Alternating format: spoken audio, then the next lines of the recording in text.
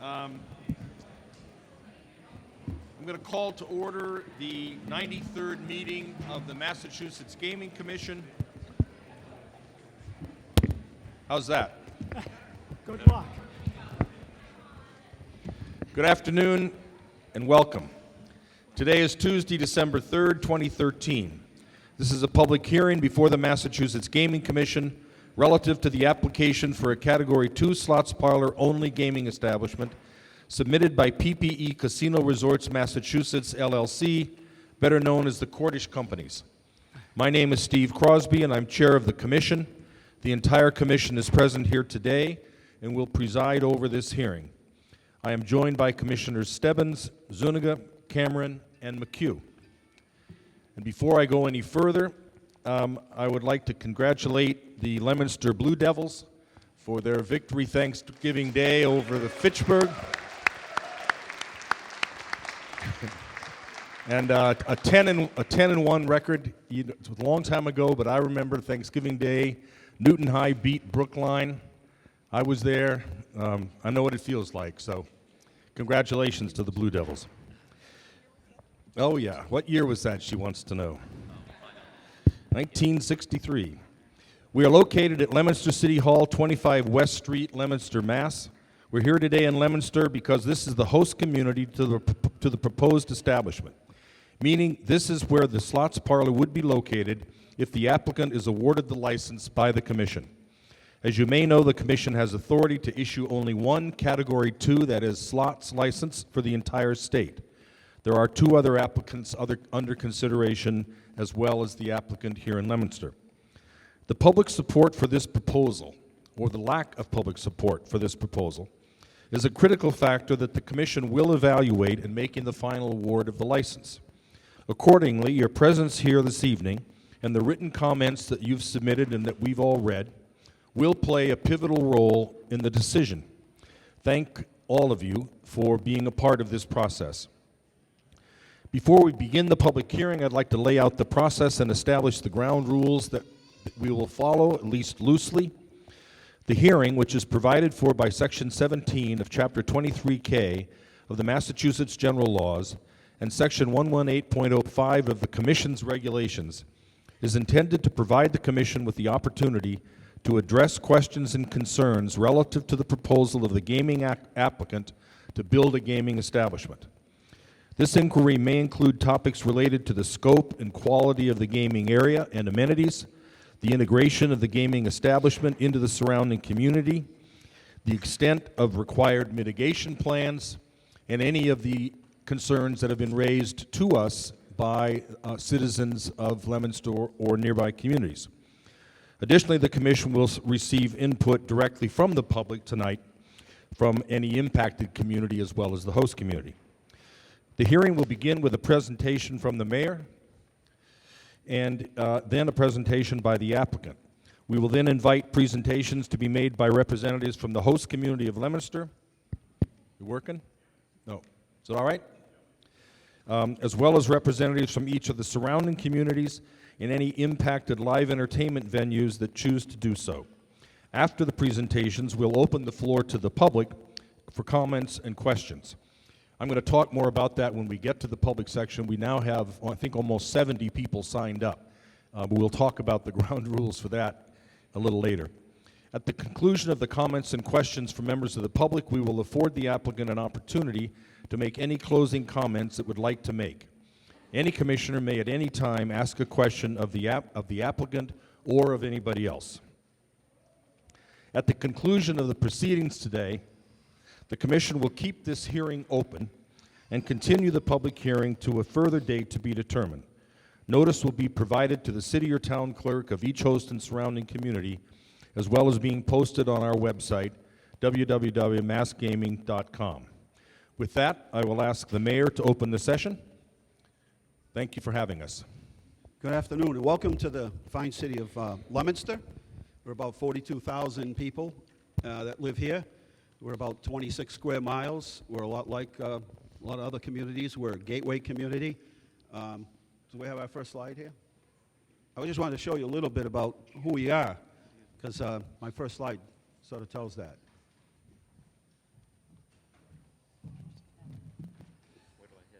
Maybe none. Anyway, I want to thank your staff from the commission, as well as our staff here at City Hall for being able to put this together and seamlessly. And I know you had a meeting earlier today, so you had to leave there to get here. And that sometimes is a bit of a struggle. But anyway, we're the birthplace of Johnny Appleseed. He's on the top right. In the middle is Buckskin Sam. On the bottom is my mother, my 84-year-old mother. So that's what makes us interesting people. That makes us fun people. And I want to welcome you to the city. We are in Leominster, we are very considerate of each other's opinions. Each one of us has at least a few. Depending on any subject you want to talk to us about, we're always willing to share that with you. But today I think you'll hear that everyone will share their opinions and be very considerate of each other and respectful. And I think that's the one thing that we'll see that will come here from today. So from Buckskin Sam, Johnny Appleseed, and my mother, welcome. Thank you for having us.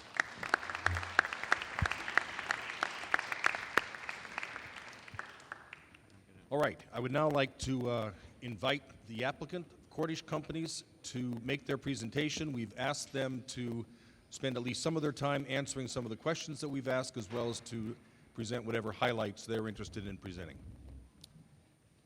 Thank you, Mr. Chairman and Commission, and we appreciate... Excuse me one second. Can you hear this? Yeah. You're going to have to put it right up close to your mouth. It's All right, I'll do better. Yeah. My name... Whoa. That'll do it. Shoot. My name is David Cordish. I'm the chairman of the Cordish Company and have been for 51 years now. I have with me today my partner, Joseph Weinberg, who is the CEO of the company and is the head of our gaming division, and he will be making part of the presentation with me. I wanted to acknowledge, however, three other people that are with us that will not be formally speaking. Two are from the University of Massachusetts, Dr. Malloy and Dr. McCarthy. Could you all stand up a second and just so... Oh, okay. I have to acknowledge the tremendous amount of work that the University of Massachusetts has done with us, but these two gentlemen in particular, in putting together M3D3, which Joe and I will address in a little while. But given the short amount of time allotted to us, I asked those two not to speak unless you have a specific question.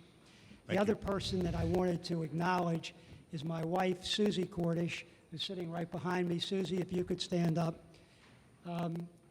Susie heads up our philanthropic endeavors, and wherever we're fortunate enough to have a casino, we set up a foundation in that community to service that region, and Susie heads that up for us. The Cordish Company has been around a long time, over 100 years, and it was founded by my grandfather, who was succeeded by my dad, and as I said, I took over a little over 50 years ago. And I have three sons who are active in the division of different divisions of the company, and they make the fourth generation. And I think it's an important point to make before we get into particulars, in that you will be dealing with the state of Massachusetts, the host community, the regional communities, the citizens, with the principles throughout this project. Whether it's today or 5 years from today, you will be dealing directly with the ownership and the principals, and they will be held accountable, and you will know who to reach out to. And it's something that stood us in good stead for many decades, and it's worked very well in the public-private and in the gaming world. Now, if you've been around for as long as we have, you have a track record, and we're very proud of our track record. It's in two different ways that it's applicable today. One is that we have built and manage and own over 50 million, that's 50 million square feet of projects. And those are of a non-gaming nature. And in addition, we own and have developed and have built from the ground up 5 casinos in the last 10 years. And of those 5 casinos, 2 of them are fourth and fifth largest in the United States. That's in the entire country. That's the one in Tampa and the one in Maryland. And what is important about these is not just their size, but the success that we've enjoyed. And these casinos are generating, of the three of the five that we've done, two of them are the number one and number two most profitable casinos in the United States. And the third is right behind it. If I could show the next slide, Joe. Yeah. So Maryland Live Casino is, from a commercial casino standpoint, commercial casino, the largest in the United States by number of positions. That one facility has 3,000 employees in it. And we're very proud of it, and we're very proud of the results. We call it Maryland Live, just as we would call this one Massachusetts Live.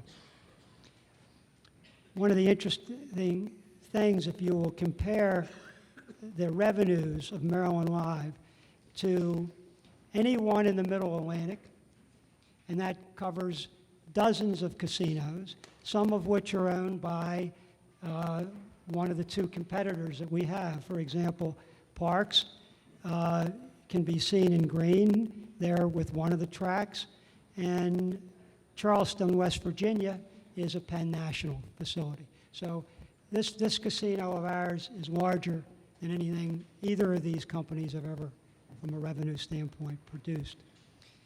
The track record is important, and the success we've had and the profitability we've had.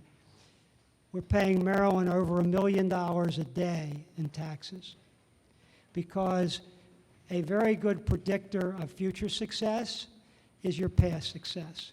And it's very hard to find in the 50 million square feet we've developed or the casinos we've developed anything but success, and that's what we would have here.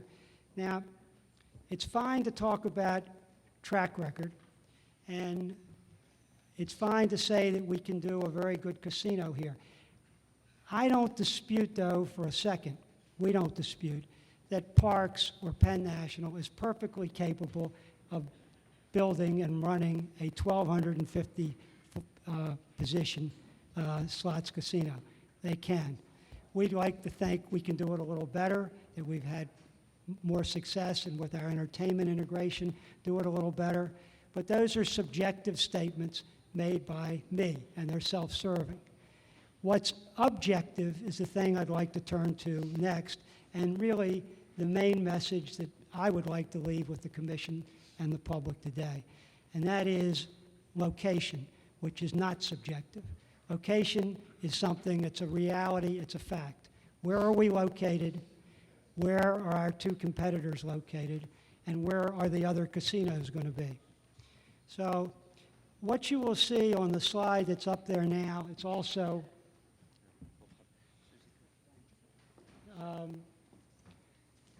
thank you, Susie, on this board in front of you, because some of you may have trouble looking backwards. Oh, okay, you've got it. Thank you, Commissioner.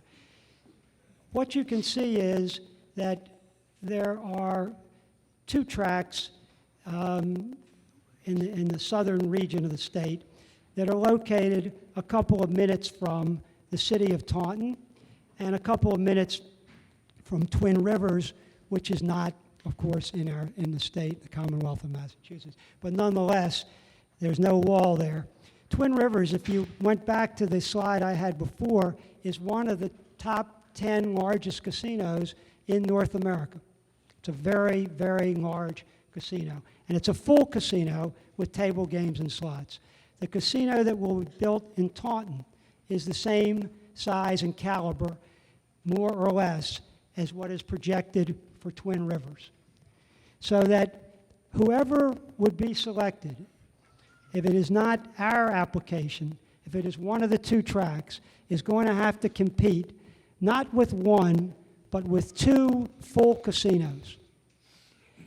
It's impossible for a slots-only casino to compete that close to a full casino and you double their trouble with the fact that the full casinos are at a lower tax rate, a significantly lower tax rate. In Massachusetts, it's less than half in Taunton as to what it would be in either the tracks or here. We're at 49 and they're in the mid-20s. We have operated successfully an all-slots casino against a full casino. And there's only one way to do it. You have to have your own space. You have to have many, many, many miles between you and a competing full casino. Otherwise, it is impossible. And what will happen is the revenue that the state is hoping to do, the Commonwealth of Massachusetts has gone to a lot of trouble to enact this statute. You all have gone, I thought I heard it was the 70th or 80th meeting, something like that, somewhere in that. 93rd. Excuse me. I've never been known to underestimate, but I just did. It's done for a reason. You want to create some jobs in these casinos and some spin-off jobs, but you're after revenue for the state. It's a very good reason, and you want to maximize your revenue. And there's only one way in geography, and this is not a subjective fact, as I said, it's location. And if you look at a map, what's going on?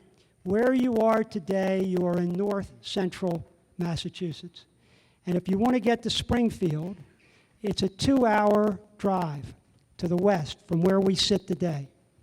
It's an hour and 15 minutes, meaning it's a 2.5-hour round trip to Boston. If you want to get down to Taunton and back, it's the same thing. You're looking at almost 3 hours to make the round trip. We have our own space here. We do not cannibalize the 3 major casino licenses you're going to issue. You will maximize your revenue by a considerable amount. It's impossible for the outcome to be any different. It doesn't matter which of our 2 competitors is chosen. They are situated a couple of minutes from Taunton and a few more minutes from Twin Rivers. North of our 2 competitors sits a little city called Boston, which is going to have a billion-dollar casino, more or less. And I don't know who the winner would be, but it will have a casino, and it will be major. And it's fine if you're down at the 2 tracks to say, well, I'm off of 495. There's a lot of people north of us. They can just whisk down 495. That would be fine if there was no casino in Boston. When a gambler is given a choice of a full casino with live table games and live dealers and a slots only, if the proximity is close, they're going to go to the full casino. So that most of the people north of the Taunton area, north of 495 as it comes down, are going to go to Boston. And the ones in this area are going to go to Taunton and Twin Rivers. And of course, they're going to do some business, and that's where you're going to get cannibalization, and you are not going to maximize your revenues for the state. And that's the main message that I would like to leave with you. And then I have one other that is completely unique, to my knowledge, across the United States in the history of any casino proposal. And that's what we call M3D3, which I alluded to in the beginning when I acknowledged the 2 gentlemen from the University of Massachusetts who have led the effort that we've created with them. All of us will create a certain amount of casino jobs in the casino. And more or less, a 1,250 slot facility is going to have the same wherever you pick. And it will also have spin-off jobs that feed the casino in the region. And I don't mean to minimize those, they're important, because we will have vendors and other restaurants and hotels that we will help in the region. That's important. What nobody has ever tried to do before is to create jobs totally unrelated to the casino industry. And that's what our partnership with the University of Massachusetts does. And in answering one of the questions that the commission asked us, what we're going to do with M3D3 is build upon what the state of Massachusetts Economic Development Arm did with the University of Massachusetts several years ago. And they created an incubator platform in Lowell to help brand new startup manufacturers, in essence, work through the process of getting their trademarks and getting their patents and processing and just getting the initial funding to get off the ground. What M2D2 is lacking from a funding source is what happens to their graduates. How do you take an M2D2 graduate and get him into production and ally him with an existing manufacturer, of which in our region, and we consider our region running from Lowell through where we're having this meeting today down to Worcester. That's the eligible region, which has been hard hit economically, and in plastics has been hard hit. And our funding will be, we have an independent board, we will be on it to get the grants. What we're going to be able to do, we're going to be funding between a minimum of $1 million a year, to M3D3, up to $1.5 million, which is 10 companies at $100,000 each, or 15 companies at $100,000 each. And they will have to commit, in order to be eligible for the funding, to locate in this crescent that I've just described. That is why you have a very unusual thing in which here we are, Lowell has nothing, they're not our host community. They're not, you will see in your files a letter of endorsement for M3D3 from the city of Lowell, because that's how important it is to the region. We will create thousands of non-related casino jobs, manufacturing jobs. And it's the first time it's ever been done in something like this, and something we're very proud of. It's taken a tremendous amount of work with the university to get to this point, and we're happy to answer further questions about it later. If I can't answer them, the professors will. I'd like to turn it over to Joe now, and he'll pick it up from there. Good afternoon. Can everybody hear me? Can you hear up back? Say again, Joe. Can everybody hear me? Okay, great. So just to elaborate a little bit on what David was saying about the strengths of the location. One of the key metrics that we look at is in the kind of the supply-demand analysis is how many adults are there per gaming position that will be in the market today, and then also in the future, knowing the competitive set that we know that will be available in the state. So if you look at this slide, this is a comparison of Leominster to Plain Ridge and Raynham. And you can see today, based on the current state of the competitive gaming market, that Leominster would have the highest number of adults per gaming position at over 1,100 compared to the two other potential competitors, which means that there's a greater demand in this market today versus the other two potential facilities. When we add in the new gaming positions that we know will be in the market in Boston, in the southern region, as well as in the western region, this reality continues, whether you look at a 30 or a 60-mile radius around the potential sites. In each instance, Leominster has the highest adults per gaming position of any of the potential sites, which means that it will be able to much more competitively exist and compete in the market both now and in the future, which is a critical item and picks up on what David was saying regarding how key location is in this decision. Now, to give everybody a little bit of an overview of the project itself, the project is located in Leominster, right off of I-190, Route 117 at Jungle Road. Closer aerial of the site. To clarify some of the questions that we've gotten, we have options on 26 acres approximately of land, but we are development plan is the same that it's always been, where we will be developing an approximately 16 plus acre development, and we're retaining 10 acres of land as excess land that will be available for the future. To go through some of the key site strengths of the project, again, as I said, the geographic separation from the Category 1 facilities that will be coming online. We have excellent highway access off of I-190, which is a vastly underutilized highway at this point. All of the road and utility infrastructure are in place. We have all of the utilities, water, sewer, gas, electricity that's available at the site in adequate measures. The zoning is in place for the site. This is an existing commercial industrial area. In fact, many years ago, it was approved for a much larger development, which was a regional mall development, which would have had a much, much larger impact on the area in every way.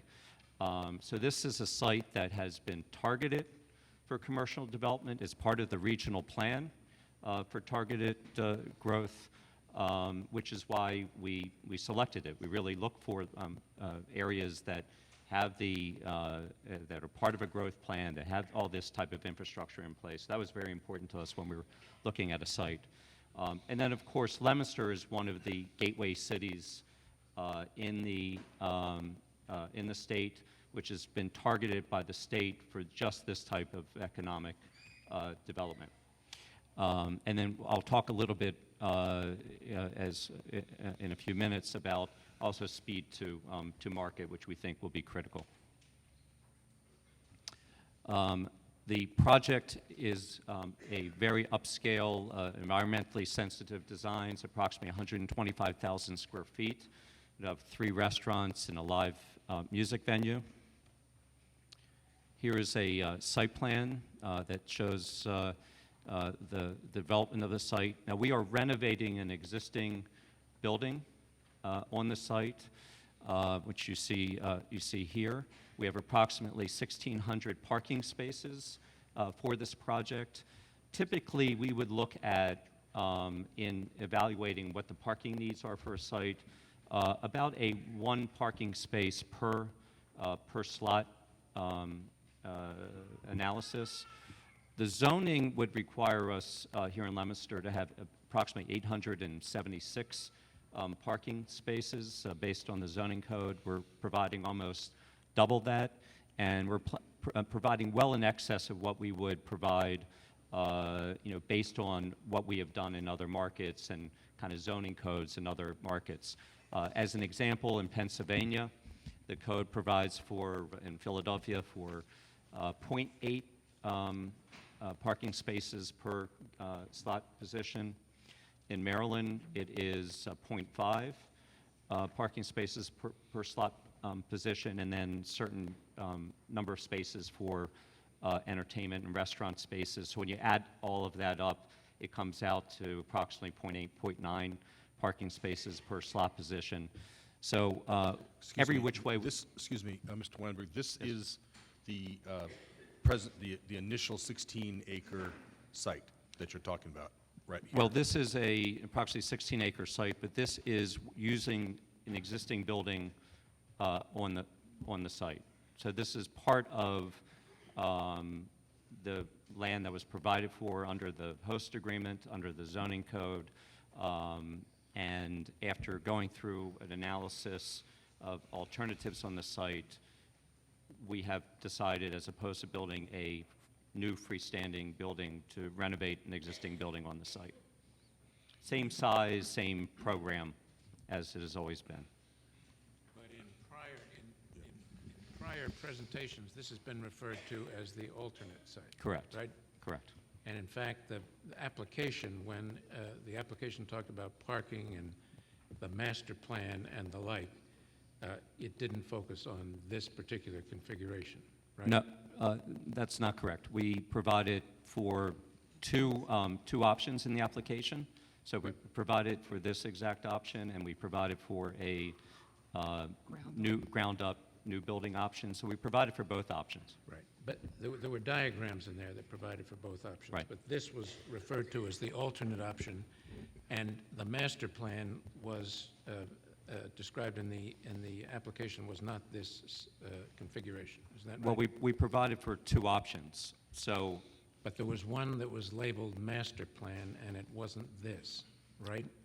I can't remember how we labeled it, but yes, we had two options, of which this was one, and in our prior presentation, we had labeled this as the alternate plan, and then we had another one, which was a new build scenario. Okay. I'll come back to that. Okay, Are you going sure. to come back to that, Commissioner? Okay. Okay. From we are building in from an environmental standpoint, and these are our floor plans for the facility that are consistent between between both of the options that we had shown. If you look at this, what we try to do in all of our facilities is to animate the facility both from the inside and from the outside. So we have the food and beverage and entertainment facilities along the perimeter of the facility, as you see here, with the gaming in the middle. We have a center bar feature in the middle of the gaming floor.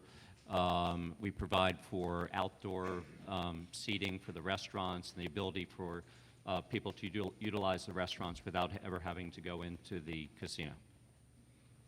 We have a second level of the facility that has some back-of-house facilities as part of it. This is a image of the front porte cochere of the facility.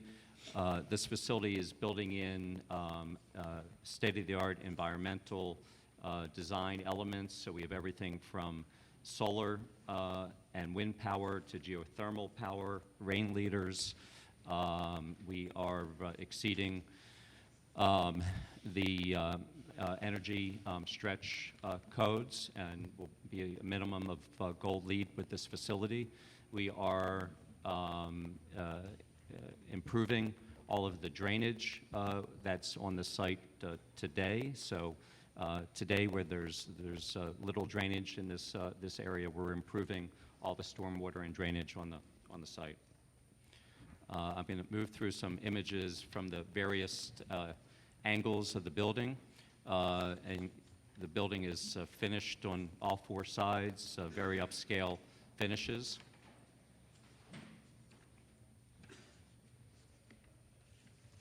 On the interiors will also be very, very high-end. This is an image of our buffet. Has very much of a fresh market type of feel to the buffet. Todd, would you just put that down? Just set the sign down.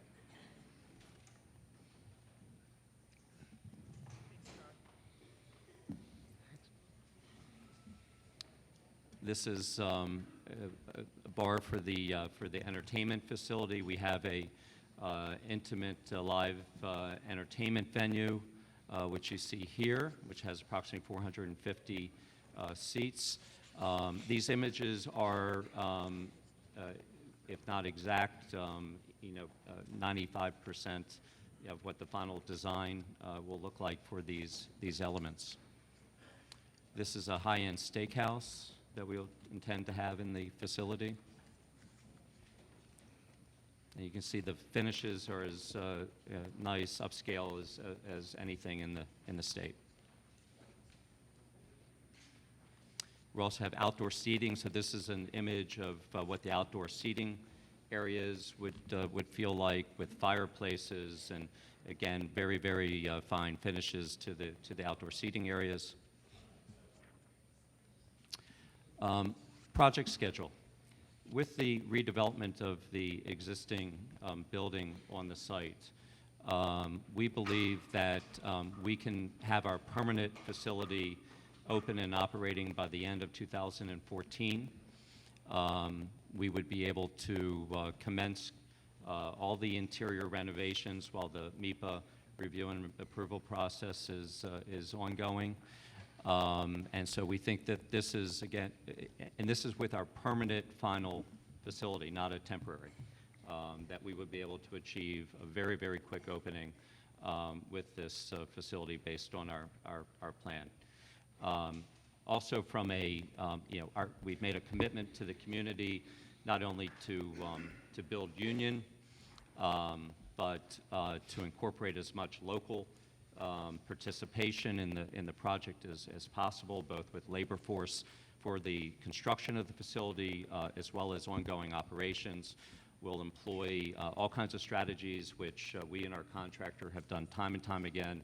Our contractor, Perini, has built billions of dollars worth of projects here in the Commonwealth. We have an extensive database of subcontractors as well as minority and women and veteran-owned businesses. We will hold job fairs. We will do advertising and solicitation to all of our databases for the project. We will work with helping in partnering opportunities for small businesses, both minority, women, veterans, as well as local businesses, to partner with larger companies and second-tier construction opportunities to try to maximize the involvement of these businesses. So we have many, many strategies which we have done time and time again to make sure we maximize and be able to live up to our commitments to involve local as well as other small and disadvantaged businesses. It's not only words. We've been recognized consistently for our outreach to small minority women and veterans-owned businesses. In fact, in Maryland, we were designated as the most inclusive company in the state by the DC Maryland Minority Contractors Association for our outreach and achievement of including disadvantaged businesses in our Maryland Live facility. We work in cities all over the country, and we've been consistently recognized for our high achievement in these areas.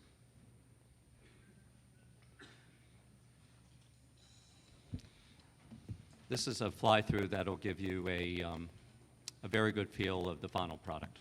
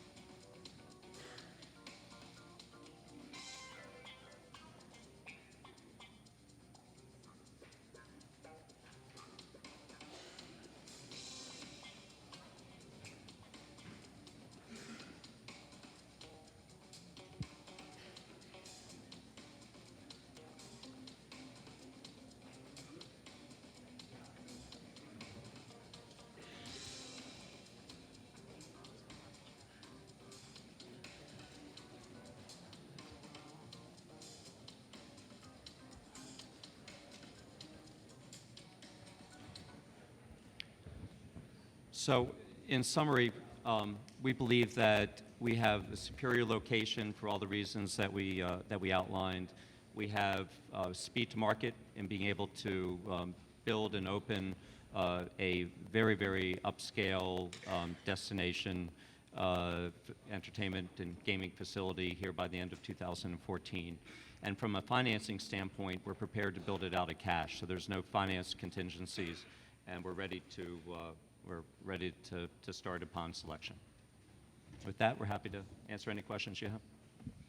Thank you, Mr. Weinberg. Mr. Cordish, you want to take them by your categories on the questions sheets? Sure. There's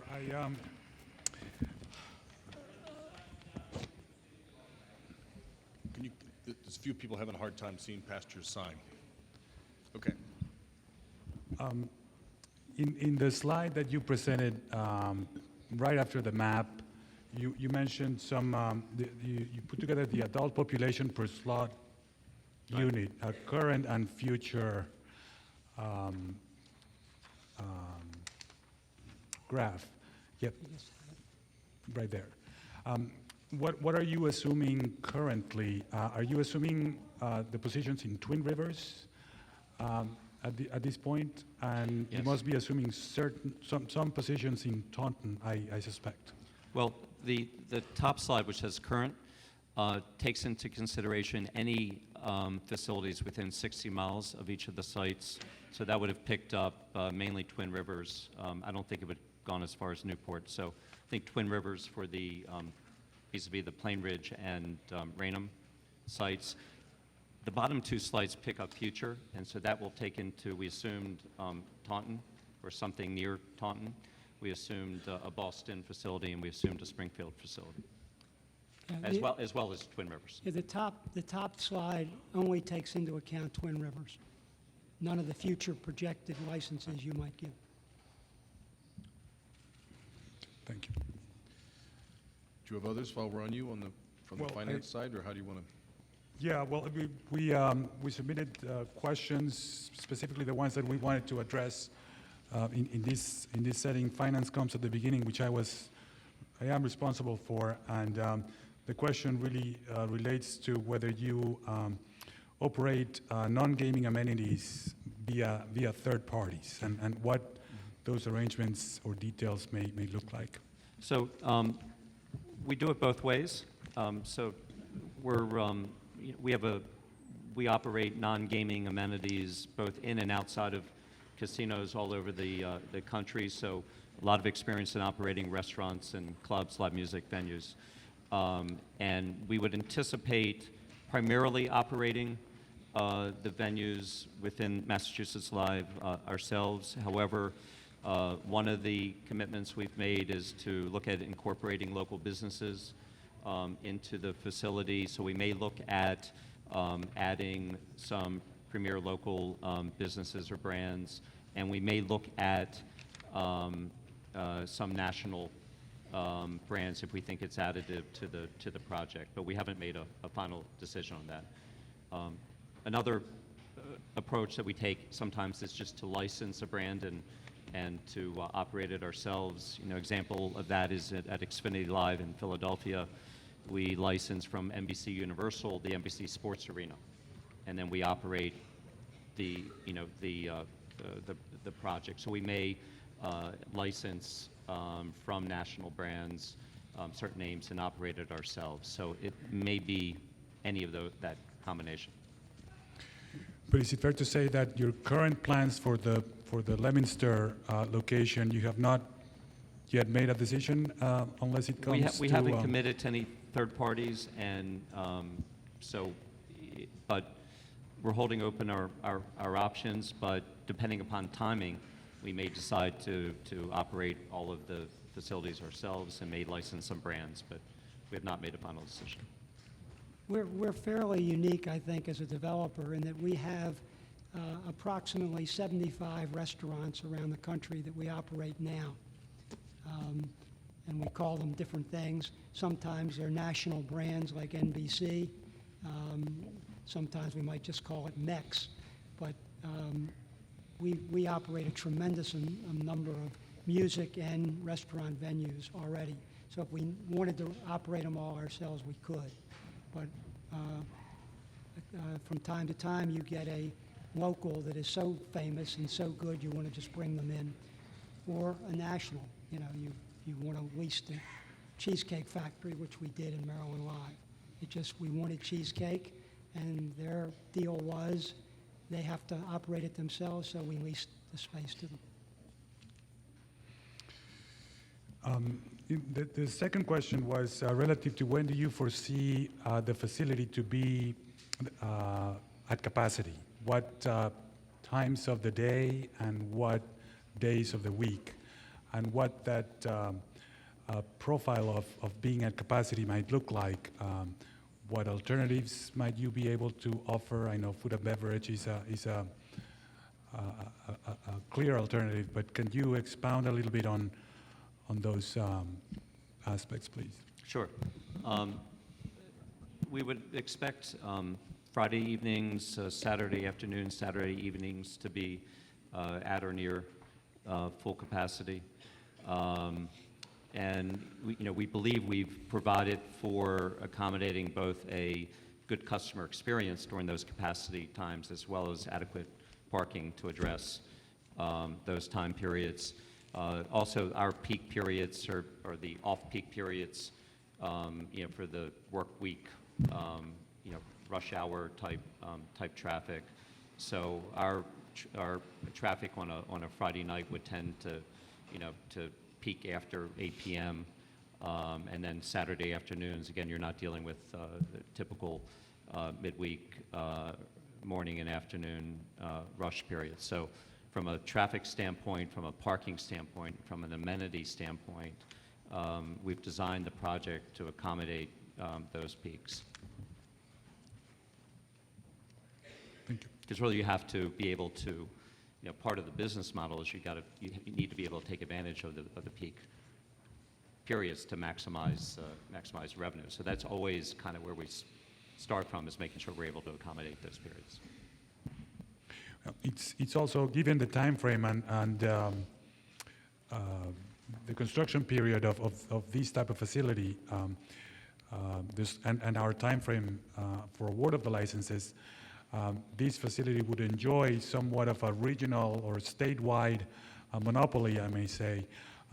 How do you view those critical first few years prior to competition, say, from Category 1 license in the Boston area and Springfield area, for example? I call it the honeymoon. It'll be a nice honeymoon. And you're right. We should be up, assuming that this license were awarded and assuming we were fortunate enough to get it in the early part of next year. In other words, sometime in January, if we were awarded the license, we would be open, as Joe said, with the permanent facility before the year was out, because we're retrofitting an existing building and we could start immediately. It's certainly going to take casinos that are spending $1 billion in building hotels, no matter how quickly you award them, several years longer. And that will be the honeymoon period.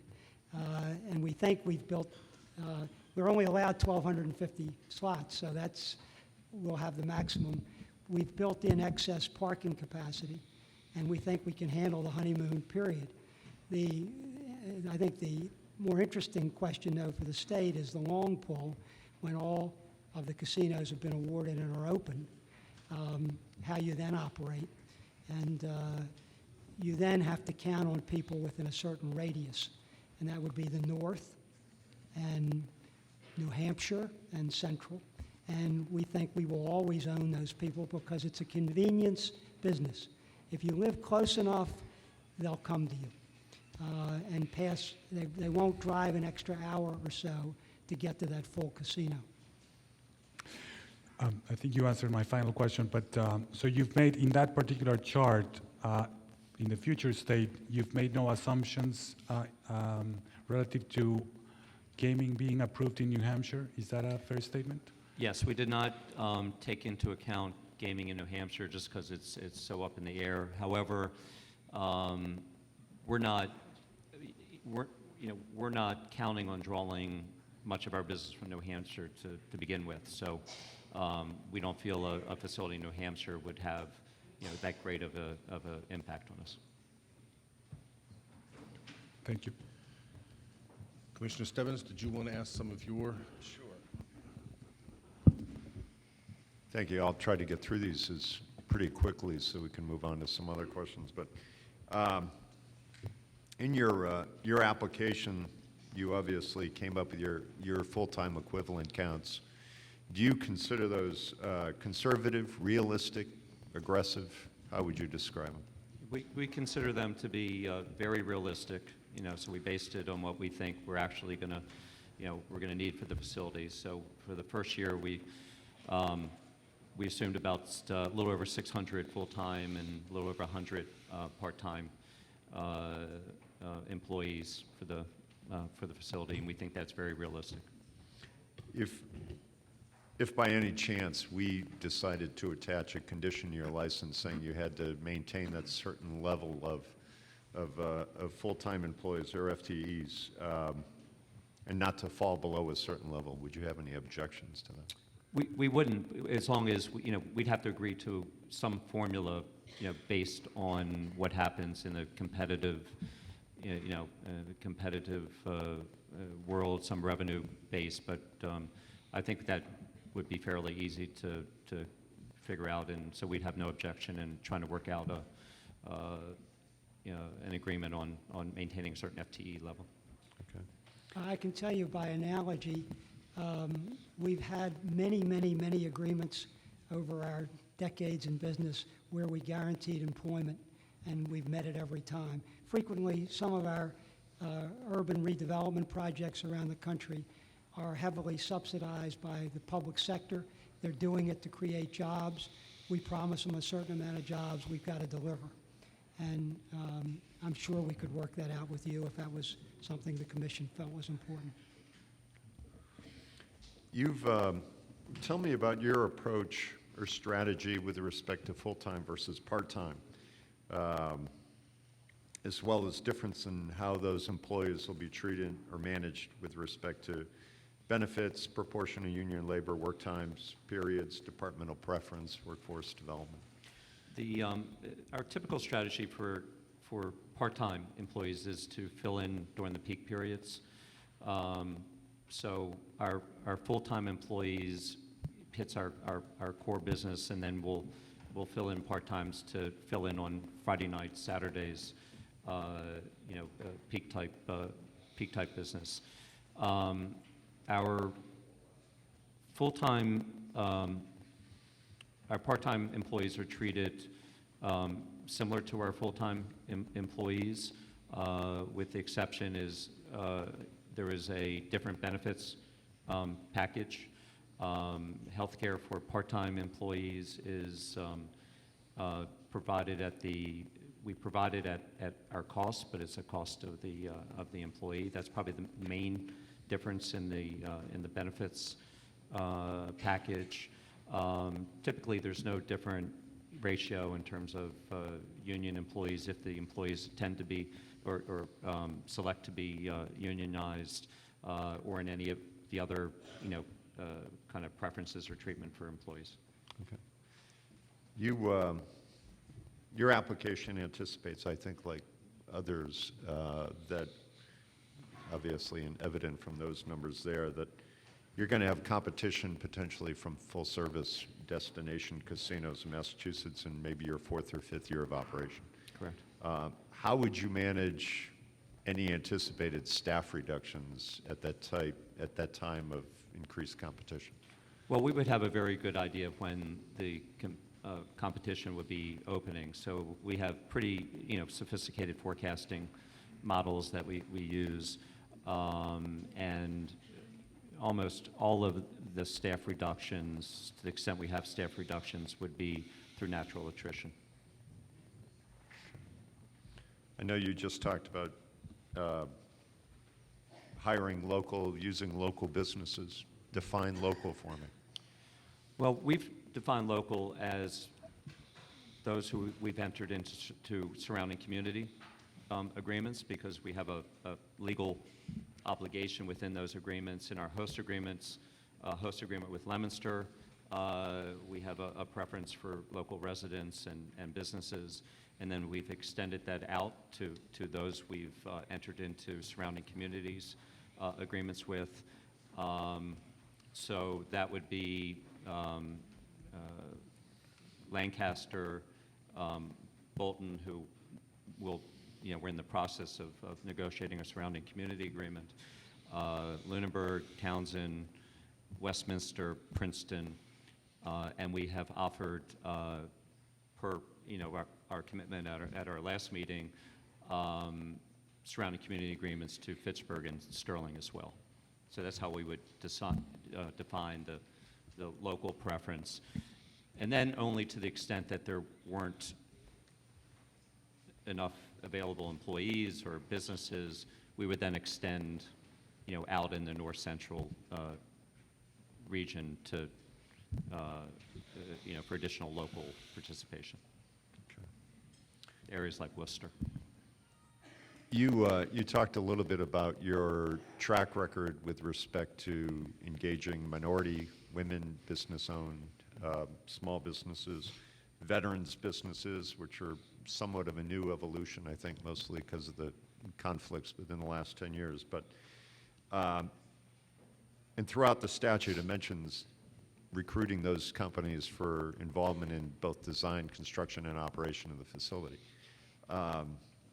Are you going to be responsible for that outreach at the construction phase, or are you going to put some of that onus on your general contractor? Well, we're ultimately responsible for all of that, and we do put responsibilities on our contractors and consultants as well, but ultimately, we manage and are responsible to make sure they achieve the goals. So we're intimately involved in the process. We work hand in hand in developing a business plan for that and strategies, and then overseeing it on a very frequent basis. Just to, again, we've had probably 100 such obligations to the public sector in different, over many decades of many deals in many states, many cities, and we have never failed to exceed the percentage requirement that we committed to, whether it was minority or women or veterans or whatever. We've always exceeded. And we've even taken it a step further. Here we've added disabled to those that we will be working with to try to find job opportunities. We've entered into an agreement with the Arc of Opportunity here in Leominster, which works with disabled Americans to help find jobs. We've entered an agreement with the Leominster Veterans Association to help to identify veteran businesses as well as individuals to work within the facility. So this is an area where we're very, very well versed and a lot of experience in addressing. Picking up on your comment, though, about the business plans to meet those goals, how do you set your targets, and then how do you measure yourself in being able to complete those goals? Well, some of the targets are set within the I think it's Bulletin 14 of the Right. I forget the citation of the State. Administrative Bulletin yeah. 14. Yep. So that's where we would start from, and we would typically work with the commission to address and set any other goals. Typically, you look at the region and the availability, the demographics and availability of businesses within a region, and kind of zero base what is an achievable target given the base of businesses in the region. It's very different across the country, because some regions have a lot in a very well developed MBE, WBE network of businesses, and some regions don't. So, we would start from looking at the whole database, determining what's achievable, and then working with the commission to set those goals. Okay. Another topic, moving on to the applicants for a license are asked to come up with their best efforts to hire the unemployed and the underemployed. Some folks may need to have some basic skills enhanced or updated and before they could be brought on board even into a training program. How do you plan to assist with those recruitment and training efforts? We've already entered into agreements with the Casino Career Training Institute, which is the consortium of community colleges within the Commonwealth.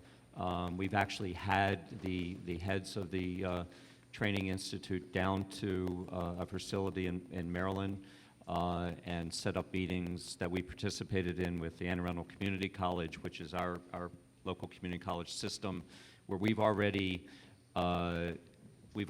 executed on these programs. So we've actually been working with the Massachusetts Career Training Institute to help them to develop these programs based on what's we've actually achieved already in Maryland. We've also entered an agreement with Fitchburg State University to help in workforce development and training, as well as Arc of Opportunity, which we discussed before, in the Veterans Association here in Leominster. So we'd be working with these groups on workforce development, training. With Fitchburg State University, we're also working with them on internship opportunities for their students as part of both the construction and the operations of the casino. Okay. One of the things that's been interesting to learn is obviously in a ramp-up period, we're mindful of retention rates. People get into a career or position, they decide maybe this isn't for me, and some jobs within the casino may turn over at higher rates than others, but what would you expect the retention rate to be at your Massachusetts facility, and how do you propose to limit that turnover and increase the retention rate? And there's also a transition. Typically, during the opening period, the retention rate is lower than when you get into kind of after the first year of business, because there are a lot of people who come in and are expecting to be in a glamorous, position and realize it's work, and you end up with a higher or lower retention rate typically during that first year of opening. The measures that we employ is just, again, we've gone through this, so training, a lot of training, a lot of role playing so that our employees understand exactly what they're going to experience in their job. We deal with all the problems that we know that will come up and empower those employees to be able to deal with with those problems. Obviously, we have a competitive compensation package as well as bonus program to encourage staying with the facility for a long period of time, and also for good performance. We have a lot of praise-based programs and employee recognition programs. So we have a lot of programs to try to encourage and to make our facility a fun place to work, a fulfilling place to work, and to give our employees the tools and the empowerment to do their job correctly. Typically, we would look at the first year, again, would be a higher turnover rate, typically 30 to 35%, and then on an ongoing basis, it would be somewhere in the 20 to 25%, just kind of on industry average. Just to emphasize one thing that Joe mentioned, we have a very aggressive bonus and vesting program, so that the longer you stay with us, the longer you are vested, the higher the reward. So there's a tremendous incentive, we think, and it's worked well for us to retain. What level of employee does that apply to? It goes very far down, Mr. Chairman, very far down. There's a bonus program for all employees. Yeah. Rick. And then the LTIP type programs typically go down to the manager level. No one? Two other quick questions. Since you filed your application back in October, any update or movement or progress on any operating or construction labor harmony agreements? Yes, we've, on the construction side, we've committed in our host agreement to build a facility union. We have signed an MOU that we sent to the building trades. On the operations standpoint, we have signed a labor peace agreement. By the way, on the construction, we would expect to enter into a labor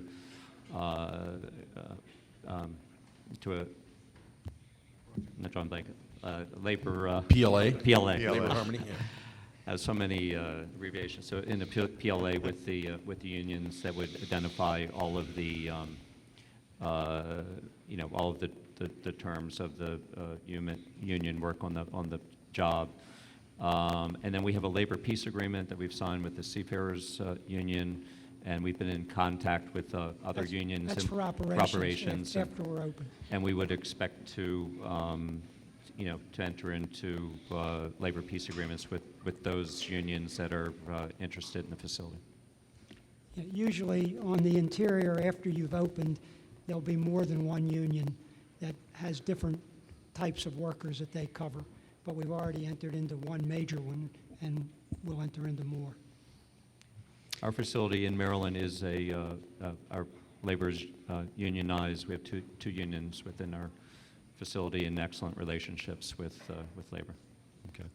One final question, and this relates to the investment you want to make into the M3D3 program. It's a pretty substantial investment over the life of the license.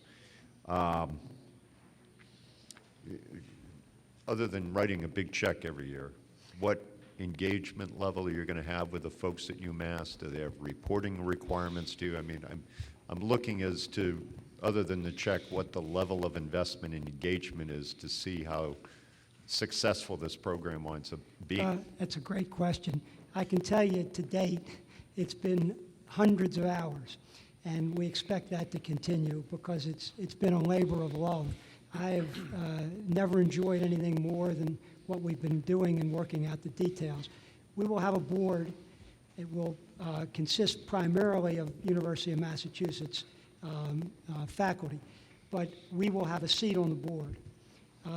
They will make the decisions on who's worthy and who isn't of making it as a business. But we have insisted, and they've agreed, that the recipients, and I alluded to this earlier, of any funds from M3D3 must commit to work to have their manufacturing facilities to employ people in the crescent that I described earlier, from Worcester running up to Lowell. And we would expect to have, frequent either monthly or quarterly board meetings where we would review the progress of the, of each of the grants. Okay. We've committed, and the University of Massachusetts committed to a minimum of quarterly meetings, but they may well evolve into monthly board meetings. To get that program up and off the ground, and I know there's somebody from UMass here, but you probably know this answer. Are there other contributions, fundraising that needs to happen to make that program be able to kick off? No, it's ready to go with our money. In other words, the state of Massachusetts and the university put in the seed money, built the incubator, and got M2D2 to where it is today, functioning. What it needs is our money to go the next step, and no other money. The only other thing that we will do, this is not a prerequisite to move forward, but we have also committed to help with angel financing for those that want to go another step beyond M3D3. We have a lot of contacts and have already gotten commitments from people who would go the next step, because you hope that these things just continue to grow and grow and grow. But there is no more funding needed to get M3D3 rolling, but our annual commitment. Great, thank you. Thank you, Mr. Chairman. I want to put a brief pause on the applicant. We have several members of the Massachusetts House and Senate here, and we try to be respectful of their schedules because they have so much evening work.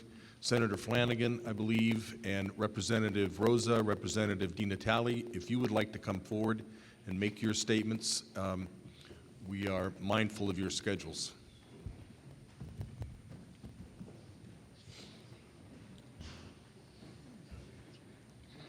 Thank you, Chairman Crosby, and thank you, members of the commission.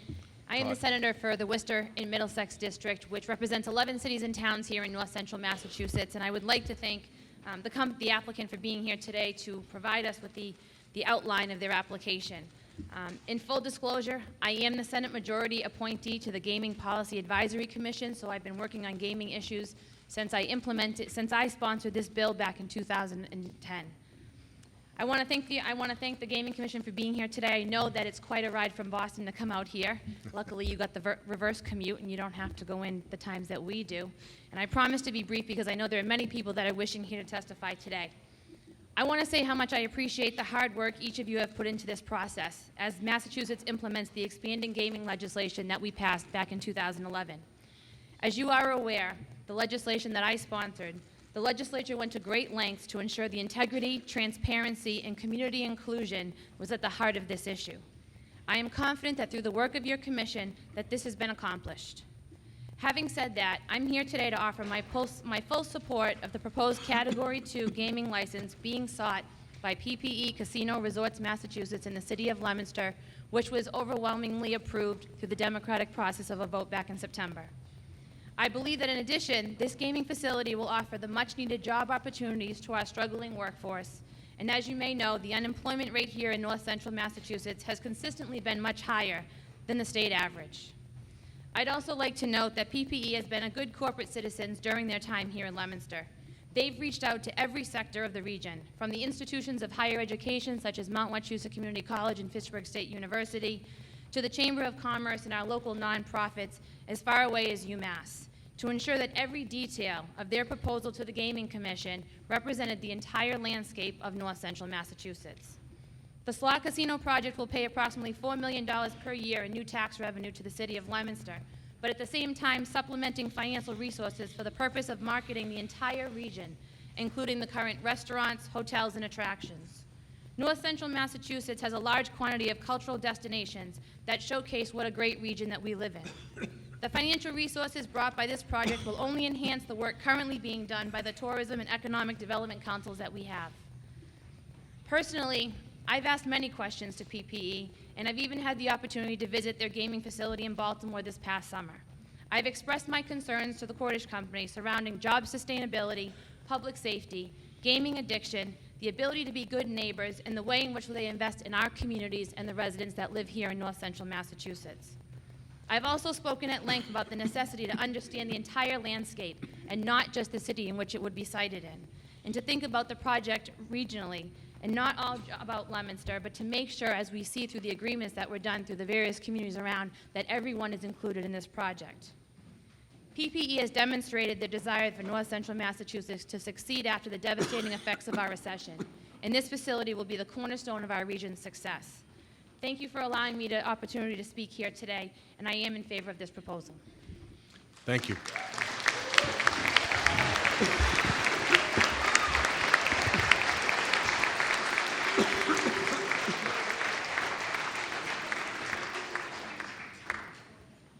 I'm Dennis Rosa, State Representative of the 4th Worcester District. I live at 40 Royal Oaks Way in Leominster. Mr. Commissioner, Commissioners, thank you for letting me address you this evening. I've been before your board twice. This is my second time. I've spoken before your board once, so I'll be brief. I've done a lot of research on the Cordish Company. I've worked with the Cordish Company now for 6 or 7 weeks. I think they're honorable. I think they have the best proposal. I think they're well-financed. I think they'll follow through. They've kept an office in the city of Leominster. I think that's pretty unusual. After the vote was taken, I think most companies just get up and leave their community. But they have an office, it's staffed, it's opened every day, Monday through Friday, sometimes on Saturdays. I think that's important. They show that they want to stay here, they want to be here, they want to be part of the community. I think they have the best plan, we have the best location.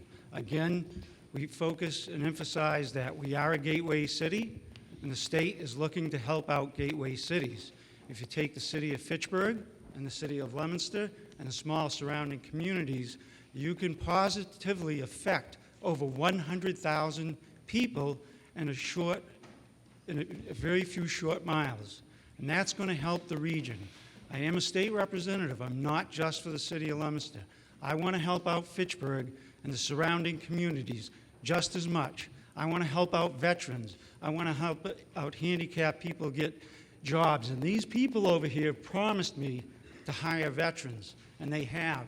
When they came to this community, they hired veterans right off the very start, and they're going to continue to do that in the future. I think I'm going to use up most of my time right now.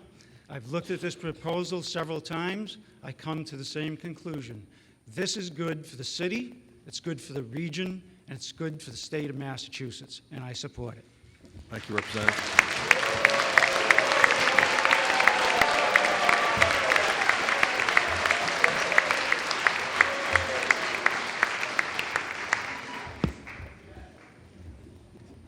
Commissioner Crosby, thank you, and welcome to the city of Leominster in central Massachusetts, God's country, we know that. Also, thank you, members of the commission as well. I, too, want to rise in support of the casino here in Leominster, but I also rise in also saying congratulations to the Blue Devils in their win on Thursday. You'll notice I'm wearing black because I'm still in mourning, and we did win the first half, by the way. Unfortunately, the game didn't end then. We were hoping Leominster would get lost in the clubhouse and didn't make it back out to the field. But again, welcome, and thank you for your presence here today. I'm pleased to see that the Category 2 selection process has finally progressed to this public hearing. Since being elected to the Massachusetts House of Representatives, I've been a member of the Joint Committee on Economic Development and Emerging Technologies, and have been in favor of gaming from its beginning. We currently have gambling here in the Commonwealth. Residents drive to casinos out of state. With the sale of lottery tickets and Keno, the state has returned millions in local aid to all our communities. We were seeing the vast majority of vehicles at our neighboring state casinos belonging to Massachusetts residents. Our residents are gambling outside the state, boosting local aid in states like Connecticut and Rhode Island. Why not keep those dollars here? If we build our own high-caliber gaming facility, it will be a regional tourist destination, and it will have a positive impact on our economic development. The Gaming Establishment's Workforce Development Plan, which is part of this legislation, will tap the existing labor force, create hundreds of construction jobs, and approximately 1,200 employment opportunities for people in this region. This includes developing workforce training programs that will serve the unemployed to access employment. This gaming establishment will promote local businesses in Leominster and surrounding communities by contracting with local businesses for the provision of goods and services. And our region, as Senator Flanagan mentioned, has been wrestling with double-digit unemployment for quite some time, and this would be a shot in the arm to that effort. I believe it will have a positive impact on our diversified regional tourism industry. Chapter 194 of the Acts of 2011 establishes the Gaming Revenue Fund. The Gaming Commission will be the trustee of the fund, and they will transfer 100% of the revenue received from a Category 2 licensee into the Gaming Local Aid Fund. And I point this out, obviously not for the members of the commission, but for the viewing public and the people here this evening. I think that's important to know. Funds shall be distributed to cities and towns as unrestricted general government aid. This will be in addition to the balance of the state lottery funds already distributed. We have seen the potential negative public health consequences associated with gaming. The law includes that a smoke-free environment must be maintained within the gaming establishment, and that it has to provide complimentary on-site space for an independent substance abuse and mental health counseling service. Within Chapter 194, we established a fund known as the Public Health Trust Fund. This fund will assist social service and public health programs dedicated to addressing problems associated with compulsive gambling, including gambling prevention and addiction services, substance abuse services, educational campaigns to mitigate the potential addictive nature of gambling. If at any time an immediate family member has reason to believe someone is a problem gambler, they may petition the district court for an order of exclusion from the Commonwealth's gaming establishments. This new establishment must also file an emergency response plan with the fire departments and police departments of each host community and surrounding communities. I'm happy to see the establishment of the Community Mitigation Fund. These funds will be used to assist the host community and surrounding communities with a number of different matters based on demonstrated need. The voters of Leominster have decided to have a Class II gaming establishment in their community. And as the state representative from Fitchburg, I see this proposal as a regional economic driver that will add jobs and improve the overall economic well-being of the region and its people. My hope is that the commission will choose Leominster for its Category 2 facility. Thank you, folks. Thank you.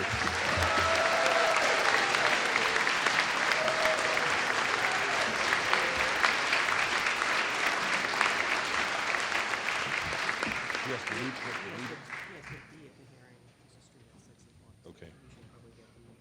Okay. Let's do building and site design, and then we may have to have another interruption because the mayor has some other obligations as well. Commissioner? All right, thank you, Mr. Chairman. Mr. Weinberg, I wonder if you'd go down 2 slides from here to that slide right there. And I want to begin by asking a couple of questions about the site, and I want to do that for 3 principal reasons. First, the correspondence that I've gotten, at least the questioning correspondence that I've gotten, and I think we all have gotten, focuses significantly, if not predominantly, on what is the site, the difference between 16 acres and 26 acres and even higher numbers. Secondly, frankly, the site plan that you presented tonight in the next slide, as we discussed earlier, was labeled the alternate in the application. And we, on the Building and Site Design Committee, well, not committee, I'm in charge of that. I guess it is a committee of one. Have been working from this site plan, which is the site plan attached to the answer to question 4.8 dealing with parking, but it also was the foundation for the answers to a number of other questions dealing with landscaping and lighting and hotels and a parking garage and the like. And so we really need to clarify, be sure we know what we're doing, because I'm not sure we have the information that we need in order to comparatively rate some components of what you're projecting as the site against what others have presented. And finally, the license we ultimately issue is going to describe the boundaries of the site. So for all of those reasons, I'd like to spend a minute looking at this with you. This area here, as I understand it, is defined over here as the, it's a little hard to read, but what is it? Let me just ask you. Project area. What is it? I can't read it myself. It says project area. Yeah. Okay. Thank you. The site plan that I showed you, the site plan that deals with the parking initially proposed and the parking garage and the hotel, that was down in this area here, was it not? That was your original That site whole area, proposal. right. Right. Correct. This building, in a number of the site plans, remains. There's parking. The casino is here, and then there's another parking area down here across the wetlands. Right. This now is the primary focus of what we're looking at today. Correct. And this is the building that's going to be rehabbed. It's the plastics building company now. Right. And it's surrounded by parking, which will take in this area here and knock down that building. Right. Is that right? Correct. And will it extend beyond this, the present? It goes up to the wetlands and avoids the wetlands. So it goes a little bit further. So it comes down Right. to the Right. wetlands. Right. And that's parking. Right. So on this area here up to the wetlands would be parking. Right. All right. And what you're focused on is 16 acres.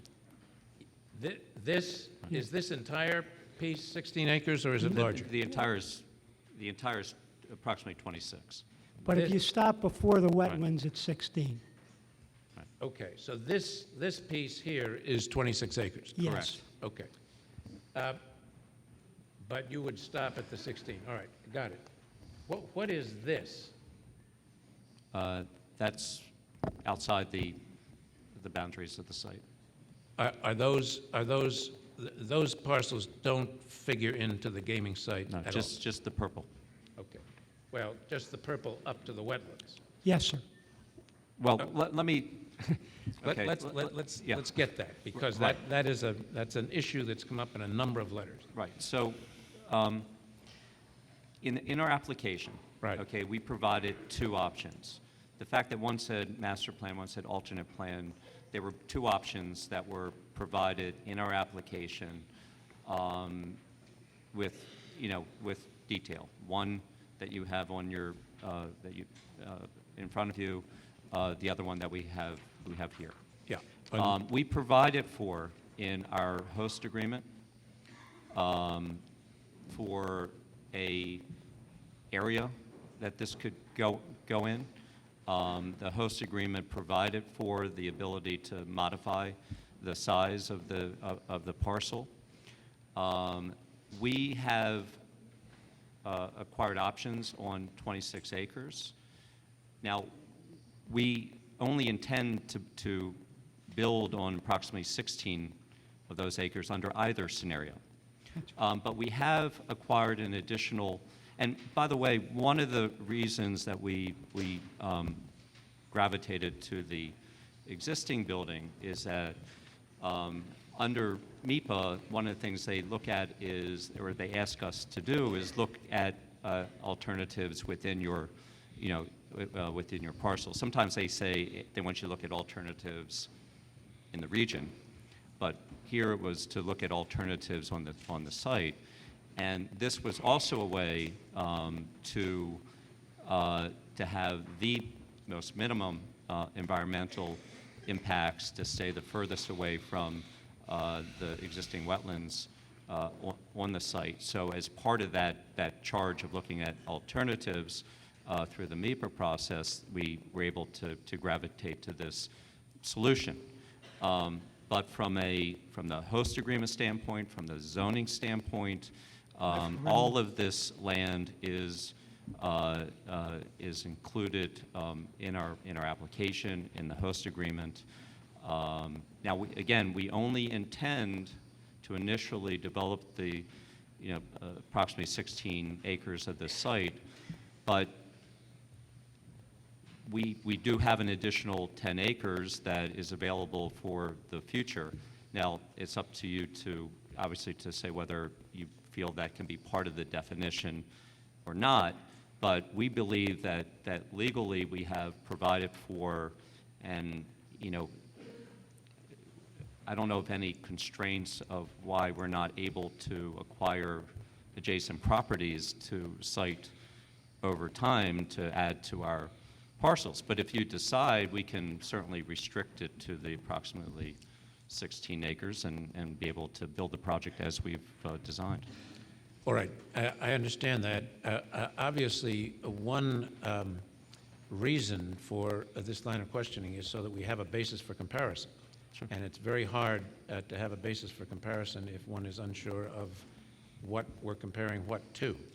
And while we need not go down to what color are the trees that are going to be planted, Right. it is helpful, indeed necessary in my view, to understand the dimensions of the site and the environmental issues that may arise, Right. and the issues that they may trigger.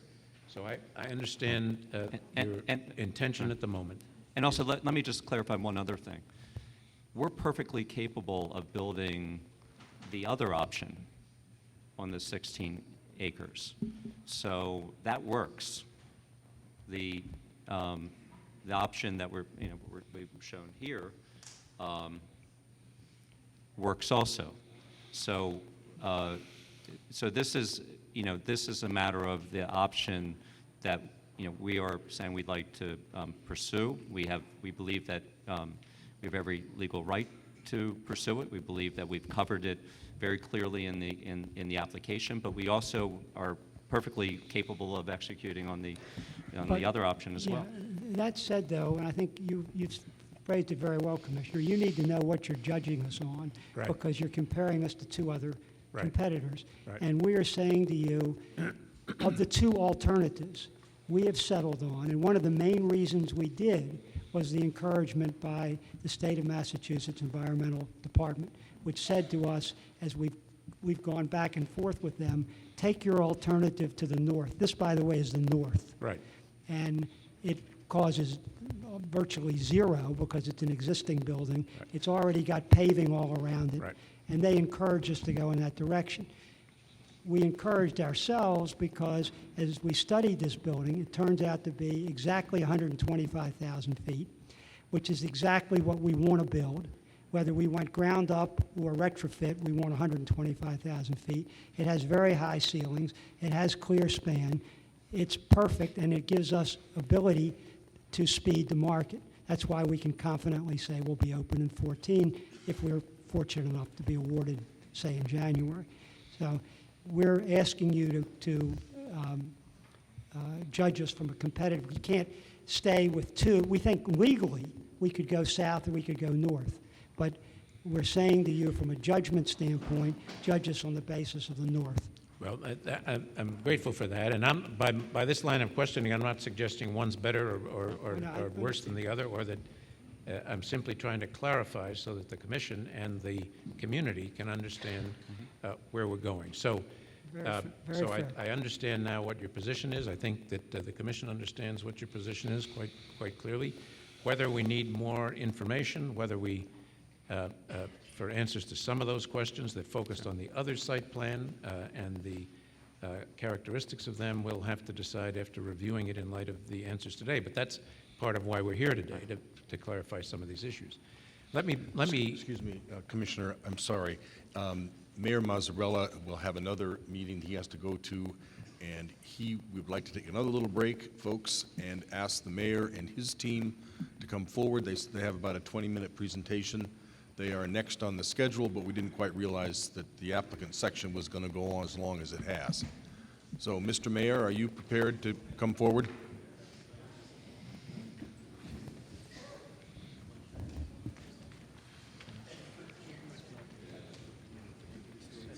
Yeah. Do you know how to get this up? Yeah. It's on here. You just, Wendy can play it.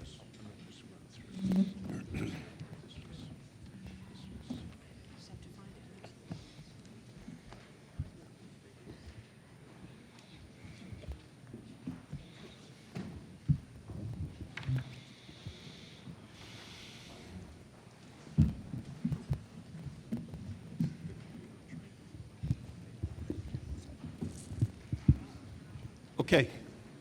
We'll move along as quickly as we'll be as concise Good. as we possibly can. Concise and fair. Mass Department of Transportation scheduled another hearing across the street for Route 13 improvements. So if we delayed it, it might delay the project, so my incentive is to be concise. With me is Jonathan Silverstein from Copeland and Page, our attorney, Fire Chief Rob Sidlow, Robert Healy, our police chief, and Wendy is our grant administrator. She's going to run our PowerPoint presentation if we can get it to run here. I'll go real quick. We're known as the plastics capital of the world, the Pioneer Plastic City. Again, we're 26 to 29 square miles, home of Johnny Appleseed and Sholin Farms, which is a city-run apple orchard. There are 4,000 acres of open space and 26 miles of trails. It's the retail hub of the region. I'm sure you noticed that as you came in. There's very little after you leave the Cambridge, Boston area, and then it sort of pipes right up when you get to Leominster. Exits off of Route 190 and Route 2. There are approximately, and I don't know what happened to the number, there are 8 exits off of Route 190 and Route 2 into the city of Leominster. There we go, we're catching up. We'll go right past my mother. Let's get back to the rainbow. We want to show you the rainbow always shines over Leominster. Whether you're for or against this project, the rainbow always shines over Leominster. Okay, we'll go to the next slide. The closure of Devon's, and I'm sure if you haven't heard a lot about it, you will. When Fort Devens was here, we were the biggest city around. And so the other smaller towns like Shirley and Air were just very small towns. So where people came to shop when they got their check, I mean, literally you'd go down to the mall on a Thursday night after people got paid, and it was all, enlisted military and folks that also worked there that were civilian employees.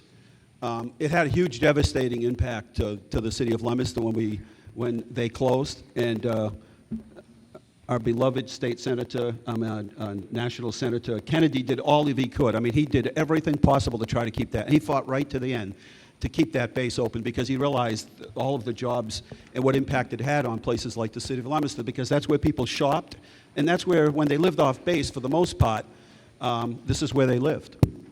Our unemployment rate went up to about 12.9% after the base had closed.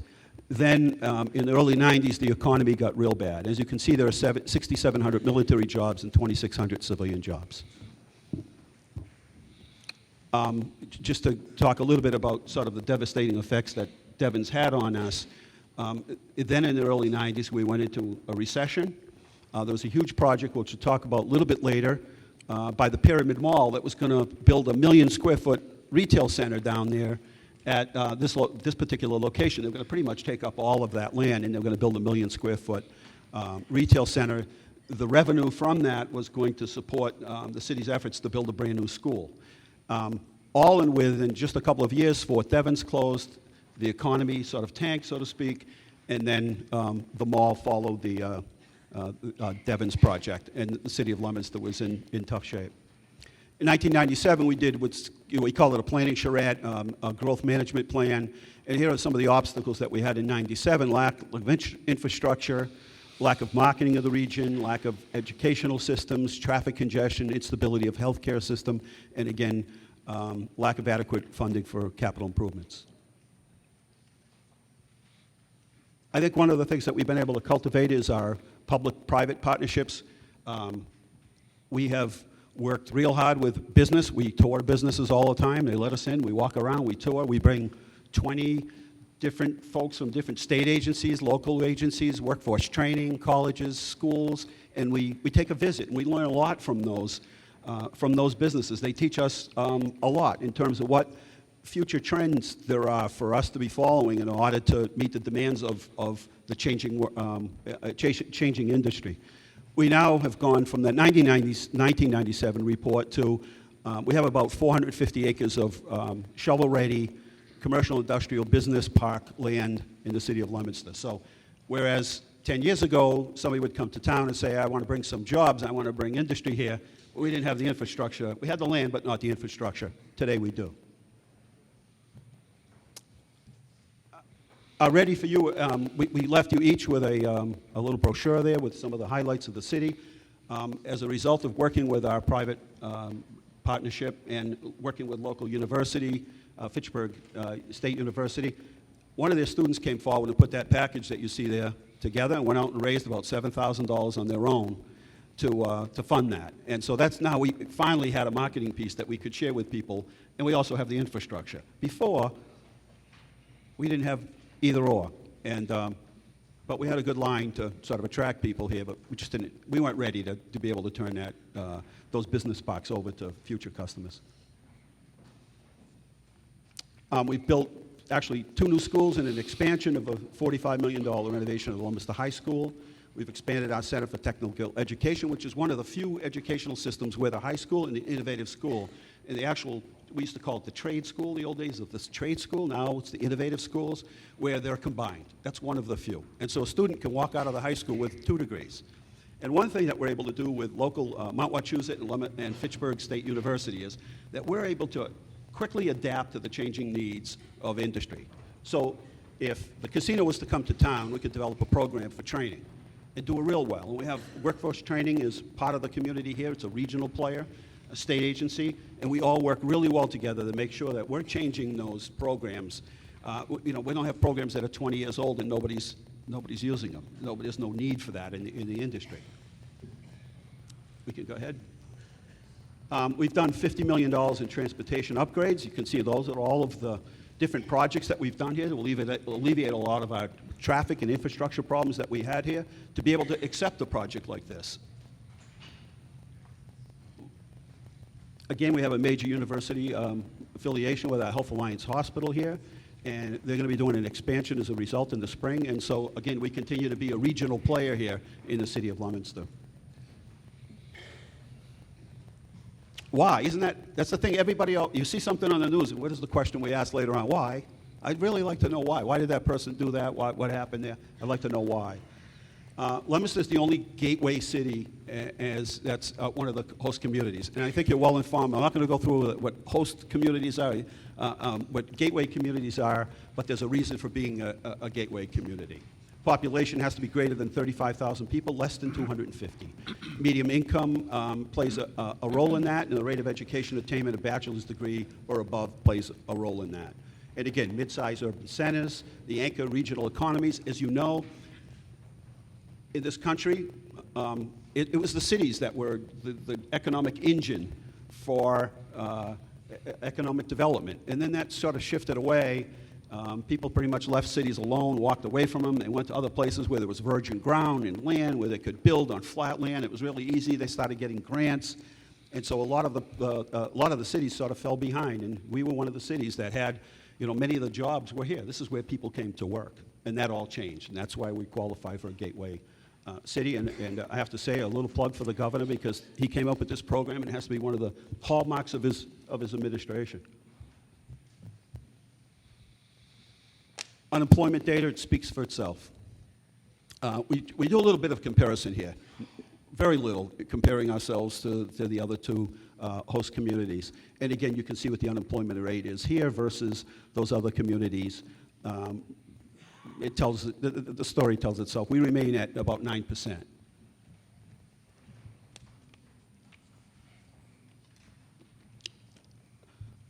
A lot of the manufacturing and industry that was here, you might remember, Foster Grants, DuPonts, Borden Chemical. There were just dozens of companies that were founded here that operated here. They employed many, many, many people. All of those companies are gone now. It's kind of like retail.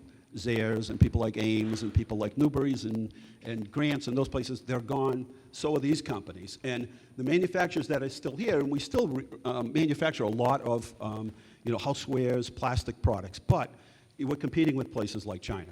So we're limited as to how much people can make in the manufacturing operation. We've been, robots and automation has replaced a lot of the people that used to work in these plastic companies. So jobs have been a big issue here. You can see the economic reality here, the population, the medium income here, the income, and the medium income for workers here. We broke that down for you in comparison to the other communities. So that's about all I'll say about the other host communities. We have strong, experienced government, mayor and a city council. I mean, I've been mayor for 20 years. I was a police officer for 10. A number of the city councils bring all sorts of, every one of them brings a little bit different of a background, but it all works here in the city. We have 17 city departments and full-time staff, full-time economic development and planning. We have one person dedicated to the larger scale businesses and one that deal with the mom and pops, the sort of the bricks and mortar retail operations of a lot of small businesses here, and they do a great job. Full technical review process, and that is getting the project in early. And we've already met a couple of times on this project so that we can really start looking at the project before the shovel goes in the ground or becomes a sort of a last-minute thing where people come in with rolls of plans, where we can do brainstorming. But the other part that it means is that we can actually oversee the project with certainty that the project is going to be done right, and that all of the expectations of the Gaming Commission, the residents of the city, the neighboring communities, and ourselves know that the finished product is going to be exactly what was expected. Again, we talk about our full-time fire departments and police departments. They're all experienced. There's hundreds of thousands of square feet of retail space here. We've done probably collectively about several million square feet of projects that we've done. This is actually one of the smaller projects that we've done here in the city. We have a full mall, but there are a total of 6 retail centers here in the city of Leominster, and all of them have grown in the last 20 years. And all of those we've had to have some oversight to. Again, full-time emergency management roster with 95 volunteers. Full-time conservation agent. Again, we talk about our economic development staff there that I just spoke to. Partnerships, and I mean real partnerships. I don't mean we just put them up here on the slide so we could show you real partnerships. These are real partnerships that, again, are tailoring the specific needs of industry, and our partnerships have actually generated jobs for our youth. So as we take our tours through the businesses, one of the things that we tried to do is connect the schools with our businesses, and our businesses with our employees, and that has resulted of a number of good jobs. Many of those students work either interns or part-time jobs, end up full-time there, and many times it's these businesses that pay for their education. But we've got this excellent system in place here, and visibility by all of those listed. Obviously here, the slots went to a referendum and it won. Turnout was heavy. I have to say, a lot of people showed up to this meeting tonight, and the only one that even came close was a discussion about the leash law. So you can see people are passionate about issues that are important to them. Again, there was tremendous exposure. This is a knowledgeable, educated area here where people were informed and knew exactly what was going on minute by minute. The former location, again, we talk about the Pyramid Mall. It was going to be over 1 million square feet of space. I talked about the fact there was 450 acres of land in the city now that's, shovel-ready. You would have to build, in terms of tax revenue for the city, you would have to build about 7 million square feet of industrial space to bring in the equivalent to the tax revenue that the city would receive from this casino project.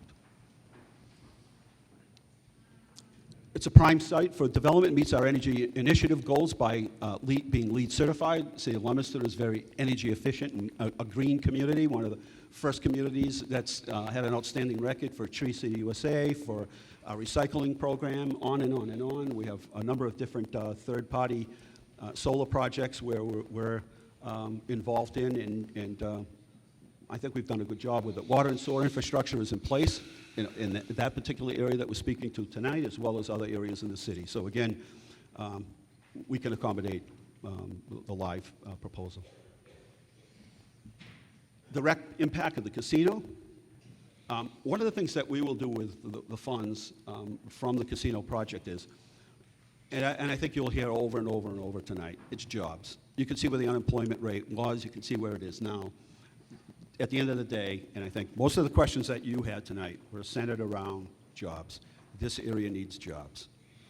And one of the things that I think that we'll be able to do is that a good portion of the money that comes back to the city will be used to do a multimedia, aggressive marketing campaign so that we can attract even more people to the city, so that we can fill those industrial and those office parks and those business parks with other people. So part of that is our seed money to do more marketing for the city to bring in more jobs.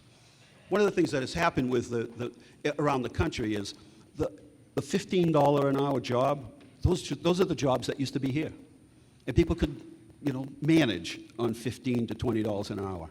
There are no more jobs like that. There are very few jobs like that. Unfortunately, a lot of the jobs have had to go to temp services. And temp services aren't temp anymore, they're long-term in a lot of cases. So when you hear somebody working as a temp worker, many times it's temporary isn't supposed to be 3 or 4 years. Those are hard-working people that are working 50, 60 hours a week in a lot of cases, and they're just struggling. And it's those jobs a lot of those jobs that this project will bring to us that will have a significant impact to our area. Tax relief, particularly for those that work in the Leominster industries. A lot of these people retired, they didn't have pensions. They're living on $12,500 a year, total. This is going to help to lower their tax burden. It's going to help in a big way for them. Many of the people, and I think people just want to stay in their houses. There are other options. There's assisted living. There are other things. You can move and sell your house. Most people just want to hang on to their house as long as they can. This will help that. Leominster is ready to go live. That's our proposal. Thank you. I don't know if you have any questions, but I talked as fast as I could. Well done. Steve, you got one question. I think the mayor has time for a few questions. Yeah, Sure. Mr. Mayor, real quick, we had the chance to drive by the proposed facility and hearing tonight that what looked like two active businesses out on Jungle Road. You have plans to work with those businesses to Absolutely. relocate them? In fact, it was part of our, and I heard some of the questioning about where exactly would you be. We really wanted to keep it flexible. We wanted to keep this project flexible so that if we have to move it either way, we'd have that ability to do that. And that was, partly, if you want to call it our fault, partly our fault for sort of directing them into that sort of area. But yes, there are, it used to be that you needed to be located on the main road, and a lot of these companies needed to have high visibility. It's not the case anymore. They can have the same visibility through the internet or social media or good marketing on a secondary road, so it's no longer necessary. And for 60 years, we waited for something to come there, and we stopped every project from going into this area because they wanted to save it for industrial needs. There's other places. There's higher and better use of land in the city of Leominster for these businesses, and we've spoken to the owners of the properties, of the businesses, and let them know that we have other places for them to go. Okay. And they've worked with us. Thank you. Mr. Mayor, you mentioned you would have to build 700,000 square feet. You'd have to build 7 million square feet. 7 million was the figure. Remember, industrial space is pretty much, four walls, big roofs, high ceilings, for storage, and then, the machinery inside. But that's the equivalent of what you'd have to build here based on our tax rate, which is a single tax rate, to take in the revenue that we would from this casino project. Thank you. Others? I had just a couple of quick ones. In moving from one use of 16 acres to another, besides whatever constraints the commission might adhere, are there zoning, city council, anything? I mean, or is it, who has the authority to permit Cordish to move around within that 26 acres? We have a planning department and a zoning board of appeals, but we've looked at it from the perspective of the city, our technical review process. We've looked at water flow, because we have some wells down the street. We want to make absolutely certain that those were protected. We've looked at every aspect of the infrastructure there, right down to air conditioning units and lighting. So in your view, the host community agreement signed off on any use of that 26 acres, That's any my configuration understanding, of those correct. 26 acres? Right, and I think Attorney Silverstein is here to sort of comment on that.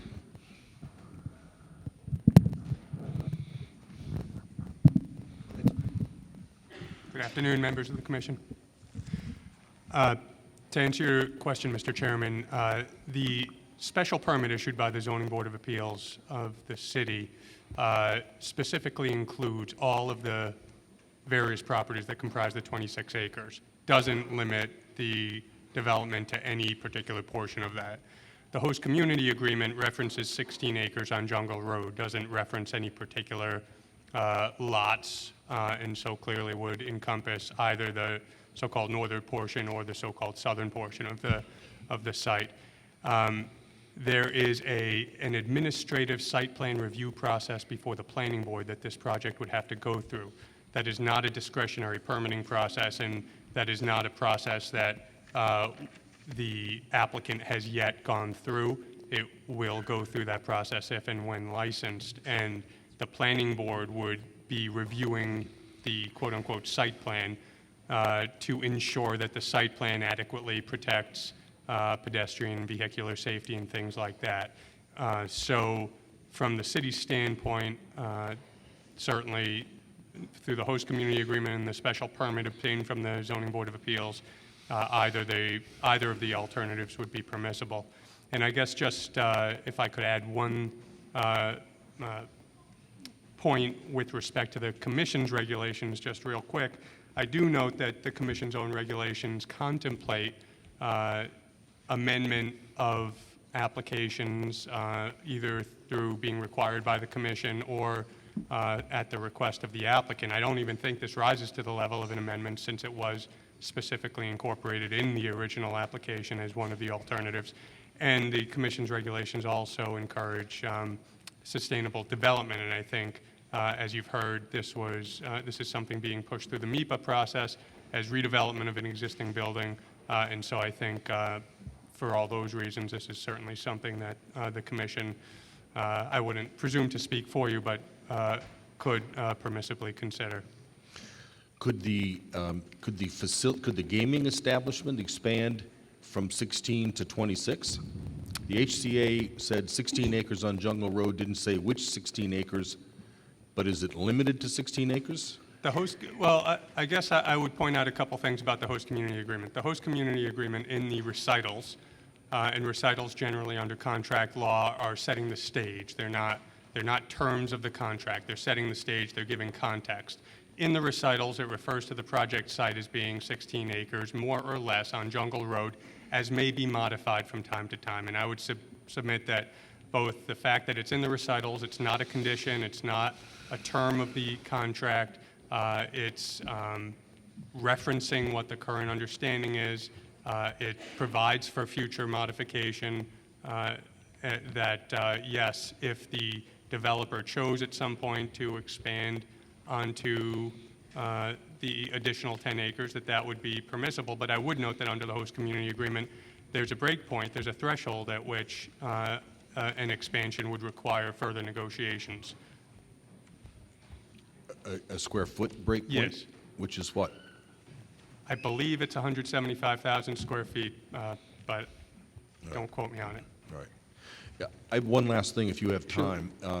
One of the principal expressions of concern that we've received by mail and email was the nature of the election process.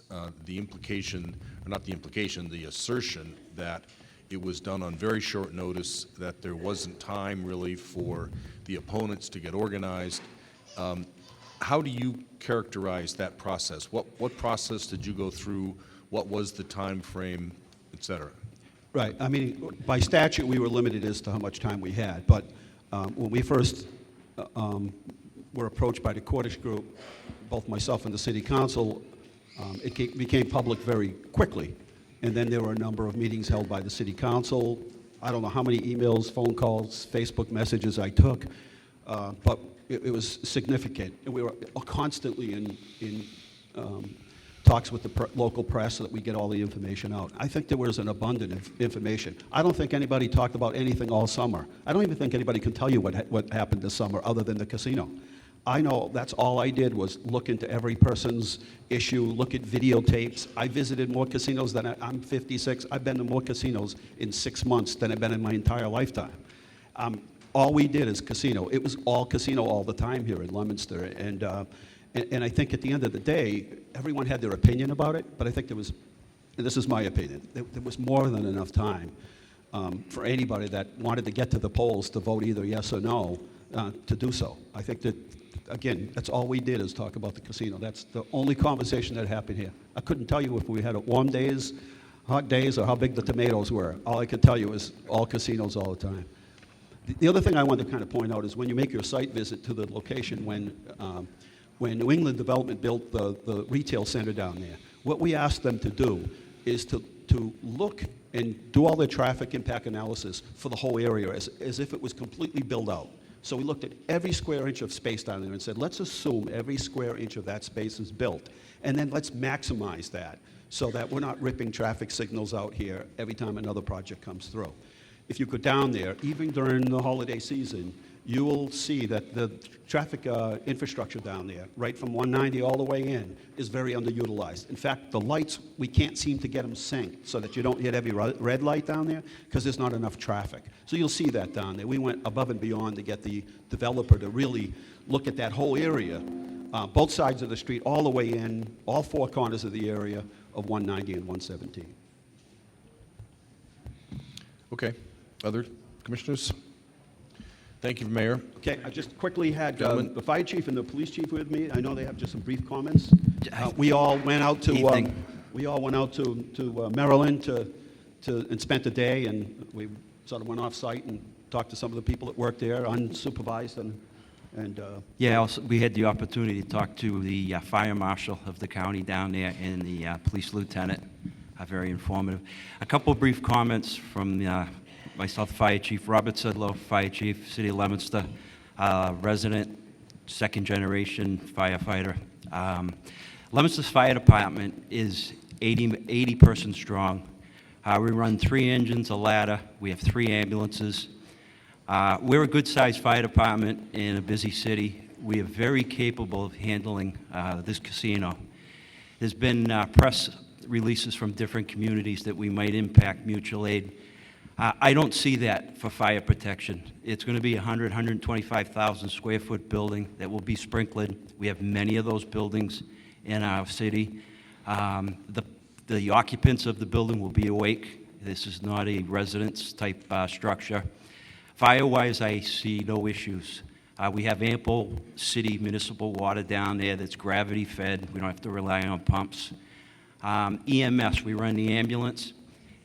We just staffed the second ambulance in the city of Leominster, and I've put in writing and requested to the mayor that the portions of the host agreement would ensure that we have 2 staffed rescue trucks 24 hours, 7 days a week, and then that allows us to put our 3rd ambulance. And I don't think we'll be impacting mutual aid for EMS. I'm very confident in our department's ability. Thank you. Thank you. Thank you, Commissioner. As you know, I did speak in Lancaster, so I'll limit my comments more to the people behind me. I don't come here with my message of an endorsement. Your name, please. My name is Robert Healy. I'm the police chief, 35-year veteran of the Leominster Police Department. I've been the police chief for approximately 3 years. Again, my message to the people behind me is not one of an endorsement of the project. Rather, it's a promise. And the promise is that my office is fully satisfied. I have full faith and trust in the Cordish Company after having worked with them, listened to them, studied them since the end of July. I have full faith that they will operate a clean operation inside the city of Leominster, if so granted. That they will comply with the host agreement. They have answered the questions and they have offered us space, which is vital for us. They've offered to be available if we have any additional conditions, and that they would certainly work those out, and that's something that was very important for us. And that our relationship since July has been one of, again, trust, faith, working together, and going forward, I believe so, again. My second last comment, after having spoke in Lancaster, I took the opportunity to watch again in our Lego TV, our local government TV, the entire Lancaster hearing, if you can believe it. From beginning to end. Get a life, sir. Yeah, you know. Someone told me I should get another TV channel. But having done that, one comment actually stood out in my mind. One speaker referenced, after I spoke, and other officers of my department, that you should discount what we have to say because he would liken us to a special interest group. I want to say to the residents behind me that the only special interest group here is the city of Leominster and the majority interests of the city residents. And that's, for my office and my oath, is what I'm charged and took the oath of office to protect. And again, that's exactly what our department will do. No, I will not benefit an iota from this project, nor should any of my officers, nor will that be our goal or our mission. And again, that's my promise. And if I'm wrong, well, the mayor has been kind enough to give me an office with 3 doors, left, right, and in the middle. I have a 3-door open policy, and people know it. And they come and tell me everything they need to know. And that's my promise to them. Not an endorsement, but a promise. The police department can work well here. Thank you. Thank you. I think it's important to note that in our host agreement, as part of the security plan, we have a right of review. And if we're not satisfied with something in the security plan, It's stipulated in our contract, in our host agreement, that we can call them in and discuss that, and I believe have some impact on what those changes should be. Safety is paramount. Safety is number one. And we're going to have a reputation. We're putting our reputations here on the line. We want to see this, just like everybody else does. We want to see it be a success, not a story that people talk about for generations about how it was the biggest failure that ever could come down 190. So thank you for listening. Thank you, sir.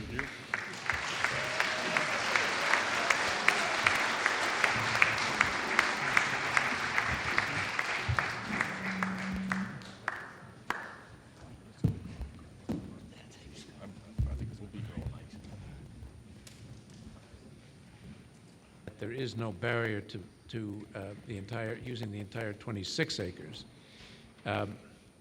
Something that's been disavowed as an intent by Mr. Cordish and Mr. Weinberg.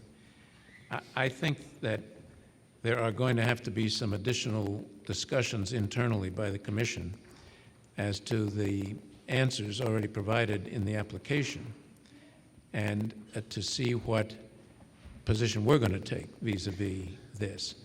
And I don't say that critically, it's just a basis for comparison as we move forward, because we have been proceeding in great detail under one set of assumptions that it proves now perhaps is unfounded.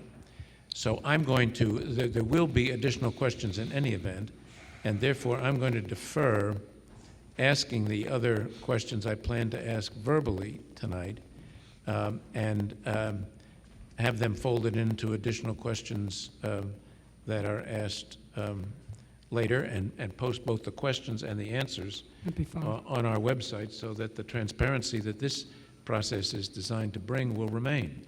And of course, we're available anytime to answer those questions. Right. And the idea is that post-application, an applicant can only clarify, not alter or enhance, right? So you have to figure out, what is this new information, where does it fit on that continuum? Yes, and I think collectively we have to do that. Yeah. And it's primarily a site issue and a site components issue and some other things, and so I think that I have to prepare an analysis of where we are. It may be that there's very little that needs change. It may be that not much does. But at least I have to go back through this and take a look at it in light of this new information, proceeding as I was under the assumption that the alternate plan was really the alternate, and now it's the primary. So, and I think you will find that really very little has changed other than the position of the building, because it's the same floor plan, it's the same program. So, but we're, again, available anytime. well, let me just ask one question then about that. And having said I'm not going to ask any more questions, and I immediately proceed to ask another question. And that is that the master plan, which is included in there, includes both a parking garage and a hotel. There is nothing of that in any of the presentation tonight. So what's the status of that? That plan, just to clarify, is to show the expandability of the site over time.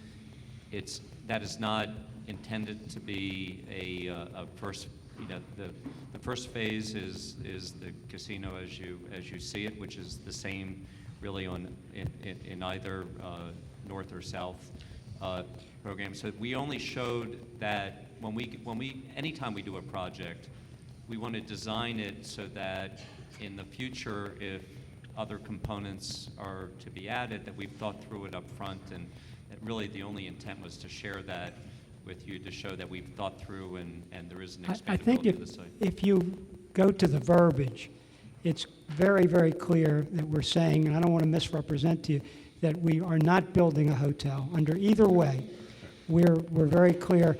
But someday, if the hotels in the vicinity, this region, were to fill up right now, they have plenty of slack.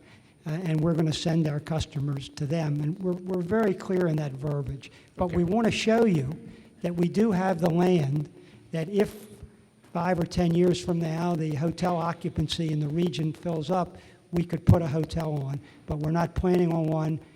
under either way, and nor will the garage would just be, again, if someday we needed one, we have the room for it. But we're not planning on building it. No, thank you. I understand that, and that's a clarification. Others have done the same thing, and that clarification provides a basis for apples-to-apples comparisons. Thank you. There were just, if I could say 2 sentences to follow up the mayor, just 2 sentences.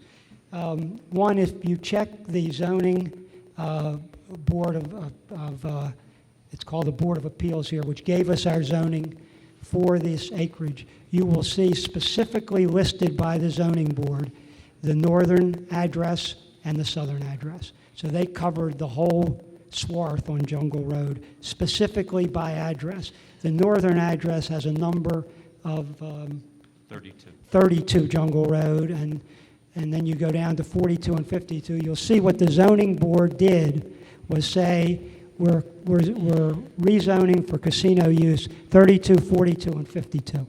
And that was one of the questions asked. The other was about, did this referendum just sneak up on people? Was there adequate notice and time, et cetera? Well, somehow, one of the largest turnouts in the history of this city voted. We had a tremendous, never mind that the vote was 62% in favor of it. If you add up the total votes cast, it is virtually as large as any election they've ever had. And to give you an example of how large a turnout, how many people heard about it, knew about it, studied it, and registered their opinion, the favorable votes in our host community exceed the favorable votes added together of our 2 competitors. The total vote. Total vote. Yes and no, and the other 2. Yeah. So if you took the other 2 combined, it doesn't equal the vote that we had favorable here. So somebody knew about it. Commissioner Cameron? Mr. Cordish, Mr. Weinberg, I'll be brief. As you probably noticed, many of the questions with mitigation, which is the category that we're taking a look at, deal with larger facilities. But there were a couple of things I had wanted to ask you about. One was, since the time of the application in October, have you had any more dealings with the lottery as far as an agreement or conversations? I know you mentioned, you referenced in your application that you have innovative dealings with the lottery in other jurisdictions, but there was no agreement here. Have you had the opportunity since then to deal with the lottery here in Massachusetts? We haven't. Okay. Okay. You all have kept us pretty busy. Okay. And you gave us a quick overview of surrounding community agreements. I know that if you could take a minute just to explain, I know that week to week that changes, and it's been a challenging process. And if you have a quick update as to where you are right now. So we have signed 5 surrounding community agreements with Lancaster, Lunenburg, Townsend, Westminster, and Princeton. We are in negotiations with Bolton, who was found to be a surrounding community by the commission. We have very productive discussions going on with Bolton. There were 2 communities, Fitchburg and Sterling, which the commission determined to not be surrounding communities. However, notwithstanding that, we have sent our surrounding community agreement to both of those communities to offer them to be included as part of the process. Interestingly enough, we have not gotten back signed agreements from those 2 communities, but we'll continue to pursue that, and hopefully they will participate and be part of our surrounding community. It hasn't been very long, though. Right. We sent out the same agreement that the 5 signed to the 2 that were deemed by the commission as not surrounding, and it's been maybe 10 days, Joe. Yeah. A week to 10. But we made a commitment to the But we sent communities it- and to you all that we would pursue that, and we hope to be able to conclude those. Really, it's down to one. Out of an original 8, we're down to one community, Bolton, that is up in the air, and we're making good progress there. There was just one comment back on the lottery question. We were discussing with the lottery, who has Keno as under their jurisdiction, about potentially trying to work in Keno into one of the venues within the facility. And I understand that they're still waiting for an answer back from the commission as to whether integrating Keno into any of the venues would be counted against the 1,250 positions. In other words, would... Yes. Yes. That's a new one on us. Yeah, That's a new one on us. Oh, I'm sorry. Staff. It's staff, so I know that everybody's so busy, but I thought I'd just bring up that that's one of the things we're discussing in terms of how to be able to work creatively with the lottery, but we're just waiting on a ruling on how that would be perceived. Okay. Okay. I have two quick ones on M3. D3, one of the evaluators on my evaluation team is the CEO of one of the most successful incubators in Massachusetts. And he had some ideas, other ideas about how you might maximize the impact of the wards. And my question is whether you would be willing to talk, should you get the license, would you be willing, and you all be willing, to talk to others of us to sort of strategize about, I think everybody thinks it's a terrific idea, but strategize about how to get the most bang for the buck. Would you be open to conversations about that? That's the easiest question today, yes. And the other one is if the award is issued in early this year, what is the first year of the payment to M3D3? That would be a damn good question.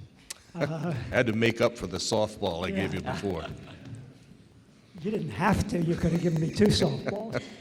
I think it's from commencement of opening, so it would start, end of 2014, call it, January 1, 2015. I think if we had 3 months, let's say we had 3 months of operation in 14, then we would we would have paid 1/4 of the.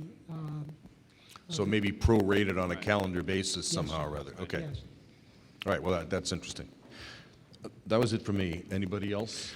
Well, Yes. I just want to mention, perhaps for the record, I don't see how we would count, and this is just my opinion now, how we would count the Keno, anything in Keno to count against the 1250.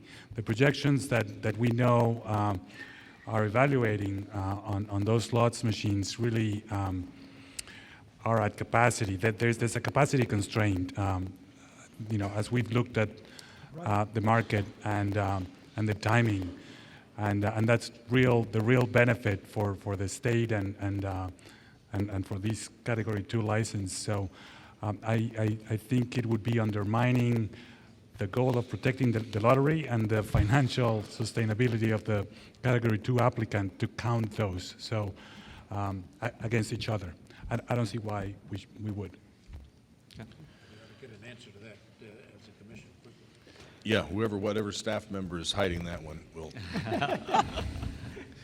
All right, gentlemen, thank you very much. Thank you. Thank you. Next on our list would be the elected representatives and public officials from Leominster. I believe there are a couple of city councilors who were interested in speaking. Please make your way to the mic. It's helpful if you can be lined up if you're going to be speaking, because it'll help time go by quickly. Thank you very much, Mr. Chairman. My name is... Speak right into the mic. Thank you, Mr. Chairman. My name is James Lanciani. I'm a city councilor at large. I would like to, number one, commend you for taking the time to be here and have this hearing today. Secondly, I would like to thank the mayor for his fast preparation of a host agreement and moving forward with it. And secondly, I would like to say that there are many businesses that I've been associated with or seen in the city of Leominster. I've been involved publicly with the city of Leominster for over 50 years. And I have to commend the Cottish company for being ready up front and doing their homework. And I would just lastly say, I would hope that in your deliberations that you look forward to naming Leominster a slot casino holder. Thank you. Thank you.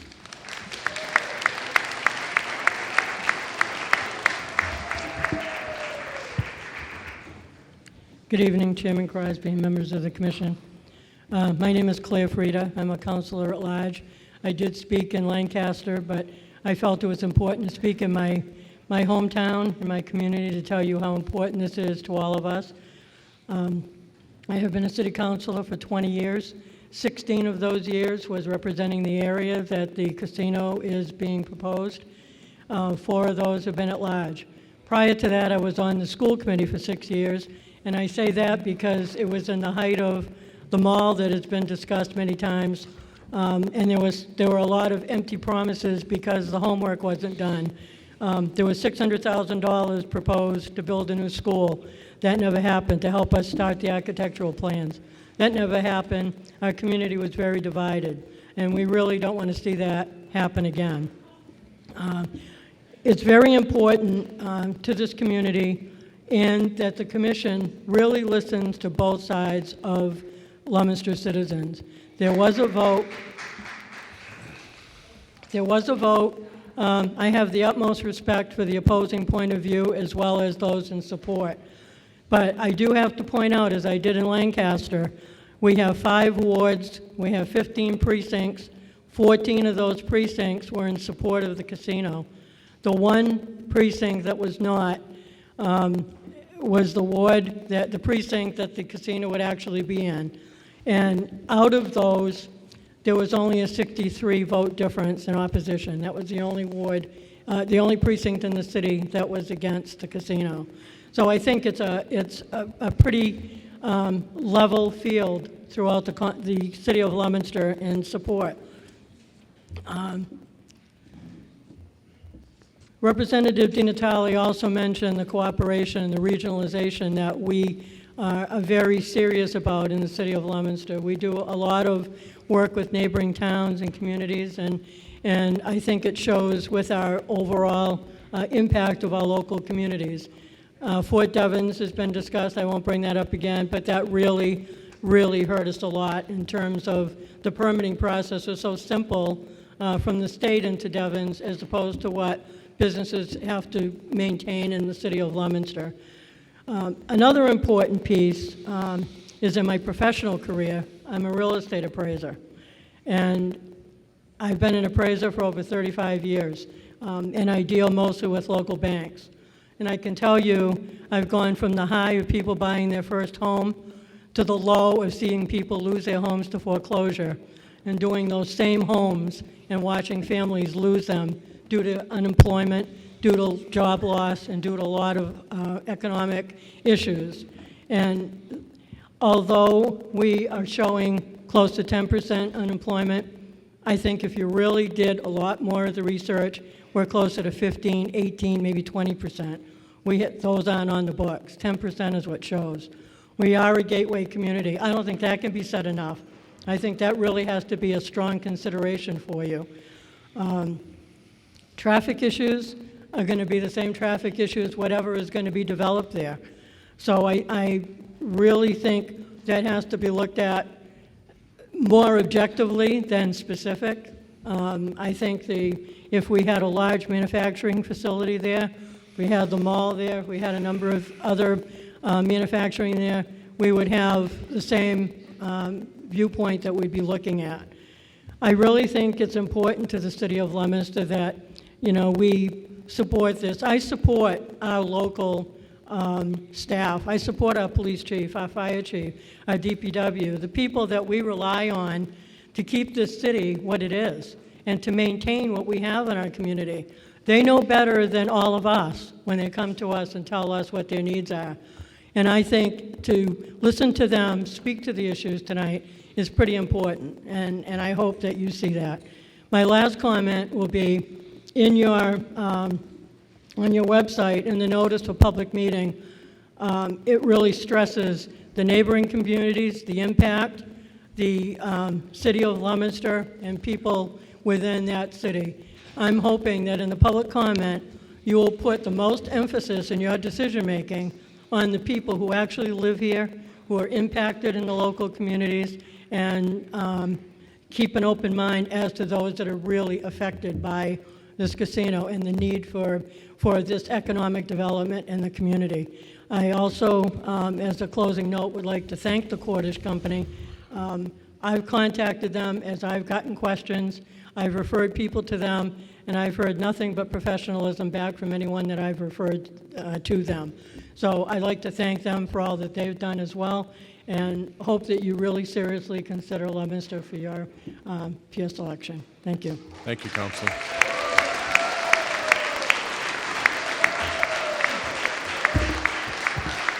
Hi. Good evening, Chairman Crosby. Good evening, Commissioners. Thank you very much for coming out here. My name is Susan Shalafu-Zephyr, and I'm the President of the Leominster City Council. I'd like to speak to two specifics, I guess, tonight. I think the Chairman brought up some concerns that have been expressed about the process. And it's true that the process, I think, was very truncated, and that, I think, was because of the timeline that was set out by the state. That was my understanding. I actually went back and forth with Todd Grossman. I had tried to contact John Ziamba with some questions about the City Council's role and some other additional questions about what the process was and how the host community agreement would be negotiated. So the process was a very quick process, and I do want to say nice things about the Cordish Company, both Mr. Cordish and Mr. Weinberg. The City Council had two public hearings. One was on a regularly scheduled Monday evening.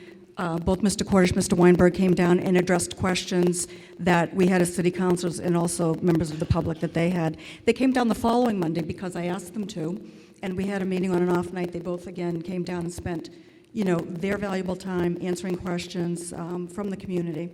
But the process so the City Council had really no role in negotiating the host community agreement. The community agreement was negotiated really by one person.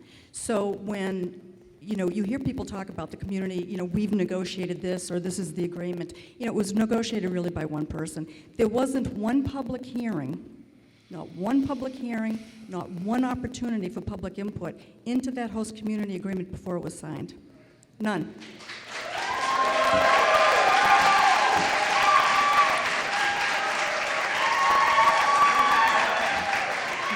That's just a fact. And again, the legislation left the way that host community agreements that negotiated vague so that each community could decide for itself how things could be done. This is what Mr. Grossman told me. So given that that's how the legislation was written, in the case of Leominster, this is how the process actually worked. The other thing that I just wanted to mention, so the process, people have some real concerns about the process, again, because of the short truncated timeline and also because it was really, the host community agreement on behalf of the city was negotiated by one person. The other thing that I just wanted to mention was, all along and early in the process, as president of the City Council, I kept asking for independent impact studies so that we really could have an opportunity to see what the impact is in terms of traffic. We know that the Mass DEP is doing an environmental review of the site, which is a good thing. And there were other factors such as the impact on home values, the impact on local businesses. So there were other things that I felt, as both a lifelong resident of the city and also in doing my due diligence on behalf of the people that I represent, really was looking for some independent impact studies to be done. Unfortunately, we did get one traffic study that was done, but in my estimation, it was really inadequate. It only reviewed the traffic really at that I-190, 290 intersection on Jungle Road. Didn't look at any of the impact of the traffic coming from the north. across the street this evening, there's a big meeting with Mass DOT talking about and discussing ongoing problems with Route 13. Route 13 is a major road from the north, from Lunenburg, Townsend, Pepperell, southern New Hampshire, that brings people through the city of Leominster. It's a horrendous traffic problem. It has very, very serious problematic intersections, you know, at Crawford Street and Route 13. The traffic from the north was not addressed. So again, the traffic study, I believe, was inadequate, and we really didn't have an independent economic impact study done that addressed specifics relative to Leominster. There was a study that was done that looked at and provided information that was gleaned from communities in Connecticut. There really wasn't anything specific to northern Worcester County, to Worcester County in general, or specifically to Leominster. So that is just another thing that I just wanted to comment on. You know, the upside and the promises about jobs and about, you know, $3.7 or $8 million coming into the city, those are very, very important factors. And given that we are a gateway community city, you know, our unemployment is a serious problem. But we do want to make sure that, or I want to make sure as a, you know, lifelong resident here, that in the event that the Slots Parlor does come to Leominster, this is a community-changing event for the city of Leominster. And we just want to make sure, or I just want to make sure, that every impact that we can understand is understood and is you know, shared with the public. I think that's really important. And you know, those are my comments. I respectfully you know, ask for your consideration of those, and thank you very much again for coming out. Thank you, Councilor.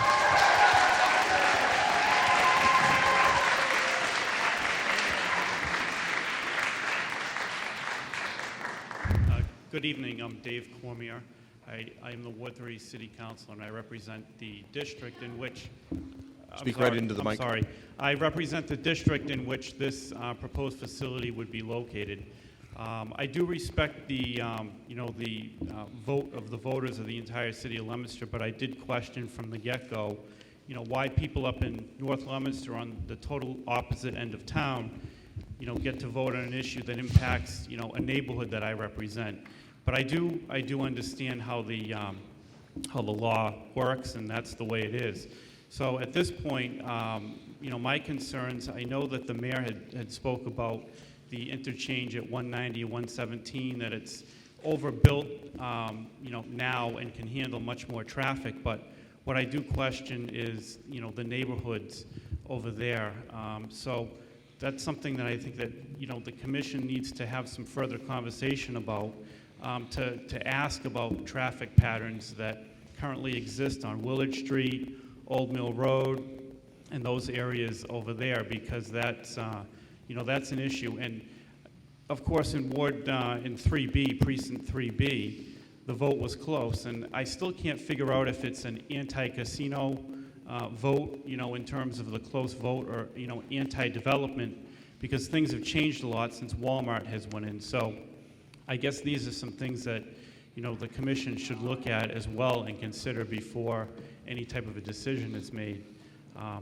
So I hope that, you know, you can have some further conversation with the Cordish Company. I know that they've made agreements over there right now with the Liberty Commons and those people involved over there that have some issues with traffic. So that's something that needs to be considered, you know, as well before you move forward, I think. But I do think it is a good thing for the city. There's certainly a lot of revenue that can be generated and brought into the city. I think something that's important to note is that whatever goes in over there, it's not going to be single-family homes on an acre of land apiece. It's going to be something that's going to bring a lot of traffic, and it could bring a lot of traffic and a lot less revenue than a casino could. So, you know, I guess we have to, you know, weigh our options and pick our poison, if you will. But there's still a lot of things that I hope that the commission can, you know, can address and think about besides just the interchange at 117 and 190, because I think you're going to have some impact to neighborhoods as well. And of course, that's my concern. So thank you very much. Thank you, Councilor. Good evening, ladies and gentlemen. My name is Rick Marshy. I'm the Ward 5 City Councilor here in Leominster. This is awesome to have the Gaming Commission in Leominster. And on behalf, I think, everyone here, the opponents and proponents for the live casino, we'd like to ask you right now to please increase the Keno percentage profits back to the citizens of Massachusetts. On a serious note, the timeline was extremely tight, and the responsibility of the Leominster City Council, governed by Mass General Law, was to basically establish a referendum date within the timeline, which was very tight.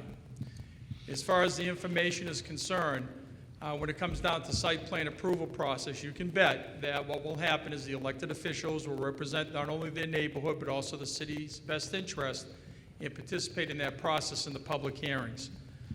I have to say, I like to go to the casino. I enjoy going to casinos. I probably will never go to this casino to play the casino games. It would be awkward. Even if we won a $10 or $20 bet, by the time it hit City Hall, we won $20,000, and it just wouldn't be fair. But in the meantime, I do like to go down to Twin River on occasion and down to Connecticut as well. And I think it bothers all of us that do that for adult entertainment, go for the ride, go to dinner, go to a show, go for a night out, go for a night over, to see so many Massachusetts cars actually departing and bringing their gaming money, their adult money, to the casinos out of state. So I think it's a good thing for the state and the Commonwealth to be dealing with this issue. And, you know, so here we are in Leominster, and we're in a situation where we had a referendum. It was a great turnout. And at the end of the day, you know, the city remains somewhat divided still, just like it did when Pyramid Mall came in with a proposal in the same area back in the 1990s, and with the Walmart situation. And anytime special permitting plays into the picture, you're going to have opposing viewpoints, which we all respect. We all respect. However, I have to tell you, I've been involved in fundraising in this community for most of my adult life with youth programs such as the Little Leagues, the football programs, the city events here, the Johnny Appleseed Festival, and it's been very difficult for us to be able to keep up some honest partnerships with the business community because, quite frankly, the business community has changed. The gaming industry is alive and well. And what they have done in their host agreement is brought some of their profit margin into the community to make it easier for all of the nonprofits and organizations to be able to provide the programming for not only the children but cross-generational as well. I have complete confidence that the people that came to Leominster and spoke with us, who happen to be the owners of this operation, which is unusual in a magnitude of this type of a business, not necessarily in the industry, but in a business that comes to Leominster, that when they say they're going to do something, I feel confident they're going to follow through, and they're going to be the business partner that the community yearns for consistently, not from an isolated activity or event, but year after year. The other part that's been raised this evening is the unemployment rate. I hope my daughters don't end up, you know, working in a casino. They have professional jobs, but there are some people that could use a job working in a casino.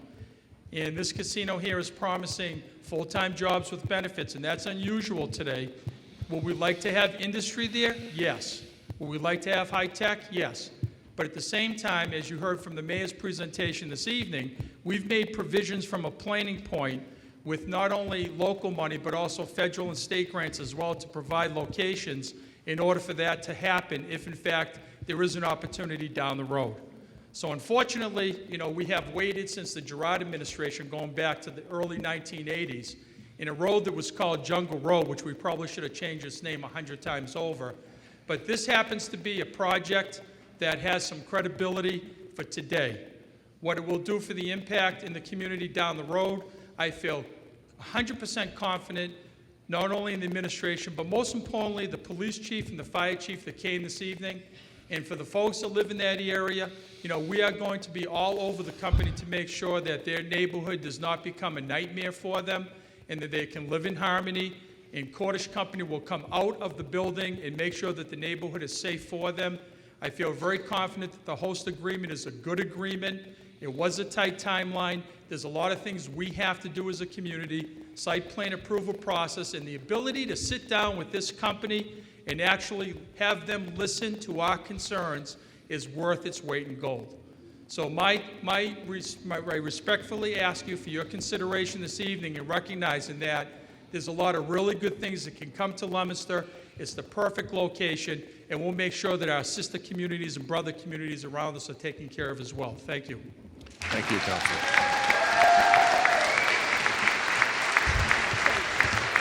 Okay. This meeting was by statute principally for the applicant and the host community to have an opportunity. You know the city councilor? Yes, Oh. City Councilor Bob Salvatelli, All right. Ward 4. Welcome to Leominster, and thanks for giving us the time to speak. I think I can talk from a different perspective. My family's been in this community for about 125 years, and I was raised as a youth on 117, which is where the proposed casino is going to be. So I kind of know the area, and I kind of know what we're looking at. I'm also, I'll talk less than my colleague who lacks brevity is not in his word, in his vocabulary, but he means well. He's a good guy. First of all, as chairman of the finance committee, you get to see quite a few bills coming through the city, and while we're in relatively great shape as far as compared to most communities, there are lingering issues that need to be addressed, including pension liabilities and those types of things. And with this agreement, I think people got to understand we're looking at $3.8 million for a couple of years. We're looking at a real estate taxes of almost $1 million. We're also looking at $100,000 worth of other fees, and that's in addition to the outreach programs that the Cordish Companies has. So while I don't want to get into the moral issue of gambling, that's already been decided by the legislature. They want it. So therefore, having said that, I think we're in a very good position to honor that request of a casino of a type B. I think Leominster is prepared for it. I think it has a lot of benefits for us. I think with just the outreach alone, bands, robotics, organizations that need help, nonprofit organizations, I think the Cordish Company is committed to that, and I think we can keep their foot to the fire as far as that's concerned. So I'm gonna support this facility and hope the Gambling Commission comes along and agrees with my decision. Thank you very much. Thank you.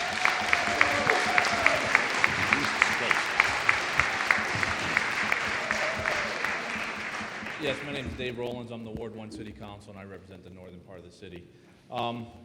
What I would like to talk about is just two issues that I'm not going to state an opinion. I'm just going to talk about two issues that that are relevant to me. First of all, traffic in North Leominster down Route 13 is a major issue. Getting traffic from Route 13 to 190 is not easy. There's not an easy way to get there, and that is a concern.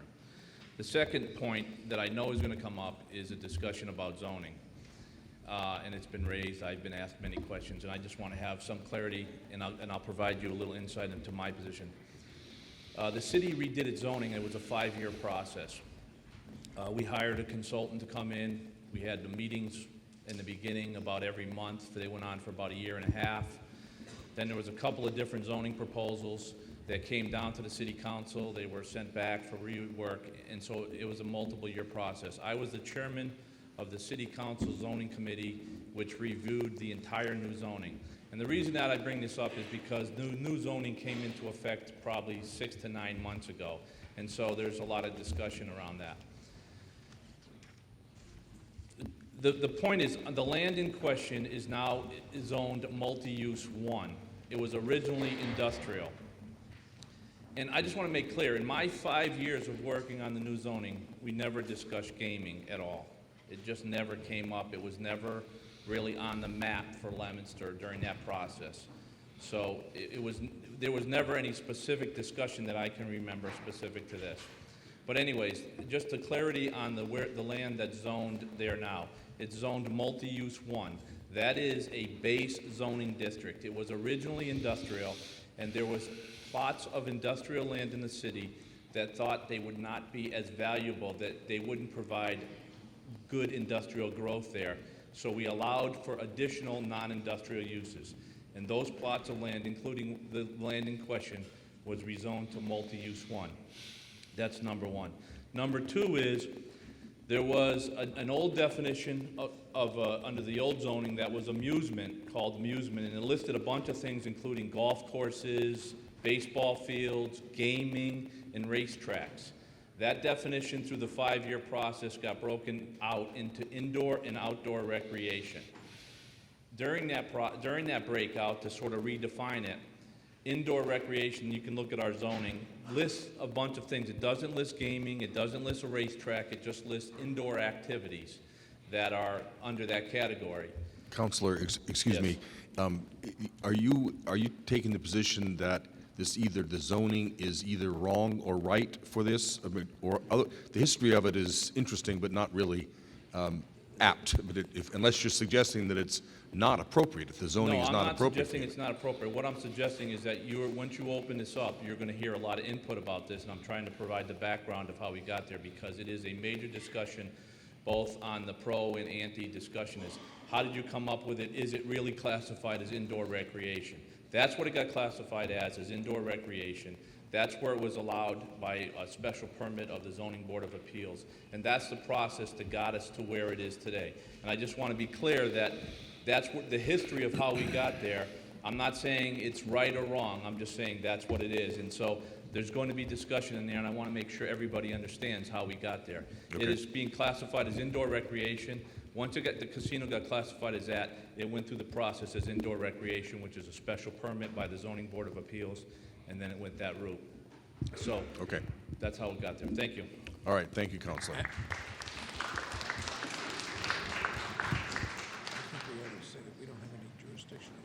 I'm sorry? We don't have any jurisdiction over zoning. Yeah.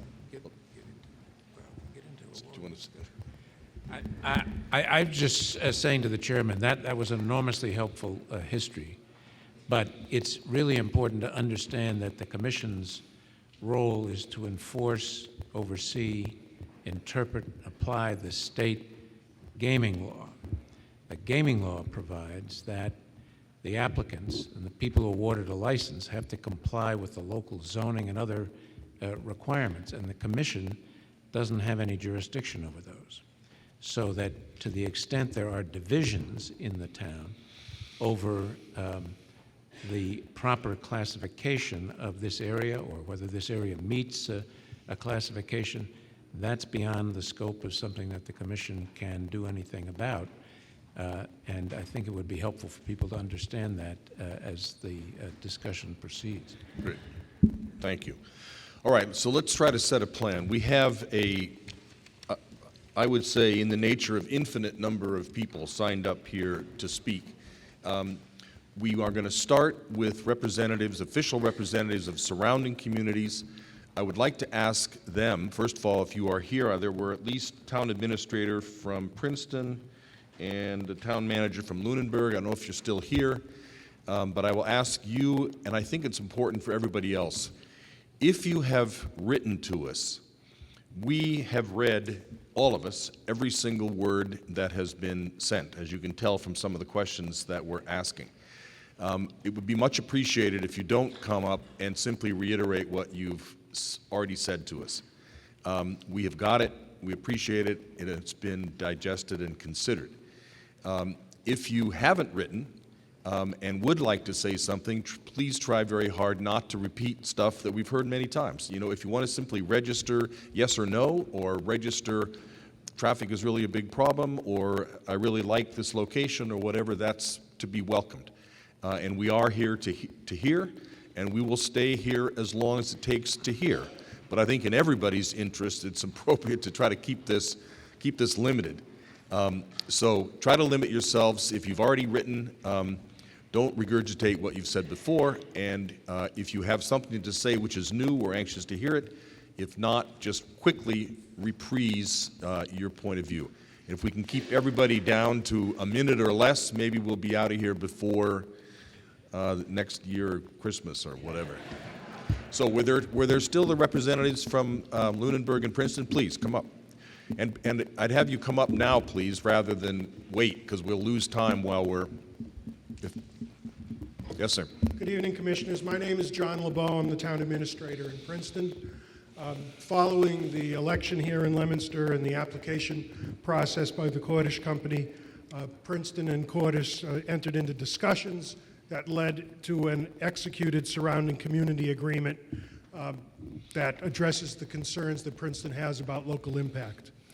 Princeton sees the project as likely to serve as a strong economic engine, not just locally, but for the entire north central Massachusetts region, by creating both construction and permanent jobs, and by the ongoing business that the facility will conduct with its vendors. Princeton is supportive of PPE's Cordish's application. Thank you very much. Thank you very much. That gentleman gets an A for brevity. Was the other town manager here from, where was it?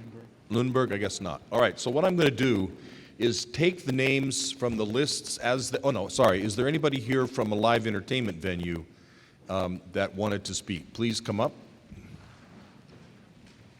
One of the rules, one of the features of the statute is that the applicant must negotiate an agreement with live entertainment venues with which it might compete, and we've asked representatives of these organizations to speak. Please. How are you? I'm good. Great job. 93 meetings and probably only 50 more to go. And still smiling. That's right. Good afternoon. My name is Sandy Dunn. I'm a resident in Holden, Massachusetts, and I've been the general manager at the DCU Center, previously the Centrum Arena and Convention Center complex, for over 18 years. As you are likely aware, the DCU Center is one of the largest live entertainment venues in Worcester County, drawing well over 600,000 people annually. The venue features a diverse calendar including concerts, sporting events, family shows, conventions, trade shows, and meetings. I'm here today to express my support of PPE Casino Resort's proposal to build a slots casino here in Leominster. While it is our understanding that the development will include a number of dining facilities and a small entertainment facility, we are very pleased to be a party of their MOU, which affirms their commitment to partner with regional businesses and attractions in marketing and cross-collateralization. The development of this facility will enhance the visitor traffic to north central Massachusetts and provide those visitors another reason to visit this area. We expect that the development will draw individuals to this area who might not otherwise have ever considered to come here and did not know the value of the region. By introducing them to that value, convenience, and the wealth of other offerings that are here, we have no doubt that they will continue to be attracted for return visits, not only to this facility, but also to the other wealth of attractions that are in this area. In addition, we expect that the attendees of events that we host at the DCU Center, particularly conventions and trade shows, will look to North County to experience this new venue, but perhaps will opt to stay in one of the region's hotels while convening in Worcester, as we are well undersized for the hotel needs that we needed for our venue.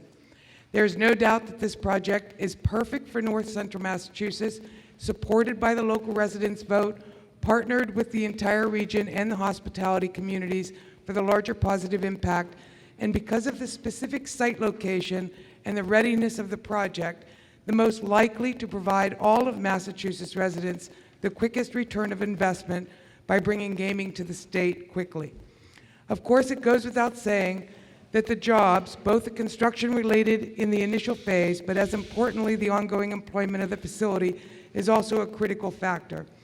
Continued growth of jobs in the hospitality sector, including specific training, fair wages, and the potential for career opportunities, benefit the entire region's hospitality community. We all struggle for that quality person to work in our industry, and with their training, we'll be looking to cross-resource quality employees. Steal their employees. Probably. Yes, I got it. After the train, though. Right. We urge you to strongly support PPE Casinos Resorts proposal in bringing this new entertainment option to central Massachusetts. Great. Thank you.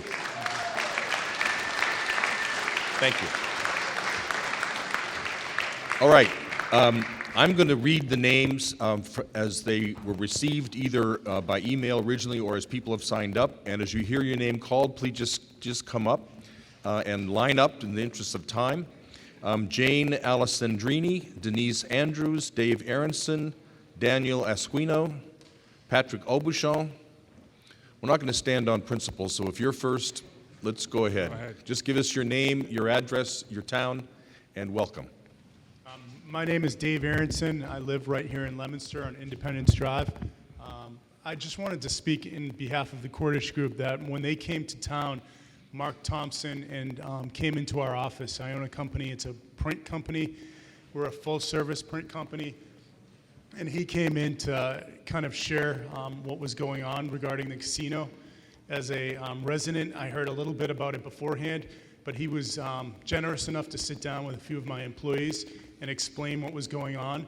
And as a local business, he did what he said he was going to do, which was support local business, and allowed us to print things like these T-shirts and some promotional items and some other print and direct mail. And he was, their company was just really honorable to deal with from the beginning, and they paid in a timely manner, and they did everything they said they were going to do. So I just wanted to share that. Great. Thank you. Thank you. Come right up. I'll read a few more names. Ray Bissonette, Justin Brooks, Mary Brooks, Brian Charon, Curtis Cook, Tom Dubois. Good evening. I'm Jane Alessandrini. I'm from Sterling. And just a disclosure, I work in the office for the proposed casino. Mr. Chairman and members of the board, or members of the commission, at one point you had said you're looking for something outside the box.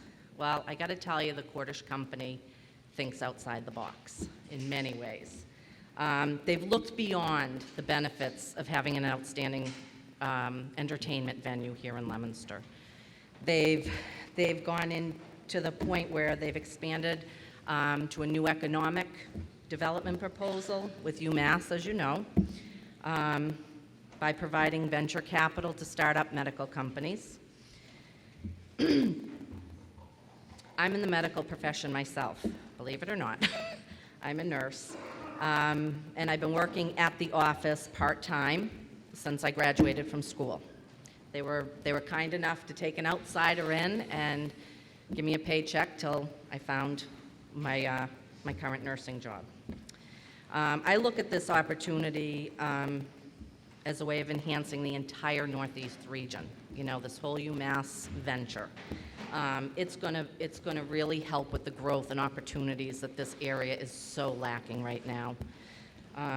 They also intend on, you know, they're looking at not just utilizing the land, they're looking at, you know, an alternative to get the casino up and running quicker, so people get jobs quicker. That's why they're looking at the existing structure that's on Jungle Road. If, you know, that's good news, because if they can utilize that building, people will be back to work a lot sooner.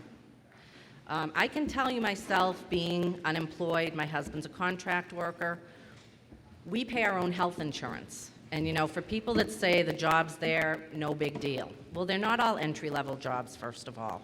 There are high-level management jobs, just like any corporation. We pay our own health insurance. We pay $1,400 a month for a family plan with a $4,000 deductible. Then, as of February, we've been notified it will go up to $1,600. So I don't know how unemployment people can afford health insurance if they don't have the jobs. And I know some of it's revenue generated, but they need the jobs here, whether it's entry level or executive level. Jobs and benefits are huge for families. Thank you. Thank you. Welcome to Leominster. My name is Patrick Aubuchon. I'm a Leominster resident. I'm a voter. I'm also a 26-year veteran of our police department. I have 2 minutes. I'm going to cut it down to 1. Thank you. I had 10 weeks, 9 weeks and 6 days to educate myself on what this would do to our community, what it would do to our economy. 20 years ago, 10 weeks may not have been enough. In 2013, at the click of a button, I can find out all the information that I want to find out about gaming, about my community, about traffic, and all of that. I'm not fooled. I'm educated. I voted yes for the people in our community because I have seen for the last 26 years what things do to family, and most recently unemployment. So I, along with all of the members of this community who voted yes, who couldn't be here or who are not public speakers, are asking you to capitalize on Leominster. Capitalize on the location, capitalize on the accessibility of our highway, capitalize on the fact that you aren't considering one gateway city, you're considering two. Capitalize on Leominster as the answer to not being part of cannibalism. Capitalize on creating something here in Leominster and not supplementing as you would in other areas. Capitalize on family-owned Cordish Company and their partnership with the University of Massachusetts in M3D3, providing startup funding for new companies and creating thousands of new jobs between Lowell and Worcester, our beltway. Jobs above and beyond live casino. Thank you, David Cordish. Leominster is the best. A true Leominster person knows our community cannot be made to look unattractive or change the dynamics of who we are in any way, shape, or form. We can be compared to Raynham or Plainville for location, but when it comes to who we are as a community, there is no comparison. That alone makes us deserving of your choice. Thank you. Thank you.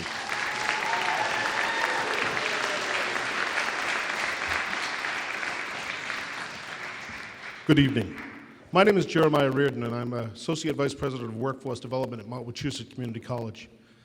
When it was announced that a slots casino application was going in, before I could reach out to Cordish, Cordish reached out to me, and they connected me with Anne Arundel Community College down in Maryland, where I was able to speak with my counterpart, because I wanted to ask what kind of partner is Cordish. And I can say it was nothing but a glowing review in the support of the community college efforts, in the workforce development training that's going to be needed for this area.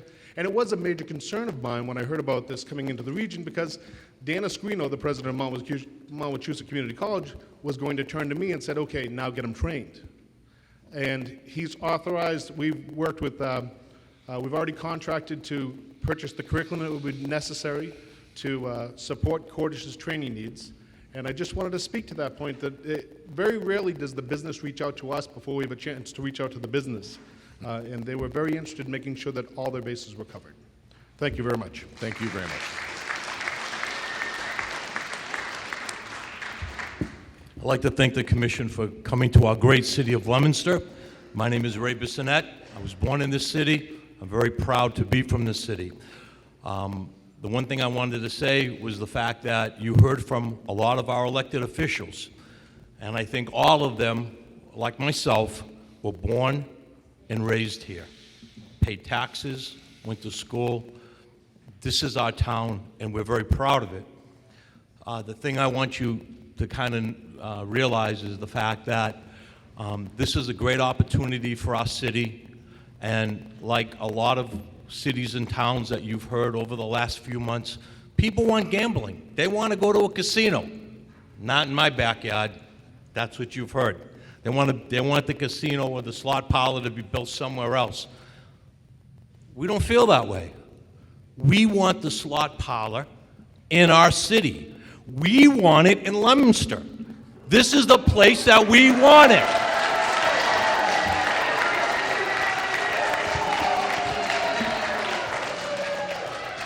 Thank you very much.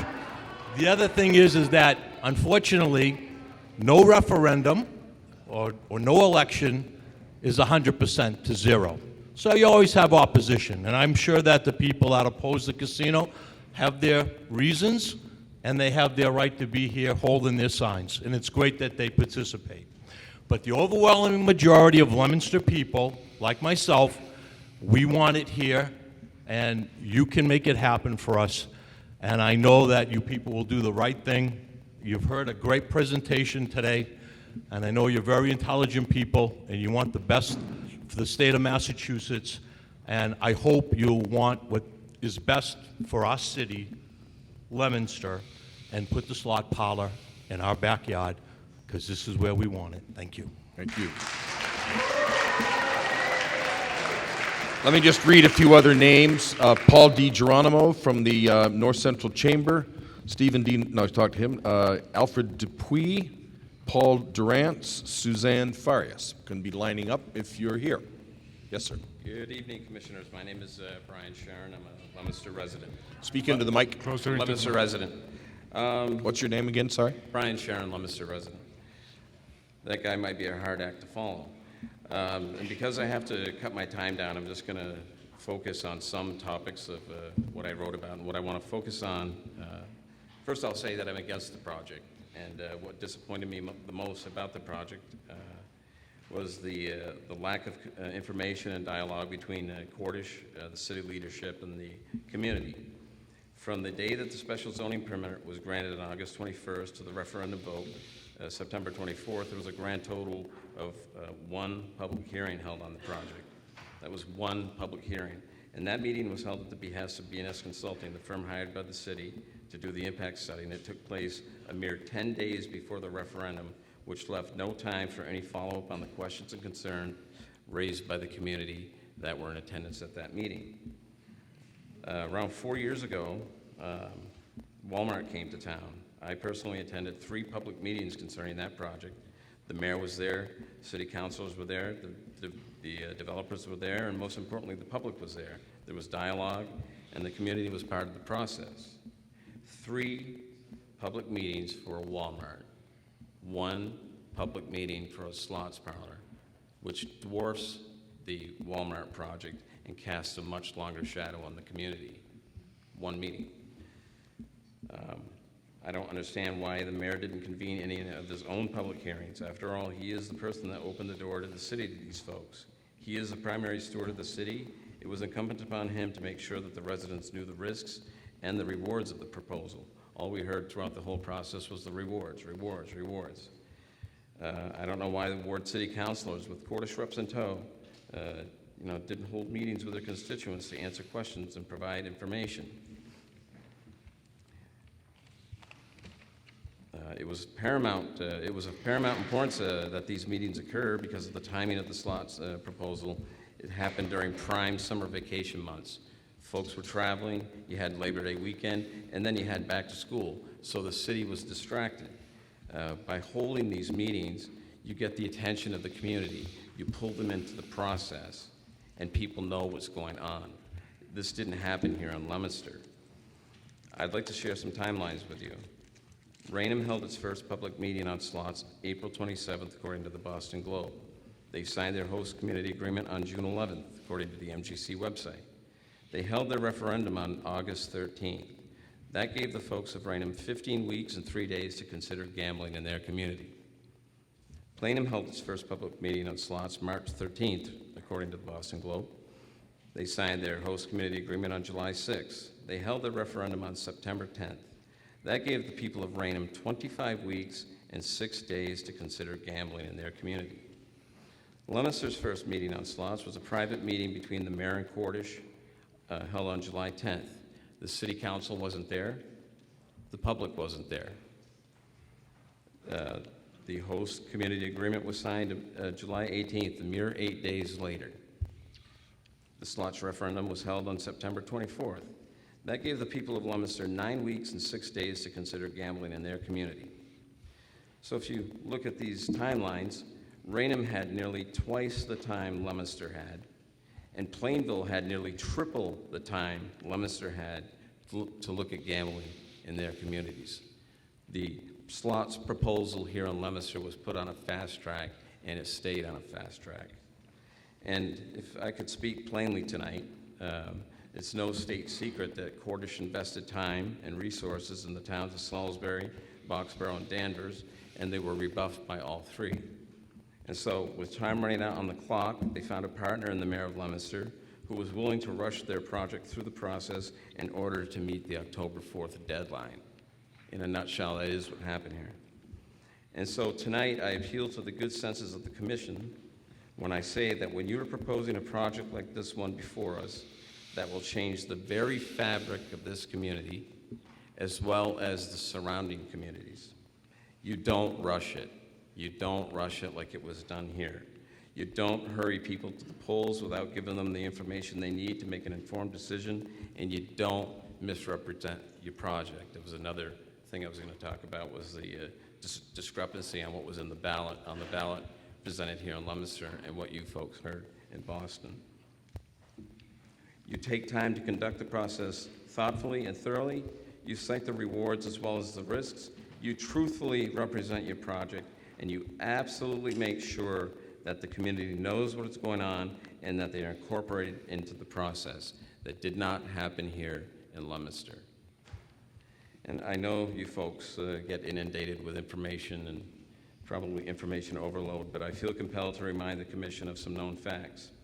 Raynham had 86% approval for slots with 24% registered voter turnout. Plainville had 76% approval for slots with 37% registered voter turnout. Plainville had the best voter participation of the three communities. Leominster came in low man on the totem pole with 61% approval with 33% voter turnout. There is still a strong opposition to the slots parlor here in Leominster. You can see it as you look around the room tonight. It has grown and it has spread to the surrounding communities. Award the license to a community that is truly embracing of a slots parlor. Award the license to a community that won't be virtually split by the arrival of a slots parlor.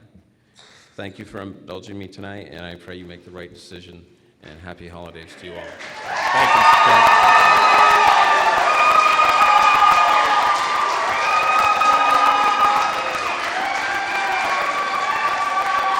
All right, thank you, folks. That's enough.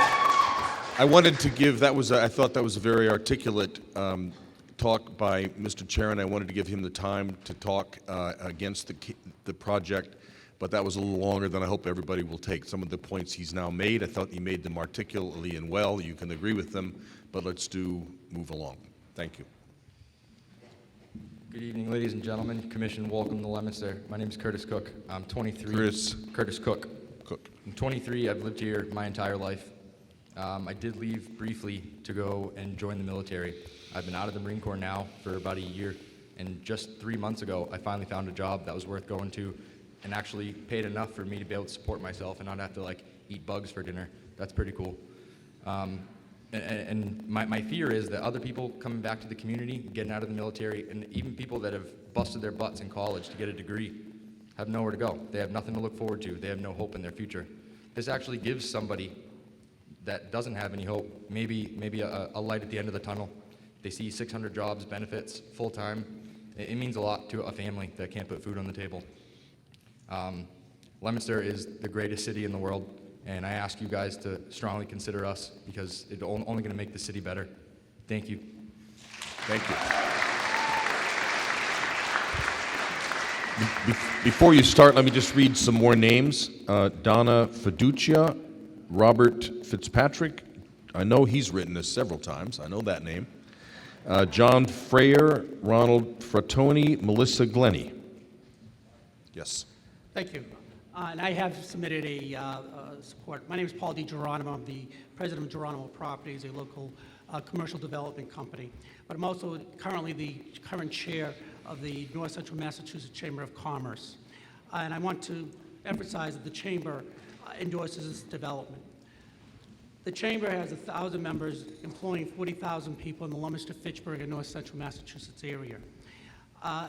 When this issue came in front of the Chamber, we thought it was such an important issue that we decided to take a poll of the members to see their support, and they overwhelmingly supported the casino. It is an important economic development project for this area, and we strongly support it. We talked about Leominster being a gateway community, but more important that this casino will bring in, or this slot parlor will bring in additional capital inflows into the area. That inflow will come back through jobs, and through the jobs we'll have more demand for our real estate, more demands for single-family housing, more demands for commercial real estate. So the jobs, this economic benefit will help the real estate industry in the area with basic job growth.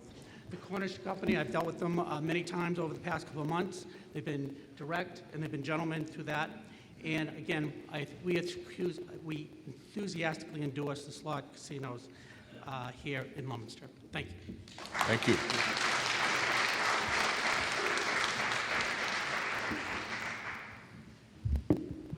Mark Natale. I live in the Leggett Hill area. It is the backyard that we're talking about. I'd love to move this to another part of Leominster. I think the view would be different when it really is right in your backyard and you know the impact it really is going to have. The reality is that we know things are going to be different and property values are going to go down. We're going to have more crime. We know that, so I just don't want to foot the bill for it. Let's distribute it around. If everybody wants this, I'm for jobs. Buy my house from me at current market rate. You know, eminent domain, give me my value back. I'm willing to go through the pain of moving, but I don't want to lose my property value. That's my retirement. I don't have any other retirement than that. So that's what I'm asking for. Thank you. Thank you. Hi, my name's Donna Fiducia. I'm a lifelong resident of Leominster, lived here, born, raised, graduated from Leominster. And first of all, I'm going to I know there was a guy before me that his T-shirts were produced by Cordish. Well, welcome to our T-shirts, which were recycled and handed down from other communities. This is how we've been able to function against a multi-million-dollar corporation trying to take over our city. Now, you heard from our president, Sue Sheffalo, that this was rushed through. And you just heard from Brian Sharon, this was rushed through. And that's exactly what they did. They spent the money, they wined and dined them, and they won the vote by a small margin. Everybody keeps on saying 60-40. No, we weren't giving time. I'll tell you what, I came back from vacation on a 40th anniversary cruise on the 14th of September. I jumped in a day later to get into this because when I left the end of August, none of this was actually etched in stone and it was going to happen. So they pushed this down the people's throat in this city. And we are divided? Yes, we are divided. And given more time, if we were given more time, that vote would be turned around and be 60 against the slot power and 40 for it. I've listened to a few things tonight with our mayor showing a slide of medium household income of 53 in Leominster. But yet, in the other proposed facilities, Raynham and Plainville, it's like 82. That's the medium income. Well, we all know that our disposable income has gone down, not increased, over the past 5 to 10 years. And the other thing I heard from Mr. Cordish said, not worried about New Hampshire casino impact on Category 1 and Mass impact. Most people go locally and don't travel more than an hour to visit a casino. So what's that tell me by just hearing that from the Cordish group and from our mayor? Is that it's the local people with a lower household income that are going to be supporting the slot parlor. So the money that's going to go into the slot parlor by the local people is going to come back to the cities. So why are we doing this? Why are we creating this havoc in our city for the money that's going to be put into it by the local people? And that's pretty much what, quote, unquote, Mr. Cordish, you did say. Now, the other thing is that, yes, the nature of the election, it was very biased. The actual vote was all for pros. If you read the actual voting thing, it said only pros. It didn't give you any cons. We were not informed. There was a meeting by, the mayor said we had a meeting. I think I got like 24 hours notice. And Mr. Sharon was absolutely right. People are busy in their lives at the end of the vacation season, August, and starting their families with Labor Day weekend, getting them ready for school. They have other things involved, and then getting the structure back into the family lives of school. This was rushed down our throats, and the people in Leominster do not want this. They can say all they want about gateway communities, and they can say all they want that they had a majority vote. We weren't giving time, and we didn't have the money to fight the big organization. You know, I have some other issues in here as well. The impact study that supposedly the impact study, as you heard from our president, Sue Sheffalo, Councilor, that was 2.5 business days business days before the referendum vote, not even a week, 5 days, whatever. You had no response. You could not even ask somebody a question because you didn't have time. And really, if you looked at it, it's basically all old information and wasn't done by an independent study. It was something that was done when the Walmart went in years earlier. So we, the people in this city, have not been informed. We've been rushed to this down our throat with them coming from the other communities that turned them down, the Cordish Group, and we want our city to stay as it is. We own a Sholin Farms, Apple Farms, the people of the city own this. We also have, coming up this weekend, please join us, we have the Winter Stroll, we have the Summer Stroll, we have Kids Day, we have a lot of family organized things that go on in this city. And the design of that Cordish design of that casino does not fit the character of this city that is colonial, country, and family-oriented. It looks like something that belongs on the Nevada-Las Vegas Strip.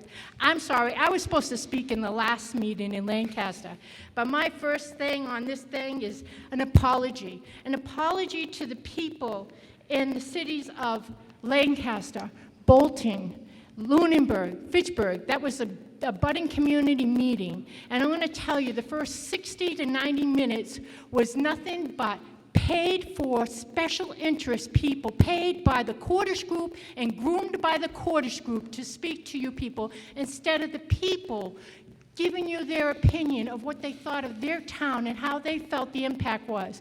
That was the bulk of the Cordish paid group out here speaking for them. They bought and paid for all of it. And the people in this city do not want us. Give us another vote, and I'll tell you what, this thing will be turned around in no time. We don't want it here. Okay.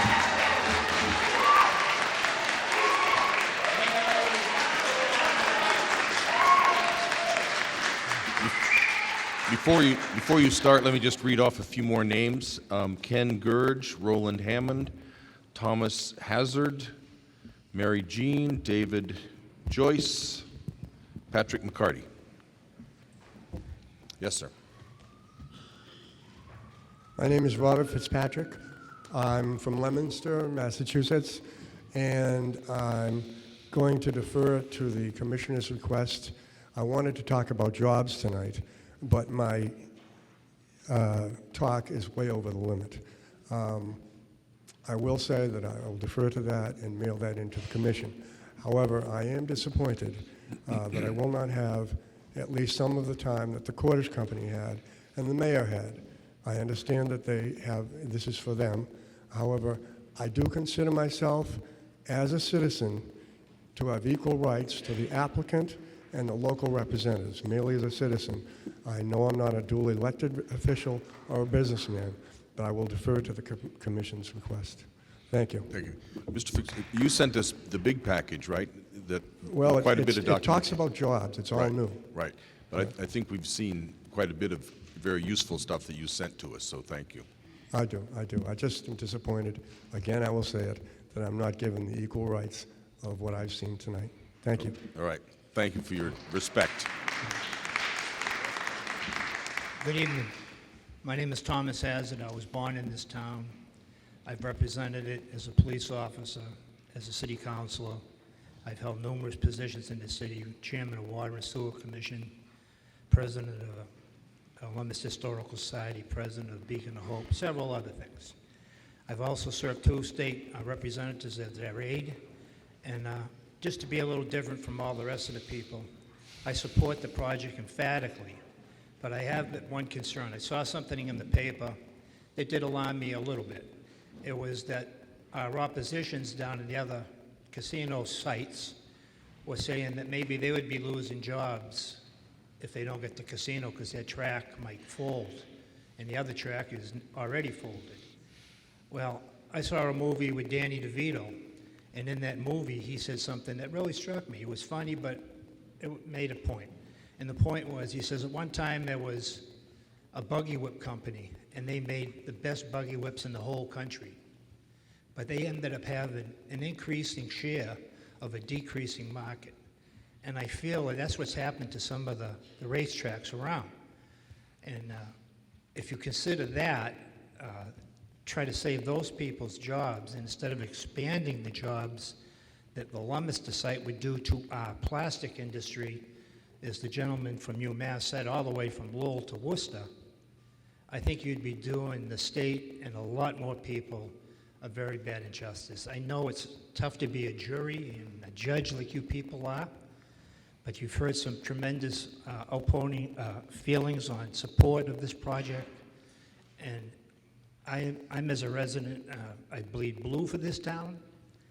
Like I said, I have the deepest respect for the Cordish family, and I believe what's best for Leominster is if you would go along with this.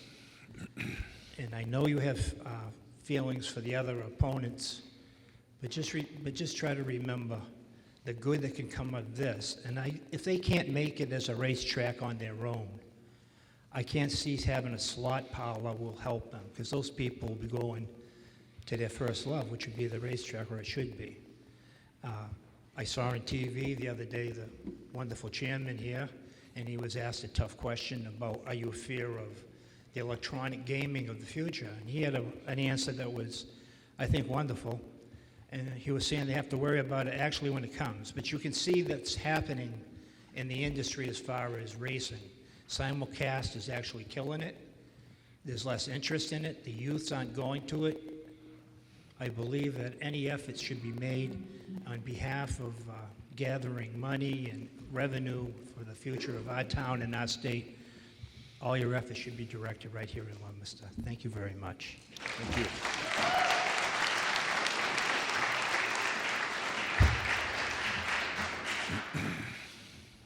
Uh-oh, that's a lot of paper. It certainly is. Members of the Massachusetts Gaming Commission, welcome. My name is Kevin Williams. I live on Broadway. I'm sorry, I couldn't hear your name. Kevin Williams. You actually have not called my name yet, but I know I'm on the list. Oh, all right. I couldn't wait any longer. I live on Brockleman Road in Lancaster. I thank you for providing all of the residents of this region an opportunity to speak. In my case, an opportunity to speak in opposition to the proposed slots casino that the City of Leominster and the Cordish companies want to build on the Lancaster-Leominster line. Chairman Crosby, you recently stated the following in an online video, that tonight's meeting is to, quote, get final feedback and final contributions and final impressions of where the communities are coming from directly from the people. The legislature always felt that local control, local input, local communication, local participation was absolutely a critical part of this process. The legislature made this as sort of the capstone part of the participatory process they envisioned. So the commissioners will walk away knowing exactly how the community feels, end quote. The proposed casino site, 42 Jungle Road, Leominster, sits 7 miles from its farthest Leominster border. If you swing a 7-mile radius around this location, the radius completely covers Lancaster, covers all but the extreme back edges of Sterling and Clinton, and covers large portions of Bolton, Lunenburg, Shirley, Harvard, and Fitchburg. Everyone in Leominster could have voted, including residents living 7 miles away. The rest of us non-Leominster residents living well within 7 miles had no vote. We, the other local residents of this area, were not allowed to vote on whether we want this proposed casino to be built on our border in our direct neighboring region. The only regional residents that could vote were Leominster residents. They had only a 33% voter turnout and approved the referendum by 61% to 39%, for 5,235 votes to 3,306. Doing the math, 5,235 pro-casino votes means approximately 20% of Leominster registered voters approve this casino. Why are only 20% of the residents of one town given the authority to decide a regional impact issue? That was actually the legislature's decision. I also think it is a shame that only the townships of Raynham and Plainville were similarly able to decide for the voters of their region. However, I want to point out that Raynham had approximately 15 weeks to consider their proposal and had 1,822 votes for and 298 votes against. Plainville had approximately 26 weeks to consider their proposal and had 1,582 votes for and 502 votes against. Their combined total anti-casino vote was 792 votes. The city of Leominster had just over 9 weeks from the July 18th or 19th host agreement to the September 24th referendum vote. Leominster had 3,306 no votes. Doing the math, that means there are 400% more anti-casino votes from this city than in the other two combined. If you add up the total pro-casino votes of those two towns, you get 3,404 pro votes. The 3,306 anti-casino votes from Leominster alone were almost enough to have stopped the other two townships combined. I think that also shows there is considerable and more anti-slots public sentiment in this area. And the 3,306 anti-casino votes were from those that were actually allowed to vote, and by 6 weeks or more had the shortest compressed time frame. Again, I reference your taped statement, Chairman Crosby. This meeting is being held because local input is critical, so the commissioners will walk away knowing exactly how the community feels. I know that a number of residents of the area towns, specifically Lancaster, Sterling, Clinton, Bolton, are opposed to this proposed casino on the Lancaster-Leominster line. How do I know the sentiments of non-Leominster residents? Because I asked. On November 11th, myself and a handful of others started a signature petition drive in opposition to the proposed Leominster Slots Casino. Our focus was Lancaster, yet we accepted Clinton and Bolton signatures at the Lancaster Recycling Center and at the Thanksgiving Day Neshoba football game. We also had one person on our team collecting in Sterling.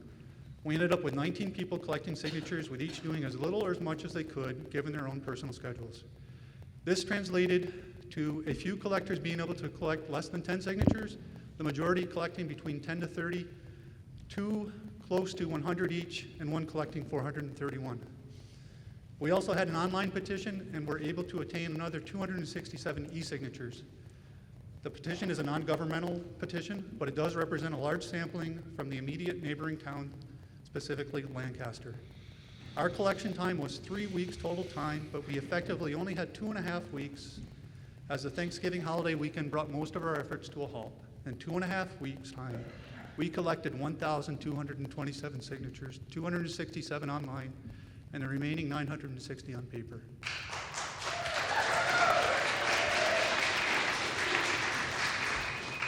This was not easy. The vast majority was door-to-door knocking on dark, cold weekday nights and weekends. At a large number of homes, the homeowners were not home, and we had to go back multiple times, or they were eventually not asked. At a large number of homes, one person was home and signed, and when asked if anyone else in the home would sign, they stated yes, but that person was not there, and hence that second signature was not attained. How do I know non-Leominster residents overwhelmingly opposed the proposed Leominster Casino? I personally collected 431 signatures. I kept a running total of how many people told me that they did not want to sign because they stated they were in favor of the casino. That count was 43. I kept a running total of how many told me that they were unsure either way and hence did not sign in opposition. That count was 23. Essentially 10 of every 11 people I spoke to signed the petition. The others from the collection team also found people signing overwhelmingly in comparison to those not signing. I also know there was very little, if any, community outreach by the Cordish companies beyond the borders of Leominster. Many surrounding townships have now signed mitigation agreements that were offered that the monetary amount was $5,000. Does that really constitute community outreach? I also know that a number of Lancaster residents that I talked with, that they were not even aware a proposed slots casino was being considered. I did not keep track of the actual number, but both myself and other collectors, we talked to a number of residents that were not even aware there was a proposal to build a slots casino at the Lancaster and Leominster town line. I confidently state the community outreach to the next neighboring town was non-existent. Chairman Crosby, your video message said the legislature always felt that the local input was absolutely a critical part of the process. I submit to you and the other members of the Massachusetts Gaming Commission this collection of 1,227 signatures of local residents that signed our petition. We want our local input taken into consideration.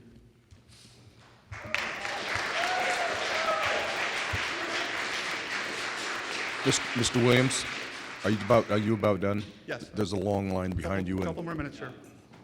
I appreciate the long line, but we have all waited a long time to speak. The But petition. a number of people followed the suggestion and truncated their remarks, sir. And okay, in fairness to the, group. Thank you. Sure, I'll finish in a hurry. In closing, I would like you to consider the words of one additional Massachusetts resident. Pressed by a radio show caller from Palmer, where voters recently rejected the proposed Mohegan Sun Casino, Governor Deval Patrick said that he would vote against the casino if one were proposed in Richmond, the western Massachusetts town where he owns a home. Saying he could not speak for his neighbors, Governor Patrick told a radio caller from Palmer, quote, "I would vote against it personally," end quote. With all due respect, playing armchair Monday morning quarterback, I see major flaws in how the legislature or whomever was responsible set up this process. Why does only one township get to vote on a critical issue that will have a regional impact? Why isn't there also a minimum number of weeks or months established that is a mandatory waiting period between a township signing a host agreement and a town or regional area being able to hold a referendum vote? I live less than 1.5 miles as the crow flies from the proposed slots casino. Where was my vote? These signatures, 1,227 that live well within the 7-mile radius of a Leominster voter, where was our vote? We could not vote, but we are just as much the local community as anyone in Leominster that could vote, and we respectfully ask that our local input be taken into consideration. Thank you for providing me with this opportunity to be heard.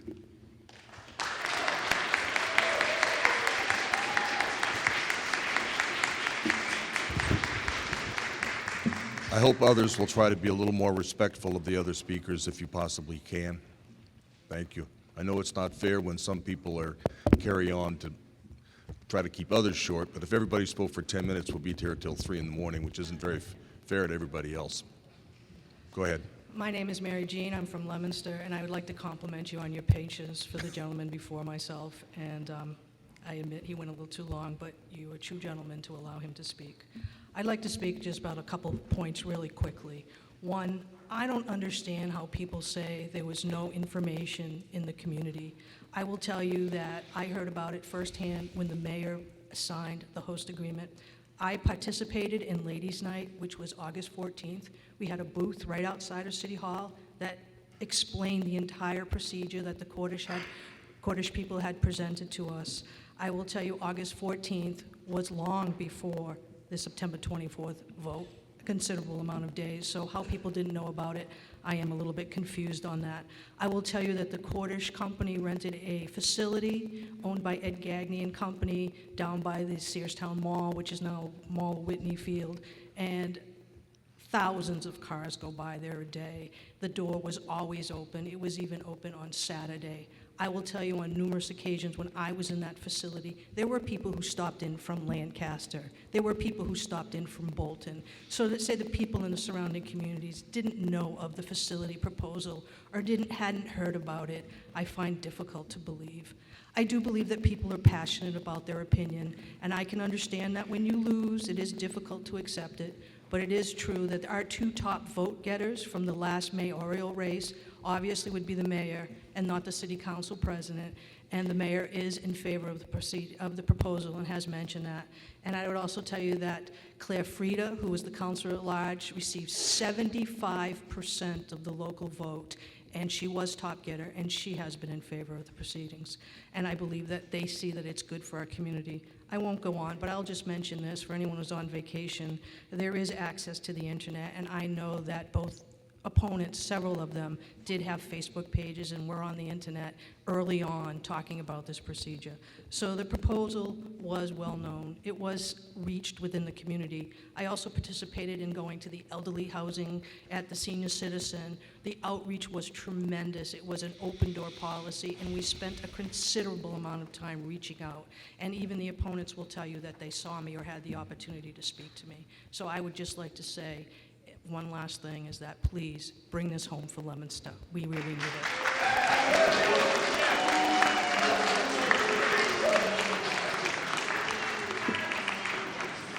All right, let's try not to lose control. It's going to be long. There's still a lot of people to go. I think booing and clapping, if we could try to keep it to a minimum. Pressure gets a little tenser as the evening goes along, but I think we'd all be well served by brevity and and relaxation in the audience. Yes, sir. Hello, my name is David Joyce. Thank you very much to the commission for coming out and listening to us. As a Lancaster resident, I didn't get a vote, and having this opportunity to speak to you will make me feel a lot better when you decide whatever you decide. If you decide against what I want, of course, I'll be able to sleep at night that I at least stood up for myself and my family and my fellow residents. I'm one of the few hundred homes that are within a mile or so of the casino. I'm well within the mile. My home can be seen on the satellite picture where it shows the little boxes of the border of the property where we talked about 16 acres, 26 acres. I'm in that picture, my house. So is a few of my neighbors, and we don't get a vote or a say at all. And it's kind of odd that you could show a picture of that casino and what you're proposing, and that you never even spoke to me or offered anything for us. Now, I wasn't looking for a lot. You know, I owe more on my house than it's worth. I couldn't possibly sell it because the economy stunk, and I borrowed too much money on my house. I'm stuck there, right? So they can move into my neighborhood, but I can't move out. When I moved into my neighborhood, when I bought that house, there wasn't even a Walmart. There was only a gas station. So now that we have a Walmart, a Lowe's, a gas station, 30 shower truck stop, and McDonald's, and all this other stuff, that's fine. That is progress, and that's how life goes. But to have a casino that I could see from my backyard is a real insult to me and my property, where I had this like nice, you know, I could see the stars and trees, and I had one neighbor. It was great, conservation land and bordering wetlands. I can't build on it, but apparently they can. But anyway, so I'm one of those people, and I'm really glad you guys came out to listen to us today. I think the Cordish Company is the most profitable casino, as they said in their presentation, and that's impressive if you like financial predators. I don't like financial predators. M3, D3 is like kind of like R2D2. It's a fictitious character. I received, as Synergy Construction, I received a grant from the CEC, from the state of Massachusetts, for $250,000 4 years ago. That was awesome. It was a great way to like focus my business in a certain direction that was beneficial for the state of Massachusetts, and I did a lot of work that was beneficial. Synergy Construction, David Joyce, you can look it up. Super installation, pretty cool in the building industry, right? I did good stuff for our state, and I didn't take anything from anybody. So if they want to give $100,000 to a business here and there to help build some great business, that's great, but who's really going to control that? It would be them, and they're going to invest into businesses that they like. Just like all the people that come and stand in front of this microphone that are getting something from the Cordish Company, of course that's positive for them. They already got to speak and go home. And you see the people that really care are all still here. And we didn't get a vote.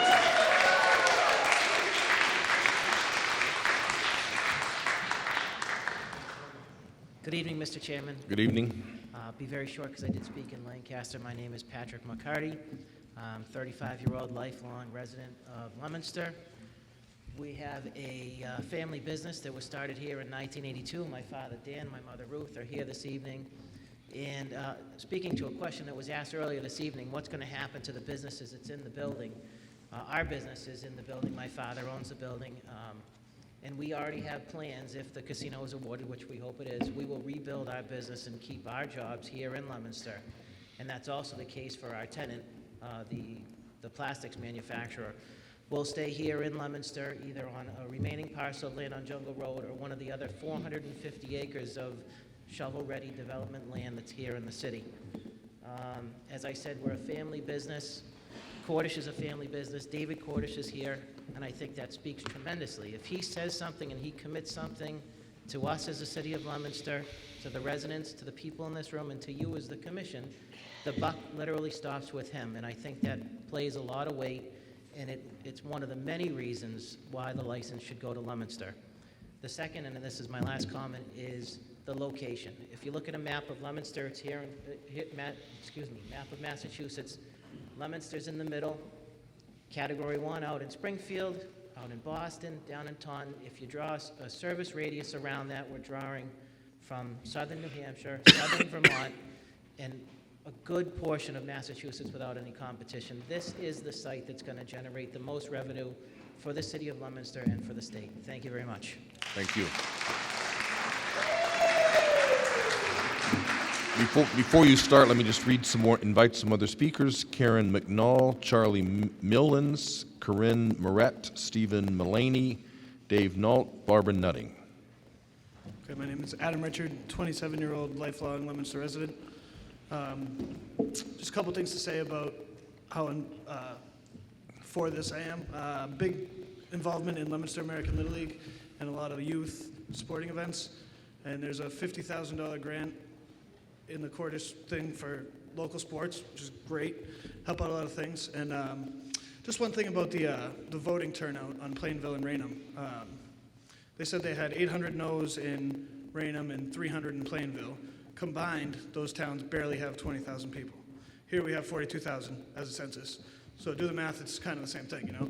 So I just don't get why they're saying there was such a bigger no turnout here when there really wasn't. But as far as that, also all my friends, 27, just getting out of college, spent $200,000, $300,000 on a degree and can't really use it. So as far as, you know, non-entry level jobs with benefits, this is probably one of the best things to have, you know? I mean, full benefits and good pay is pretty hard to come by now, even getting out of college. So that's what I'm here for. Thank you very much. Hi, my name's Corinne Moret, and I'm a Leominster resident. And I won't read all of this because a lot of this was brought up already. Thank you. You're welcome. Speak right into the mic. Yeah. Anyway, I was going to state your mission statement in your code of, your code of ethics, but obviously you know what that is. My concern was the process in which this took place. That was already touched on. So there's two other items I'd like to just talk about that weren't really, they were brought up but not expanded on. One was the scope of the project. On September 24th, the residents of Leominster voted on a 16-acre parcel of land that included gaming, retail, and restaurant space. However, on October 7th, Cordish filed an expanded plan that included an additional 10 acres of land, a 15-floor hotel, and a 5-story parking garage. That's not what we voted on. That wasn't on the referendum. And then the second issue I would like to bring up is the misrepresentation that occurred during the process. Many supporters represented themselves as Leominster residents when in fact they were bussed in from outside communities and paid to publicly express their support for the casino by holding signs during the rally and at the polls. Leominster residents were led to believe that these supporters lived in our community, and they did not. So I have one last little bit. This was my wrap-up for my speech, which probably doesn't make too much sense now, but we are depending on the Mass Gaming Commission to fully stand behind your mission statement by not awarding the license to a community that did not conduct a process that was fair, transparent, or participatory. Thank you. Thank you.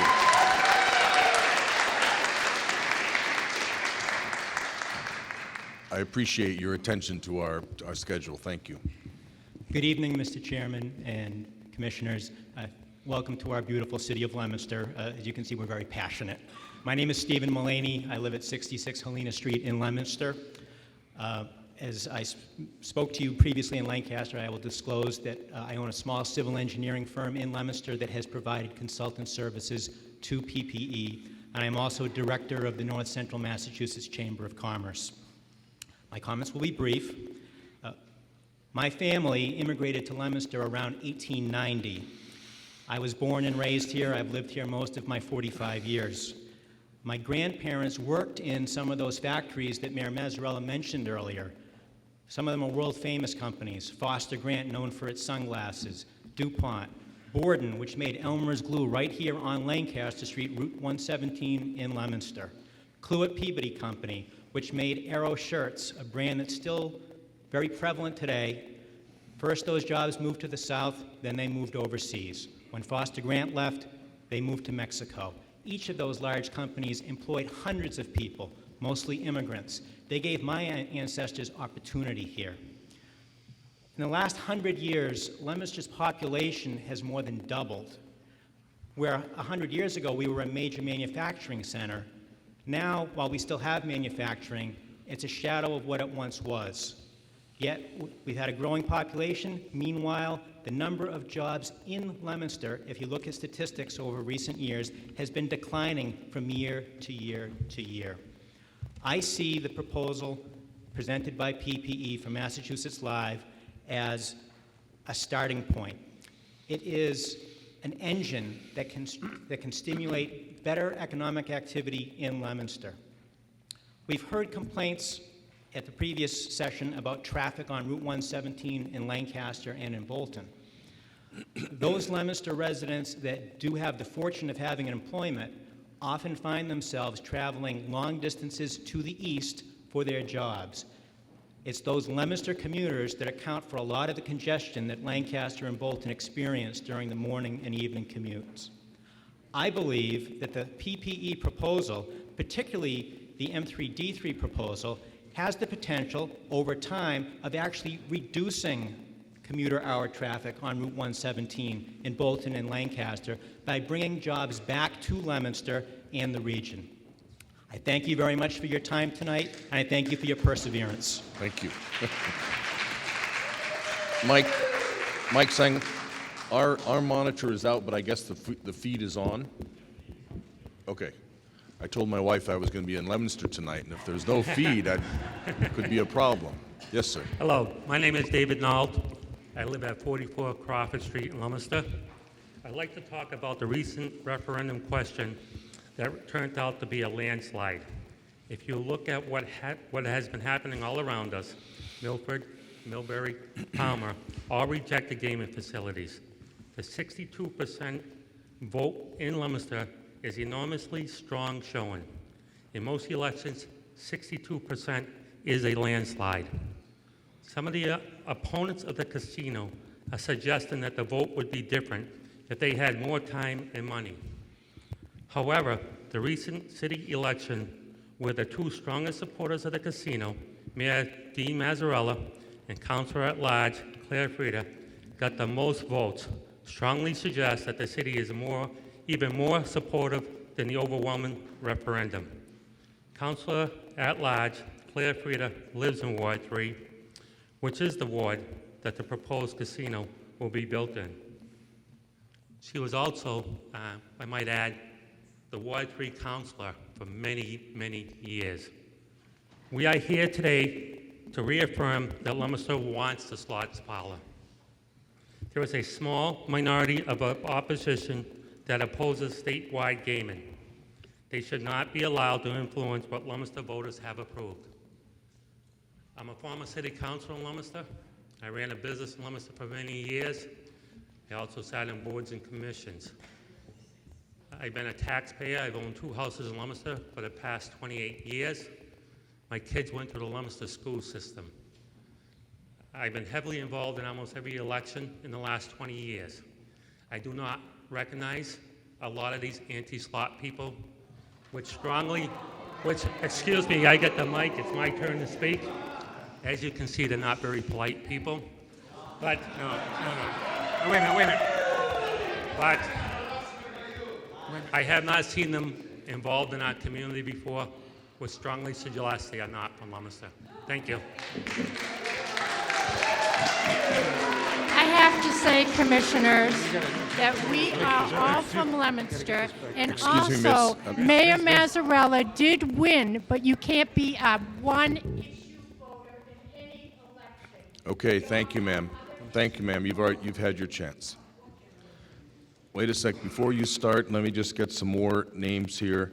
James Padovano, Corey Paradise, Scott Percival, Lynn Percuoco, something like that, Adam Richard, David Roth. Yes, ma'am.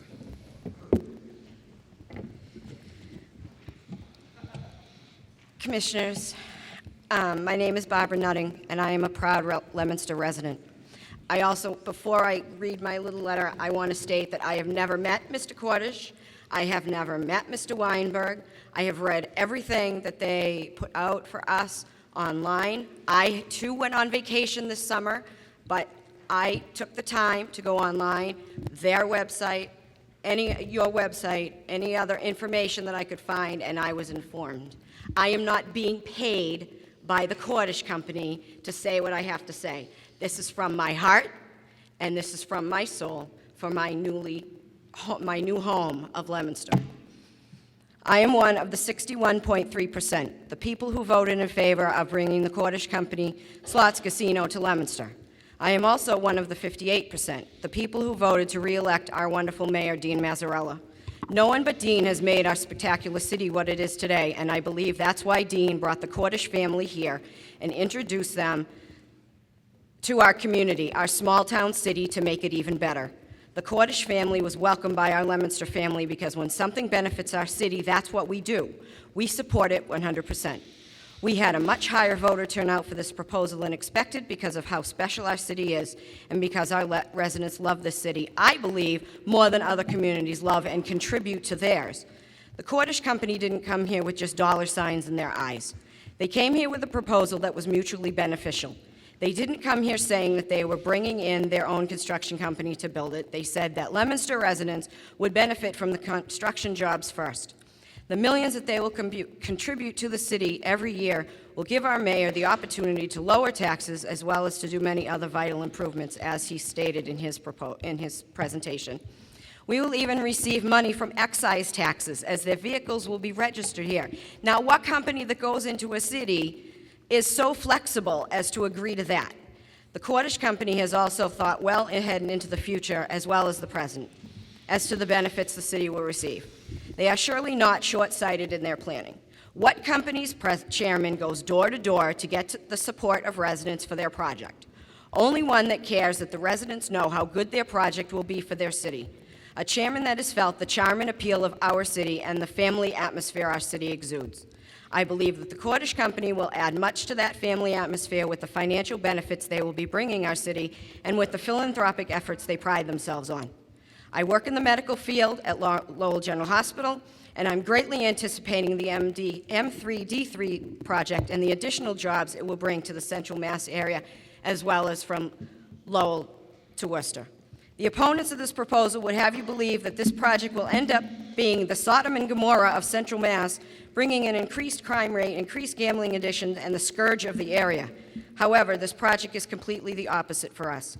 It has been approved by the Leominster Police, and more importantly, the majority of the voters spoke wanting the Cordish family here in our fine city. Gentlemen of the Commission, and lady, I implore you to award a license for the slots parlor to the Cordish Company and the City of Leominster. Thank you. Thank you.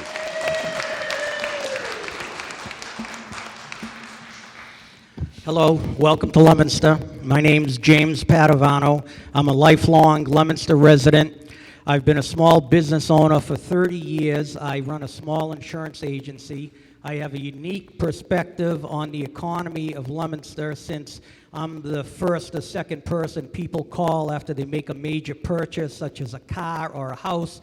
The economy is horrible in this town. We need the jobs. We all know that. I'm just here to ratify that. I want to speak about the concerns about the process. To me, it's almost laughable. Okay, both sides had the same notice, okay? Like the mayor said and countless other people said, if you did not know that we were going to have a vote on a slots parlor in this town, you must have been living in a cave, because everybody knew about it, and the only time that it became an issue was when they lost. That's the only time we heard it was an issue about the time frame. So as the way I see it, there's a small minority who think that they know what is best for the majority in this town, even after the majority has voted for it. Let's just speak to the merits, okay? We won't Okay. assign All motives right. to people. So, I am in favor of the slots parlor because the majority of people voted for it in this town, and that's what they want. Thank you. Before you start, I will all invite Kara Sanford, Arlene Stith, Steve Swartz, Paul Tatro, Alexandra Turner, Jay Valaton. Yes, ma'am. Hi, my name is Lynn Percoco. Speak right loudly into that mic. Okay. I live in Leominster. I've lived here all my life. Say your name again. Lynn Percoco. Okay. Frankly, if the slots parlor had been in downtown Leominster or close to residential neighborhoods, I probably would have been opposed.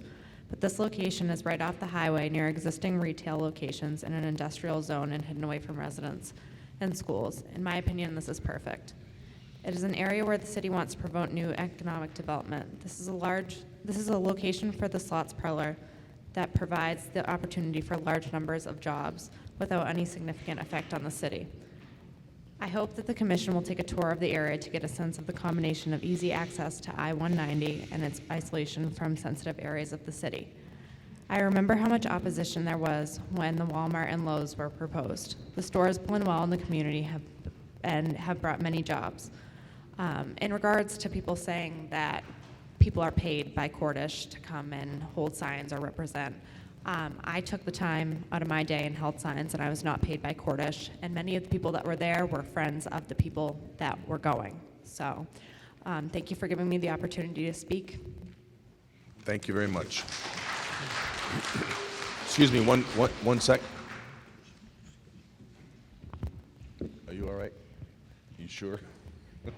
All right, thank you. We have an iron woman to our left, taking down all this. Yes, thank you. There will be a transcription of this entire event, unless we die first. Yes, ma'am. My name is Arlene Stith. I am a Leominster resident. I'd like to thank you, Commissioner Crosby, and the board for this opportunity to speak tonight on a topic that is very close to my heart and my residents. When the plastics industry was born in Leominster, its parents were innovation and productivity. A tangible product was produced and sold on the market. It birthed other plastics companies. It provided thousands of jobs and economic stabilities. Workers saved hard-earned money, bought homes, and raised families here. In contrast, the parents of slot parlors and gambling are greed and arrogance. The slots casino was shamefully promoted as having no negative impact on our community. In fact, the birth of slots in Leominster will change the culture of this community forever. It will increase traffic, crime, and addiction. It will decrease property values. And maybe the worst of all, it will teach our children how to lose money rather than save it, and place our senior population at risk with devastating social consequences for both them and the taxpayers. Governor Patrick and Speaker of the House Bob DeLeo go on record as saying, "No slots parlor in my backyard." Well, we don't want a slots parlor in our backyard either. A 40-60 margin is not an overwhelming mandate by voters. If anything, it shows a divided community. The culture that a Las Vegas-style slots casino would bring to Leominster is the antithesis of the existing culture in Leominster that promotes hard work and family. The MGC's own mission statement that says it will strive to ensure that its decision-making and regulatory systems engender the confidence of the public and to ensure that the process is fair, transparent, and participatory. Leominster was 4th on the Cordish list of sites after Danvers, Boxborough, and Salisbury. These communities had town selectmen who were engaged in the selection process and residents who were engaged in public discussion. The MGC cannot assume that Leominster followed a similar process as these towns or followed the high standards outlined by the commission itself. In fact, the host community agreement in Leominster was born in secrecy, with the mayor unilaterally making an agreement with Cordish and bypassing the city council and any public discussion. As Councilor Rowlands covered the fact that nowhere in our current zoning ordinance is there a provision for either game parlors or gambling activities. I've truncated that part. Thank you. Yet a special permit was issued to Cordish PPE at warp speed by the zoning board. The zoning process should represent the people, not powerful, deep-pocketed developers. It appears the ZBA may have overstepped its authority when it issued the special permit to Cordish for the slots casino, categorizing it as indoor recreation. All the examples that are given in our zoning ordinance are for sports-related activities such as tennis clubs, and batting cages. Since gambling cannot be considered a like use similar to these other uses, the granting of this special permit should have been brought to the City Council for consideration. Ms. Stith, Commissioner McHugh made this point that this is not an issue before us. We'd have nothing to say about your zoning. Right. Take it up with the zoning folks or the mayor or whoever. But the process was bypassed, and it's part of this process being fair and transparent. And we, the citizens of Leominster, are relying on the MGC to ensure that the local communities, including our community of Leominster, follow the rules of fairness, participation, and transparency.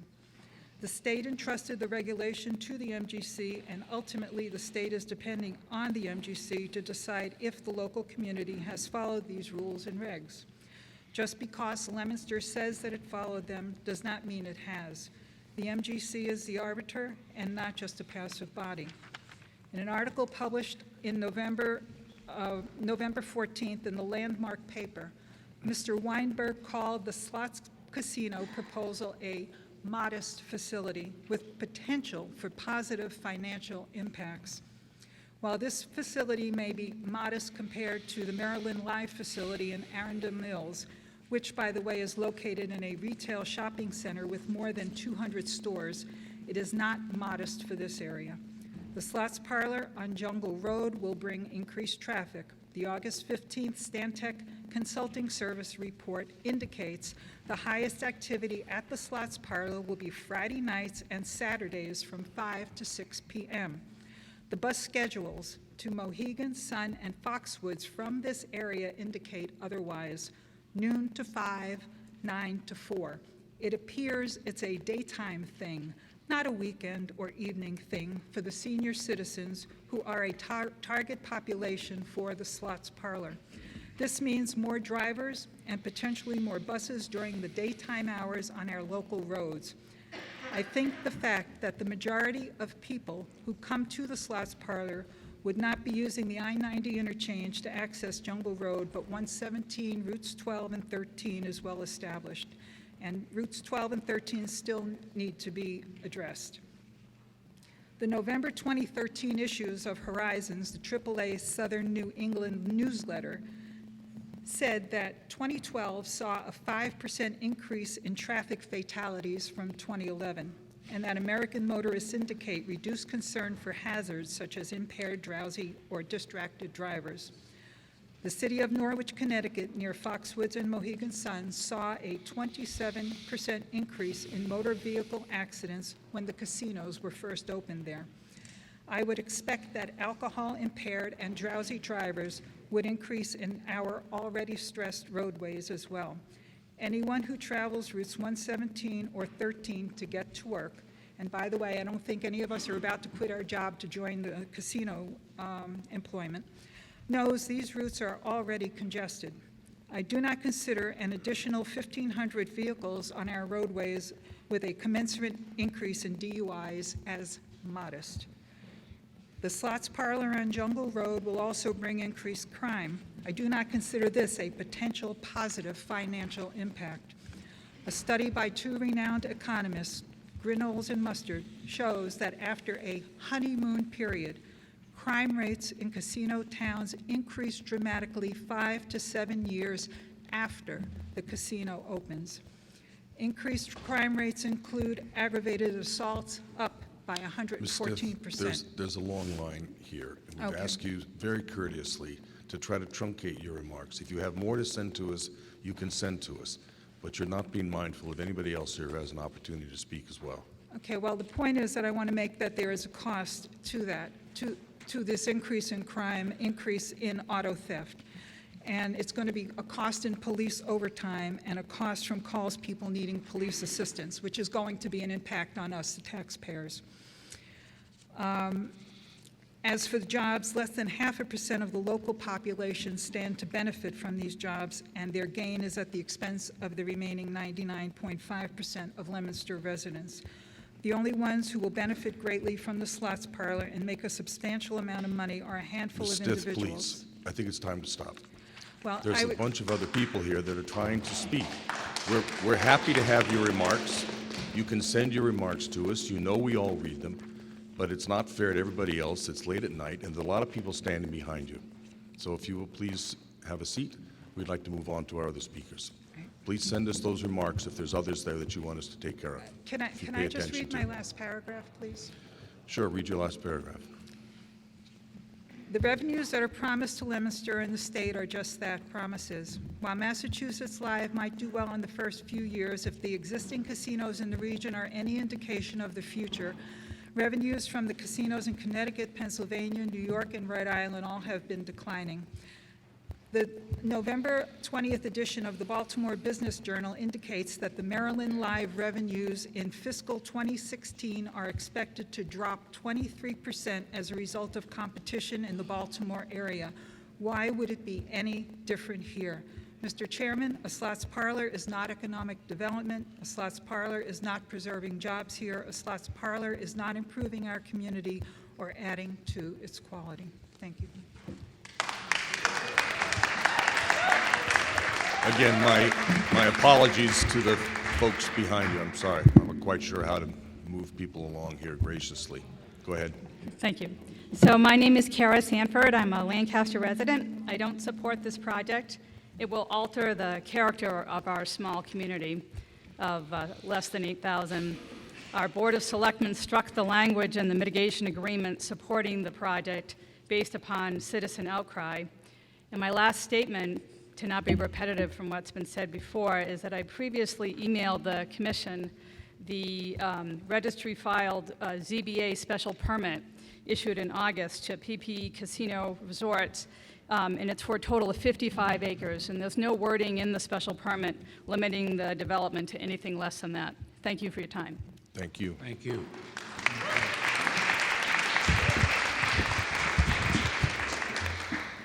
Hi, thanks for Yes, your sir. patience. My name is Steve Swartz. I'm a resident of Leominster. I work at Fitchburg State University, and I'm also on the board of the Arc of Opportunity. So to be honest with you, I don't think this is the end of the world if the slots comes, and I also don't think it's a second coming. I am pro jobs personally. I think that we definitely have a employment issue in this region of Massachusetts, and this may help. I know for a fact that our students at Fitchburg State University, we've got an agreement where we look at internships there. More importantly, our students, it's a state university. The majority of our students are the first college-bound student in their family. Them having employment outside of class is critical for them to be able to pay for their tuition and to continue their education. And so these types of jobs, I think, are an opportunity that comes fairly rarely in this day and age. Speaking from the Arc of Opportunity, these are incredible people that are associated with that program. They just happen to have a disability. And the federal and state governments are now pushing for the workers to stop employment at the center and instead pushing them out to the edge with the idea that if you were employed as a disabled person at a regular place of business, it's better than if you're working at a place like the Arc of Opportunity where you maybe don't get the same environment. The reality is it's very difficult to place these people. We do have an agreement with the slots casino to employ some of these people, and if you've ever had a disabled family member, that is a life-changing event. So thanks for your consideration. Thank you. This has fallen far short. As I mentioned, I reside in Lancaster, which is designated a neighboring community. This proposal sits directly on our border. In fact, if it expands, the land will probably impact Lancaster real estate. In fact, we have arguably more traffic and other negative impacts than any other town, perhaps even more negative impacts than our host community. Despite the tremendous impacts, we were afforded very little opportunity to comment on this proposal, with the one exception being the meeting that you've held in Lancaster. And I thank you for doing that. It was dominated by other towns as well, but thank you for the opportunity. Locally, there were no legally posted meetings to discuss this casino. When word of the mitigation agreement that was struck reached the press, the Board of Selectmen finally met in public with our attorney, Jonathan Silverstein, who is also the same attorney who represents the city of Leominster. They then released news of a $35,000 mitigation agreement. There had been, as I mentioned, no hearing or meeting, but there was considerable negative feedback. Most people I have spoken with agree that this would be devastating to our quality of life and our local economy. When asked why the town settled for a meager $35,000, the answer was that if we did not do it, we ventured to get nothing. I don't believe this is a transparent process, nor do I believe it's a negotiation. I have heard it likened to a hostage-taking. Lancaster can expect the brunt of the traffic, which of course decreases the property values and shifts the tax burden to others. Burdens, this is a very environmentally sensitive area sitting over a major aquifer, which impacts not only Leominster's water, but Lancaster's and Sterling's as well. And also, we have very few businesses, but we do derive a fair amount of revenue locally from our lottery income and in convenience stores, and I expect that that would go down. I do understand the proponents' hopes and dreams. I understand the allure and promises of great wealth and great jobs, but I understand reality. And I have seen that frequently after that honeymoon period is over, I fear we'll be left with a blighted area. Casino jobs are not those that people seem to be looking for. They're traditionally low-paying. I've seen reports of minimum wage jobs up to a heralded figure of $11.65 an hour. I believe this project is better suited to a community already supporting underutilized facilities such as Plainville or perhaps Raynham, which have much greater community acceptance. They have an underutilized infrastructure. Leominster, as you have heard today, has a bright future, and I believe they should seek more sustainable, better jobs. Thank you. Thank you, Ms. Turner.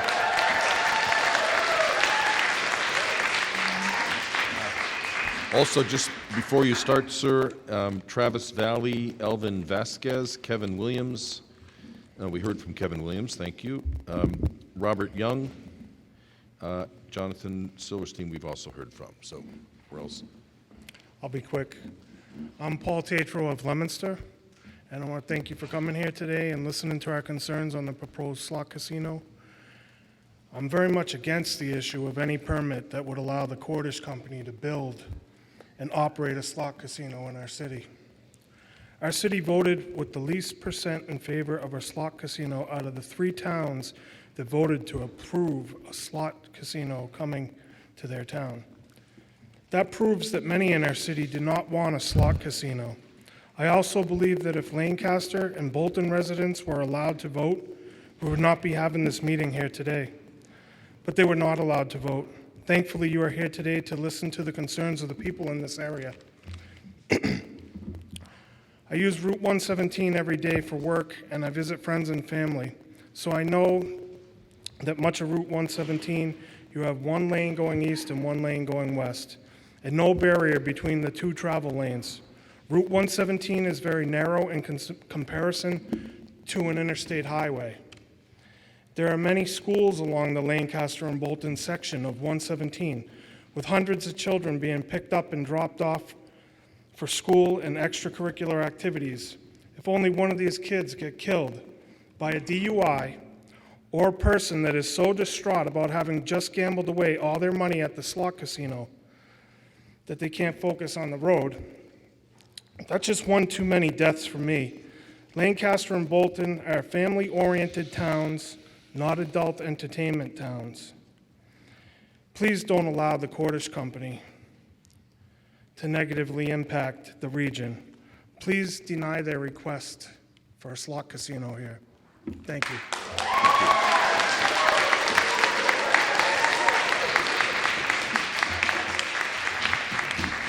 Good evening. My name is Robert Young, a Leominster resident.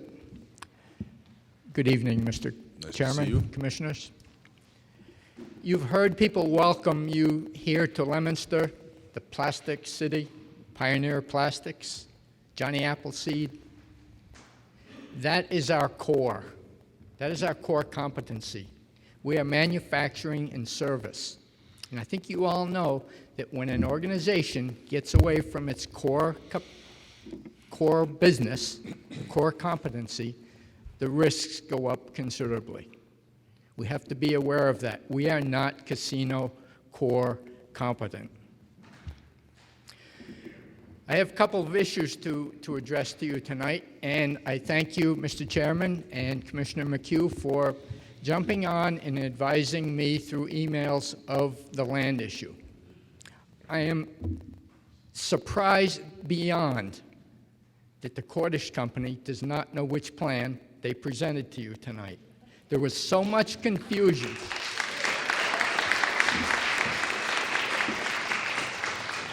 They presented in their package an original, which is their master, and two options. They presented an option tonight which takes on 26 acres. We voted on 16. Mr. Young, excuse me. I have your email right here. You've contributed to this conversation a lot, and I think with your help, Mr. Commissioner McHugh made it clear that this is something we are going to have to look into and sort out. Okay, I appreciate that. The lady just ahead of me mentioned 55 acres in the special permit, the zoning permit. Also, the presentation that they made this evening wanted to start it using the current building that would speed it up by 6 months. They didn't go into that with you, but that's the purpose of using this additional 10 acres. We did not vote on it. The whole referendum should have been invalidated.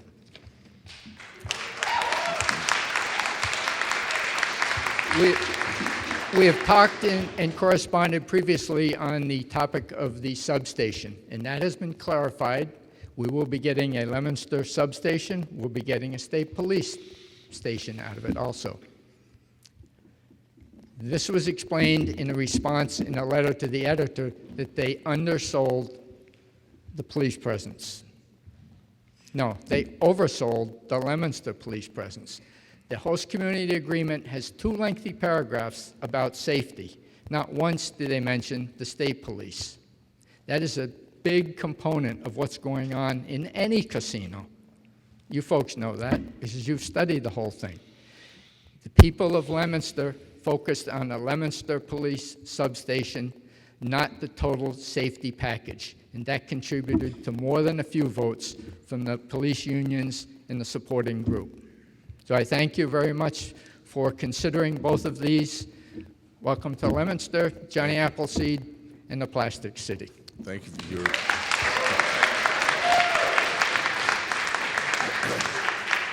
Did I read your name? Oh, well, it's probably getting here, but Richard Brow, Donna Faduka, John Bissett. These are now handwritten. I'm off the typed version, so forgive me. Frank Giangrande, Ephraim Josephs.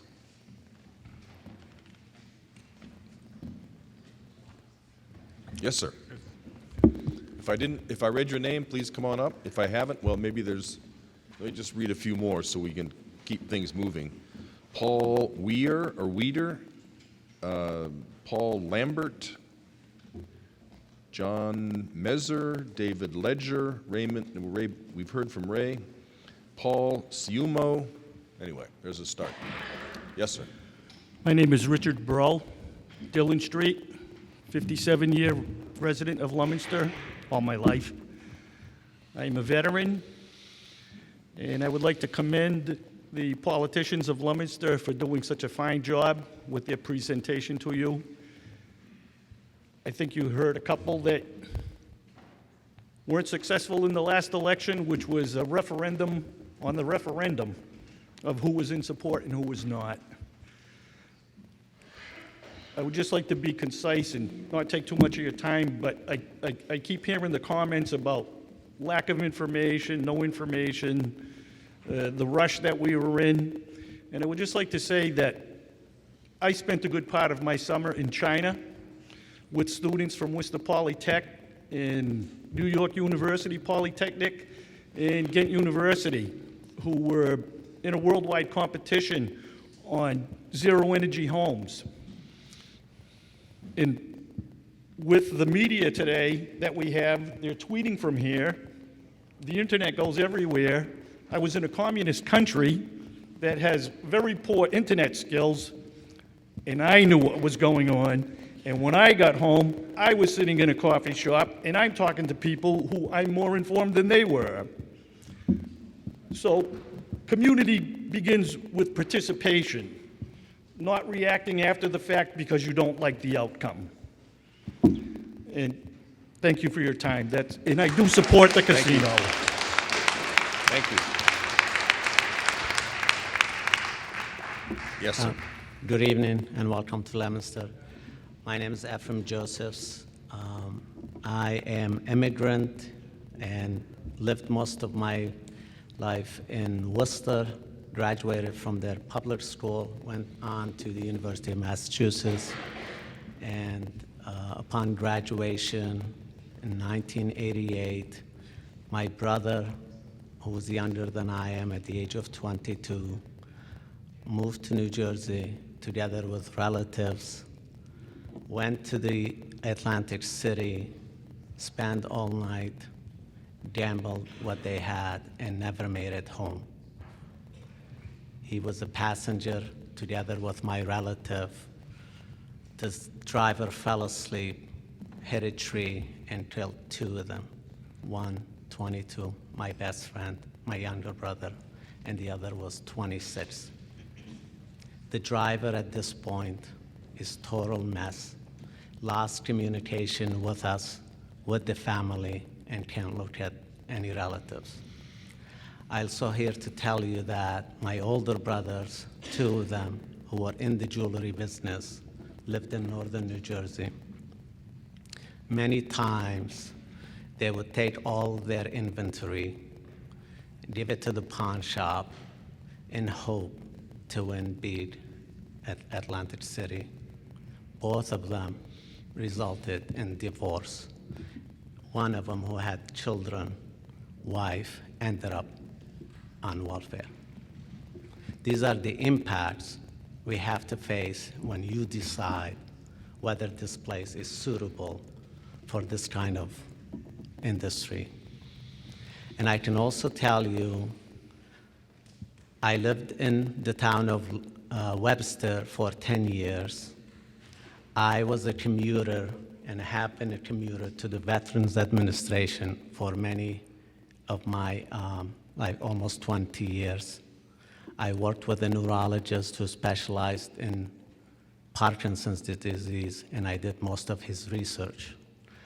But my wife, knowing her, coming from the Irish background, she always looked for the best school, ended up sending my boys to a small private school here in Lancaster. So the commute was for me to do, coming from Webster to Lancaster, and then get on 117 to go get on 128, Route 9, all the way to Jamaica Plain. And Mr. Commissioner, I can tell you how many accidents I witnessed. I only lived in north side of Webster by exit 3, so it was only about 5, 6, maybe 10 miles from Worcester, and there were many accidents on that road, witnessing early, it's either at 5:30 or 6 o'clock in the morning, and I can tell you, I always prayed and went my heart to that mother who would receive the same news that my mother received. Now, a lot of times during my commute, I was forced to decide whether I should come home from Jamaica Plain, take the Mass Pike to 495 to get on 117, or go through 117 all the way. Each day, it was a decision, and it was a stressful decision for me, and I spent many hours, I can tell you, on 117 and on 495. And the exit where you would connect to 117 was always packed because there was no traffic sign there, so the traffic would back up on 495. sometimes I would get so impatient and I would take 495 north all the way to Route 2, and then I would come back and connect at Route 70, and I would spend half an hour at least there too in order to get to Lancaster. So just recently, my wife happened to be a pediatrician, and she works at the local Day Kimball Hospital in Putnam, Connecticut, and they have a satellite office in Plainville near Foxborough, I believe. And just recently, she came home 2 o'clock at night, couldn't sleep, asked for my permission if she could read in bed if it would bother me, and I said, no, go ahead, what's wrong? She said, I have this patient on my mind today. I had this patient, seen this patient since she was 10 years old. Now she's 19. And she had this baby. This baby was brought in by a foster mother. And so she asked her, where's the mother? The foster mother turned around and said, the mother was arrested. And my wife would ask, why? Mr. Joseph, excuse me. I'm almost done. They're powerful stories. I think we get the drift. I understand. I just want you to consider the social impact that would have on our community, and also look at the net revenues generated from the gambling to the city and minus what the state would spend on social issues. And I thank you for listening to me. Thank you. Thank you.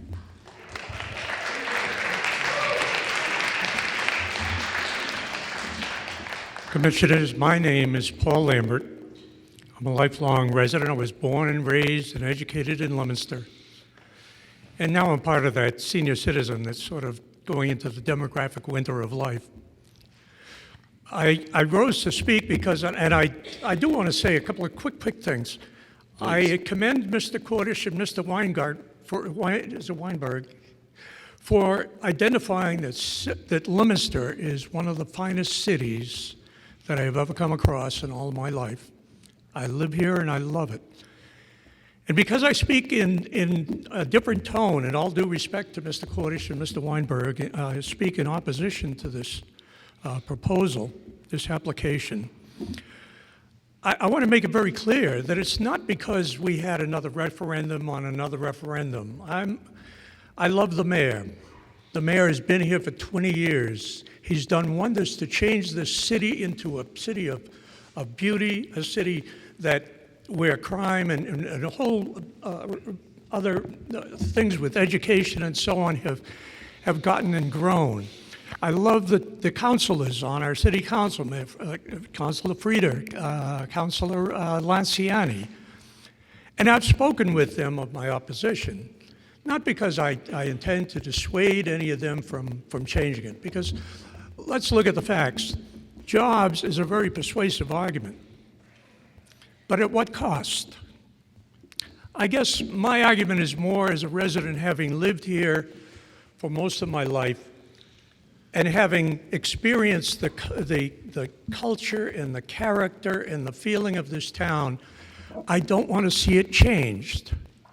I love this city. I love it for what it was and what it can become, but I don't think it's necessarily tied to specific types of jobs. I think about the fact that I've watched in many occasions, seen older people going in and spending last few dollars, and we have a large elderly population here, spending their last few dollars on lottery tickets. And I make no judgment about people gambling, but I do know this, that I've seen elderly people come in on the day that they get that check and spend an enormous amount of money to try and gain that prize, get that little piece of happiness that they think is out there. And 90% of them don't ever get that.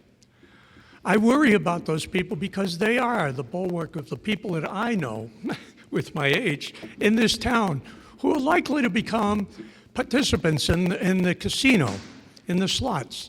I have nothing against casinos and slots, but I do worry about the people in this town What is the impact for, say, for very small businesses that have like a local store that has lottery, which participates in raising a tremendous amount of their revenue to stay in business? Do we know what the money's taken away from that and given into the slots or the Keno or wherever it is will do to those small businesses whose livelihood depends on an ever-shrinking, growing number of consumable goods, such as cigarettes and alcohol and so on, which are so heavily taxed? And I wish we wouldn't have to delve into working on the weaknesses of our people to give ourselves money for what we try to do in business. You've gone to philosophy now, so let's. I focus appreciate in. your All right. tolerating me. I know your endurance and patience has been sorely tried tonight. Yes. I just simply want to say I voice my opposition as a citizen who wants to make sure that this is not. I will tell you this. I worked as one of those people who were standing at the polls. And I remember for the few weeks that we had knowledge about the upcoming election or the referendum that was going to be passed, I stood out on street corners. And when I was here on that particular night, I can remember week after week receiving slick advertisements, both in the press and in the mail. I saw people standing with many accoutrements of the long and the short of it is, There you go. throwing thousands of dollars of money, and tens of thousands and hundreds of thousands should not have made a difference, because had we been given a little more time, I really and truly believe from my heart that the citizens of this great town would have chose differently. Okay. Thank you. Thank you.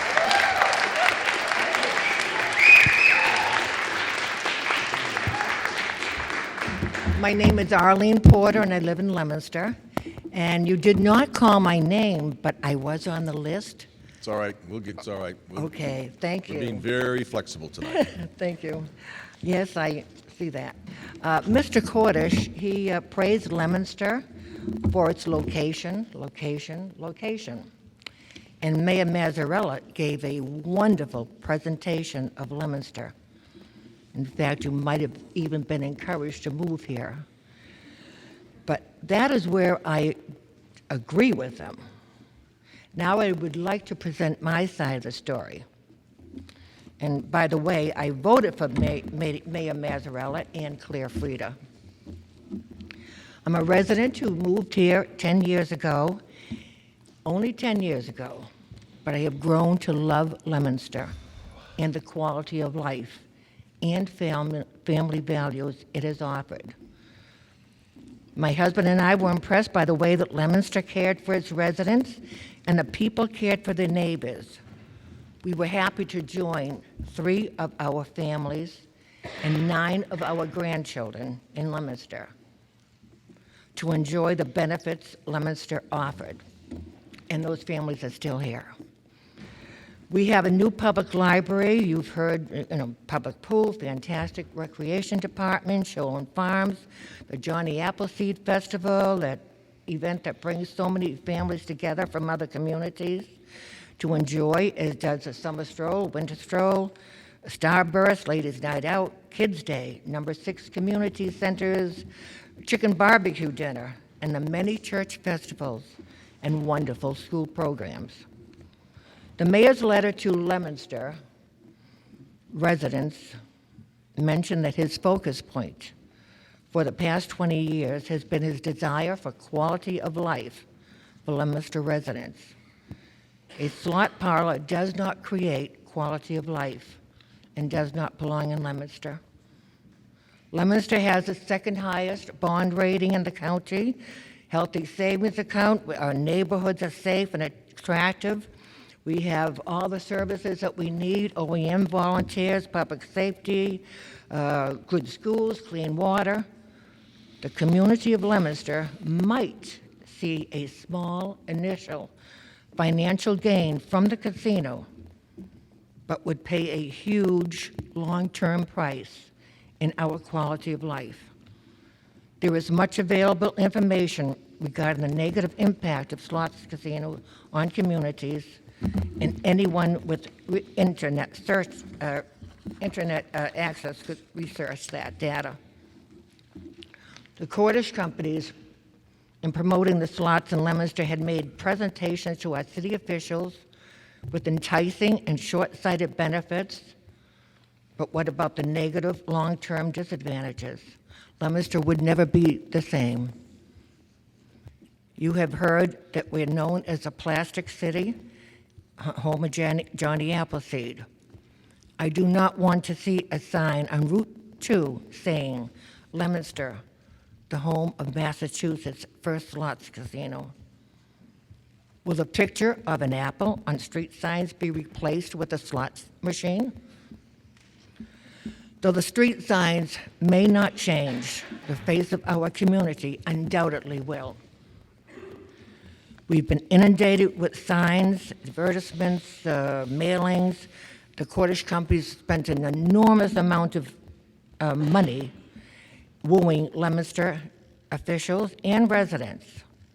Mr. Weinberg, a manager member for PPE Casino, an affiliate of the Cordish companies, said in the Sentinel and Enterprise on August 22nd, this is quote, "We have felt very strongly North Central Massachusetts is the place the category license should go," unquote. They chose Leominster not because they want to add value to Leominster as a safe, attractive family community. They chose Leominster because their other three options fell through and their time was running out. Our decision for the September 24th vote should not have been made without very careful review and the thought analysis it deserved. We, the residents of Leominster, were not given that opportunity to fully explore the negative effects of a casino in our community and the surrounding communities. We know now that a slots casino will not improve the quality of life in Leominster. Thank you for your time.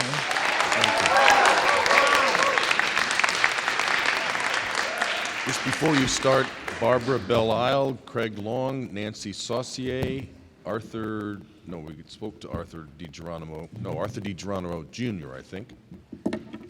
Dennis Bouchard. Yes, ma'am. Good evening. Good evening. My name is Roseanne Mapp, and I'm from Sterling.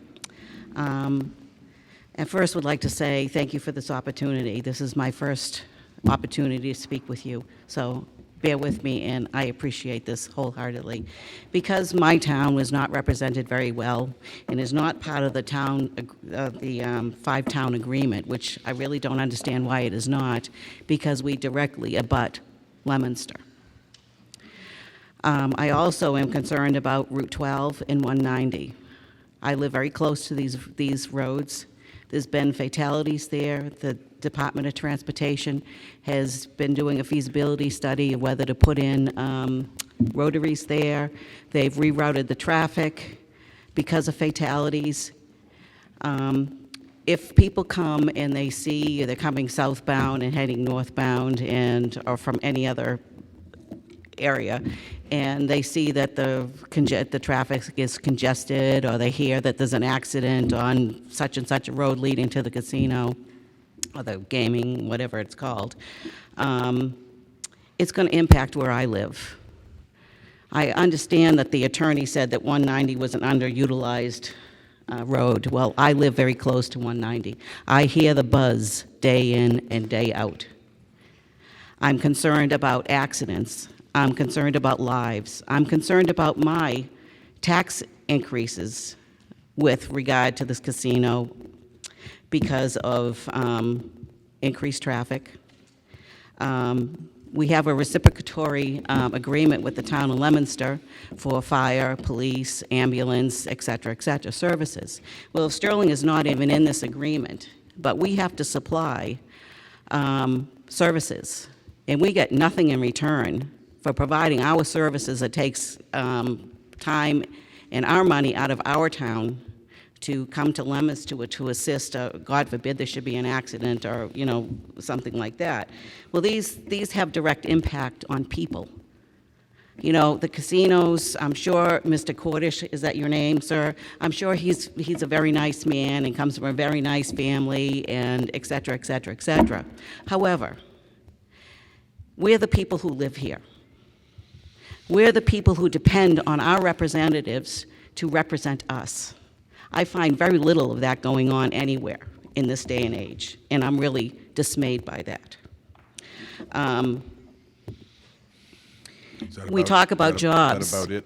Ms. No, Matt? We're getting I'm close. sorry. I understand. This is my first time to speak, but we talk about jobs.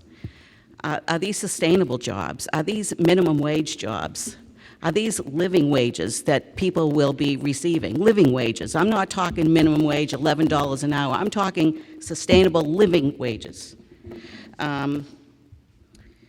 We all know that, based on the economy, that our area is lacking in jobs, manufacturing, et cetera, et cetera. And that's a shame. We're all very proud of our community in this region of Massachusetts, all of us. We are conservative. We feel things with the heart.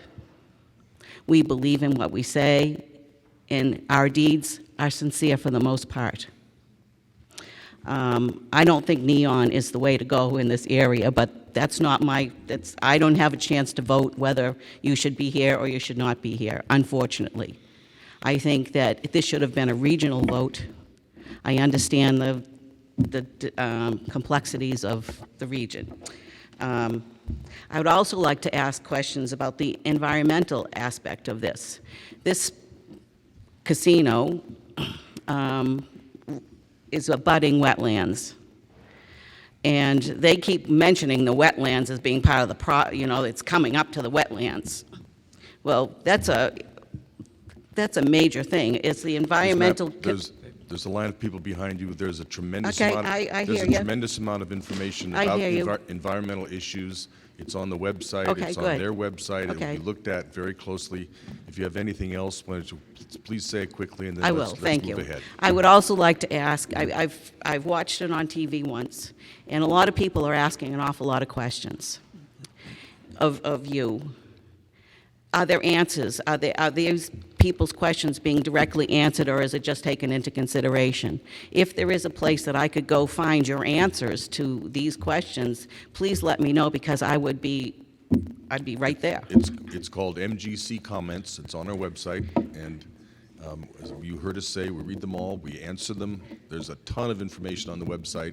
The application is on the website, the studies they've done Okay, so are the on answers are there website. for the questions that. Absolutely. Okay, great. Absolutely. And I would ask you also, in finishing, that Sterling is not included in your agreement, and our petition was denied.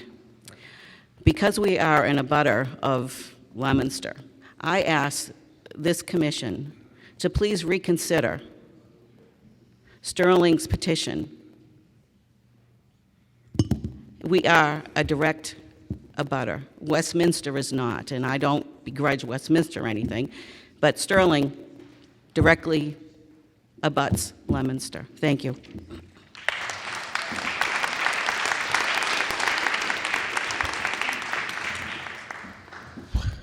Good evening. Good evening. I'm Craig Long from Leominster Fire. I'm president of Leominster Firefighters Local 1841.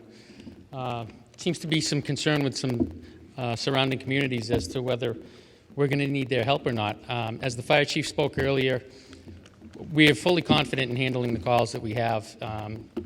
If anybody wants to look it up, we go to more communities than other communities come in to help us. So we're good to go. Leominster Firefighters Local 1841 is proud to support the slot casino proposal in the city of Leominster. As active members of the Leominster community, we are invested in the future of our city. We believe that the slot pilot proposal, Massachusetts Live, is a move in the right direction. Over the last 4 years, difficult budgetary decisions have had to be made across the city due to decrease in state aid. While our city was not alone in this situation, we now have been presented an opportunity to create jobs and a funding mechanism that will directly benefit the city of Leominster with over $4 million in minimum annual payments. After meeting with the cordage companies, We're confident that Massachusetts Live will be a sustainable industry that will attract visitors from other regions, helping us to invest in our city. And we fully support this proposal. Thank you very much. Thank you.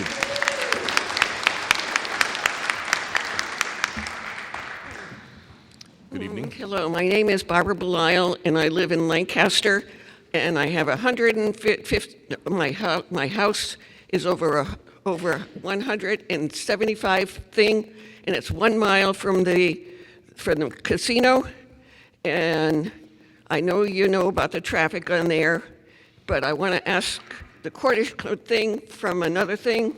I was born in Norwich in Connecticut, and when the casinos were there were all kinds of buses going there, and there's no parking places at that casino, at the slot parlor, and I want to know why they don't have it.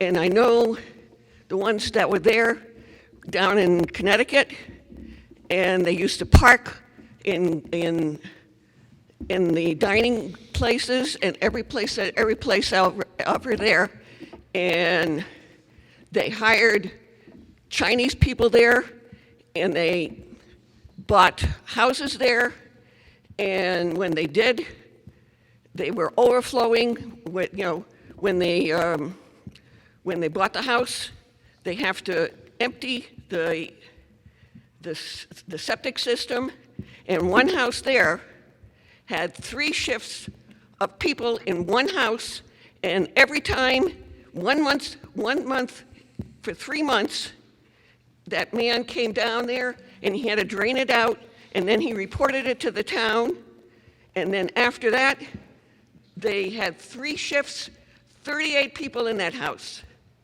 And then now the Chinese people have residents down there, and now there's creeping bamboo coming all the way down from those casinos and everything else. Creeping. And I want to know if Mr. Cordish All is right. going to provide parking spaces for the buses. All right. If they don't, they're going to we'll- be parking in on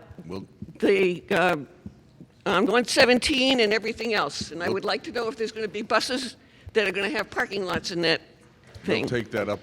We'll take Okay? that up with Mr. Thank you. Cordish. Thank you. Thank you. Okay.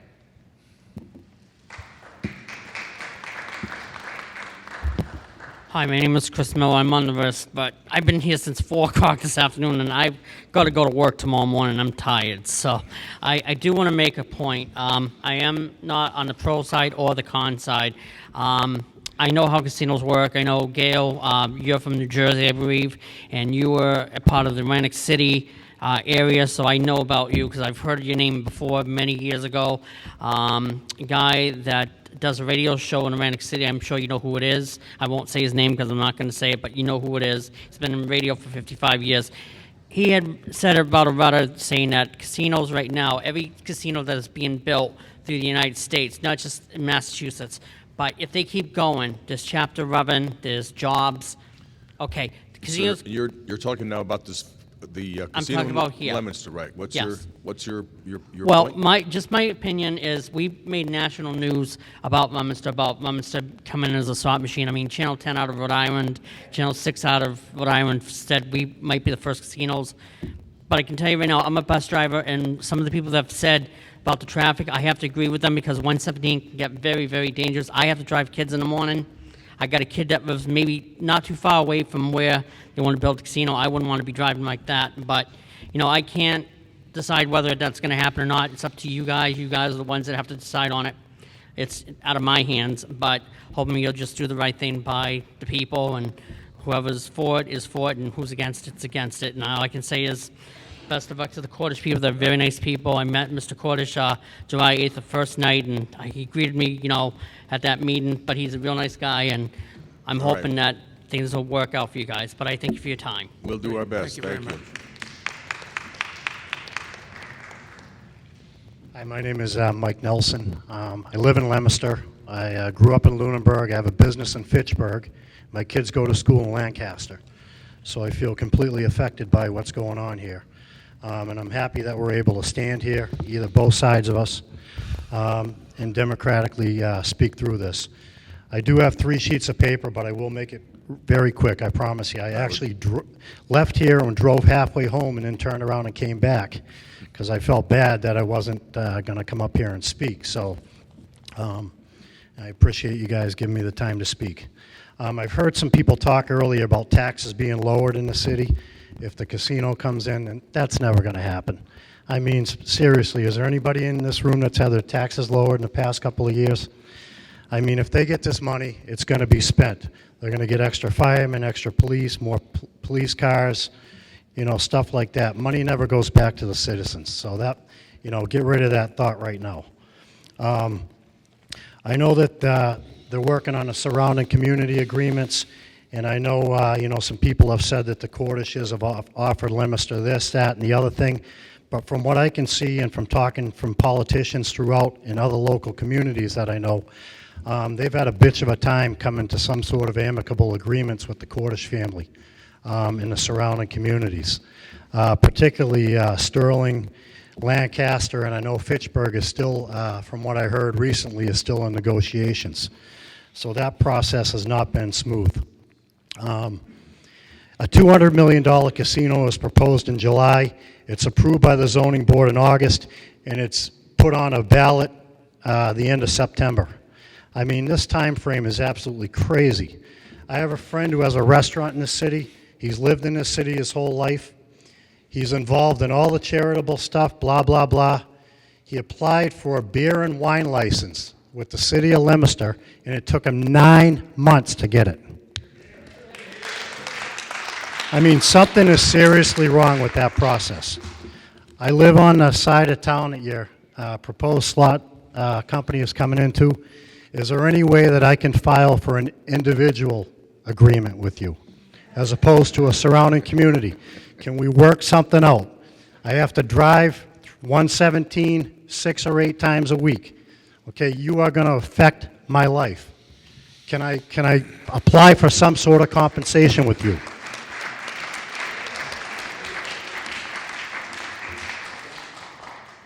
Also, with all due respect to the city council people that marched up here, I can guarantee you that if this was a no vote on this casino, they would have all been running up here speaking against the casino. Sir, we're trying not to cast aspersions here, Okay, right? Just, but we're not they assigning are all motives, just- looking out to cover their own just- butts, just and that's the speak way to the issues of the politicians are. casino. Okay, 2 last things, and then I'll move on. I can't reiterate the traffic situation on 117 enough. I mean, it's an abysmal mess 15 hours out of the 24 hours of the day.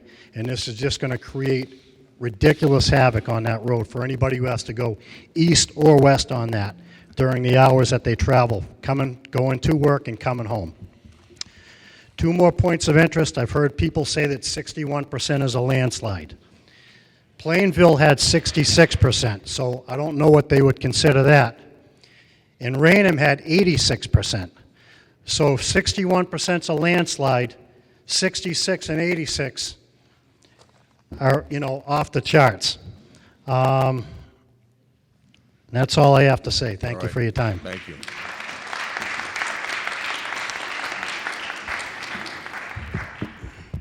Oh yeah, my name's Steve Coy. I'm a resident here in Leominster. I've been living here most of my life, and during my campaign for that large position, I had a chance to talk with Mr. Cordish and Mr. Weinberg.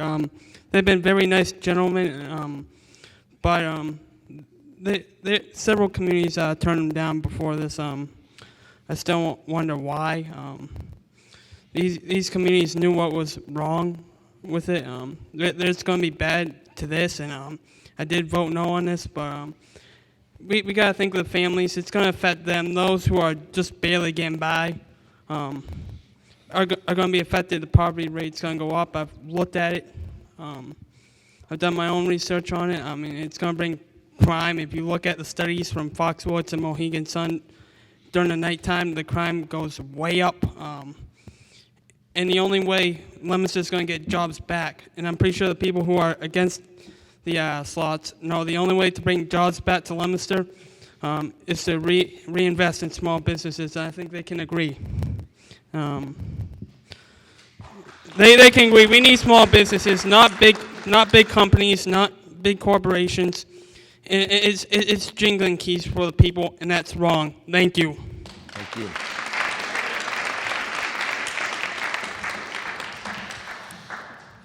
Hi there, my name is Andrea Freeman. I've been a homeowner in Leominster for the past 10 years. Y'all are troopers. Thank you so much for your attention. I really respect what you're doing here and appreciate it. I just want to say that if we had instead of 10 weeks of heads-up notice in terms of grassroots organizing and community outreach, if we had even 15 or 18 weeks, the vote on this would have been very different. And I say this as a community outreach coordinator and organizer for the past 20 years. The vote would have been very different if we had even 6 or 8 more weeks than what we had. Thank you so much.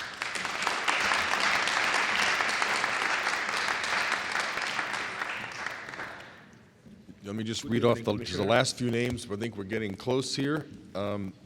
Ken Anson, Cornelia Oschenborn, Jim Bellina.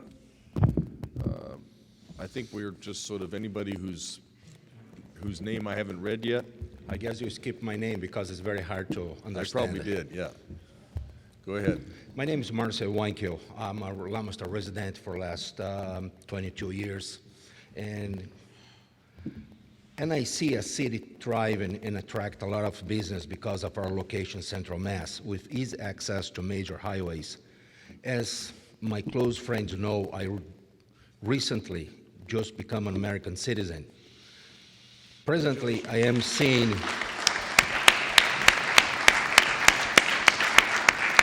Thank you. Presently, I haven't seen things in the city, and I'm not able to agree with the elected officials in their decisions. I thought to sit on the sidelines and watch everything unfold concerned to the future of their city, but I could not.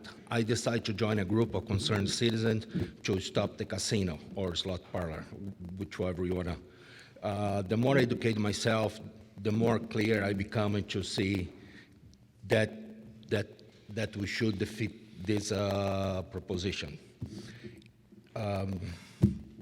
I can be here for next 20 minutes, rephrase how everything went down, but concerning of your time in the evening, thank you. I will skip all this. Mr. Quarters advertised as a $4 million tax revenue for the city, which I could not find in any city agreement. And I just wondered what else more it's in the city agreement is not going to come true for us.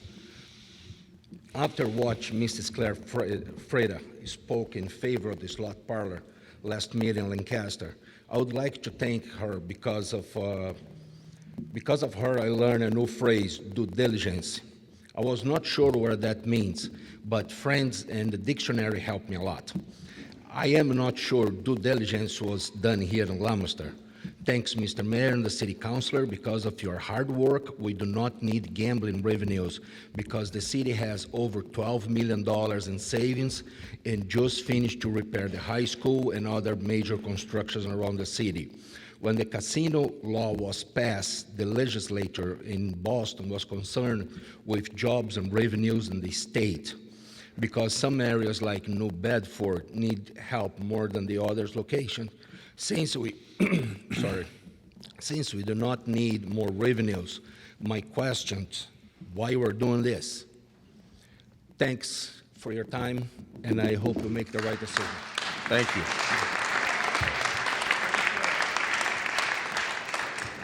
Good evening. My name is Andrew Zykas. I'm a Lancaster resident. I'll be directly affected by this, and I'll be sure to write you an email about all my concerns. I just want you to note that out of all the people that have gotten up and stood tonight, anybody that stands as a resident of any other town other than Leominster is opposed to this proposal. Thank you. My name is Jack Donahue. I'm a representative of the Carpenters Union in central Massachusetts. We represent 650 members and their families. I just want to speak to, you had a young man get up here, he's 23 years old, recent vet, came back from Afghanistan. The Building Trades Union has a pathway to good jobs, and it's called the Helmets to Hard Hat program, where we have taken returning vets at the largest number of almost any industry, and the Carpenters Union specifically of all the building trades, of putting people back to work. You have thousands of young men and women coming back home from 10 years of war, and they need a place to work. One of the drivers of this, one reason the legislature proposed this and moved on gaming was as an economic driver. It is an economic driver. Potentially, as we've heard now, the timetable is if we started construction in January, in order to get construction done for this time next year, you know, we're talking a significant amount of manpower. It's work. So please don't lose sight of that. Thank you very much. Thank you. Good morning. Good morning. My reason for attendance this evening is twofold. First of all, I am the maintenance foreman for the City of Leominster Department of Public Works, and I represent our labor group, Local 39, which we are in favor of. We support this program, this proposal. My name is David Smith. I am currently not a Leominster resident, but my roots are very deep in this community. My family settled this community some 200 years ago. They came here as farmers. They evolved with the advance of the Industrial Revolution into machinists, tool makers. They supported the industry that the city had at the time. They evolved with that. With the release of the Industrial Revolution, the advent of the automobile came into play, and they started as auto mechanics and evolved in that particular field. With the removal of the industry in the city, I think it's time the city evolves and looks at other sources of a revenue stream. I mean, everybody talks about the manufacturing that we have in the city, but we don't have a lot left, and what we do have, we'd be lucky to keep. So I think this proposal is good for the city. I think it's time the city really looks at other alternatives for revenue, and I appreciate your time. Thank you. Thank you very much. Hello, my name is Corey Shields. I'm a Leominster resident. I have three really brief points. First of all, thanks you for the can't even talk, I'm so tired. The Sisyphean task of listening to all of us. Just ramble on. So the first point I have is a slot casino will hurt Leominster and its surrounding communities with increased crime, traffic, and drunk driving, and as well as lower property values. It will be turning our Bedford Falls into Pottersville. Also, the stigma a casino brings will chase away young families. It will chase away commuters who are probably arguably one of the biggest economic factors of our town.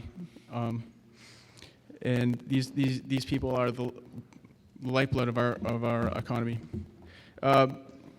Second point, Leominster is a horrible location. Plainville has twice the population within a 20-mile radius, and it's closer to more affluent Boston suburbs. It's almost unjust to put a casino in a more depressed, less affluent North Central Mass. And that's important to say. Third point, Leominster, as you know, has the most opposition of the three applicants for the slot casino. We got just shy of 40%, and that was the opposition, the no slots people we organized within 2 weeks, and we raised, I think, $55, and with under $2,000 of donated in-kind contributions. The Cordish Company and the Pro Slot people, as you know, raised over $300,000. In Leominster, you can buy a starter home for under $200,000, and unfortunately, as I feel, as long as many of the people who voted and are against the casino, apparently it seems that we can buy a small city in North Central Mass for over $300,000. I'd like to ask you to please consider saying no to Leominster. Thank you for your time, and have a safe drive home. Thank you.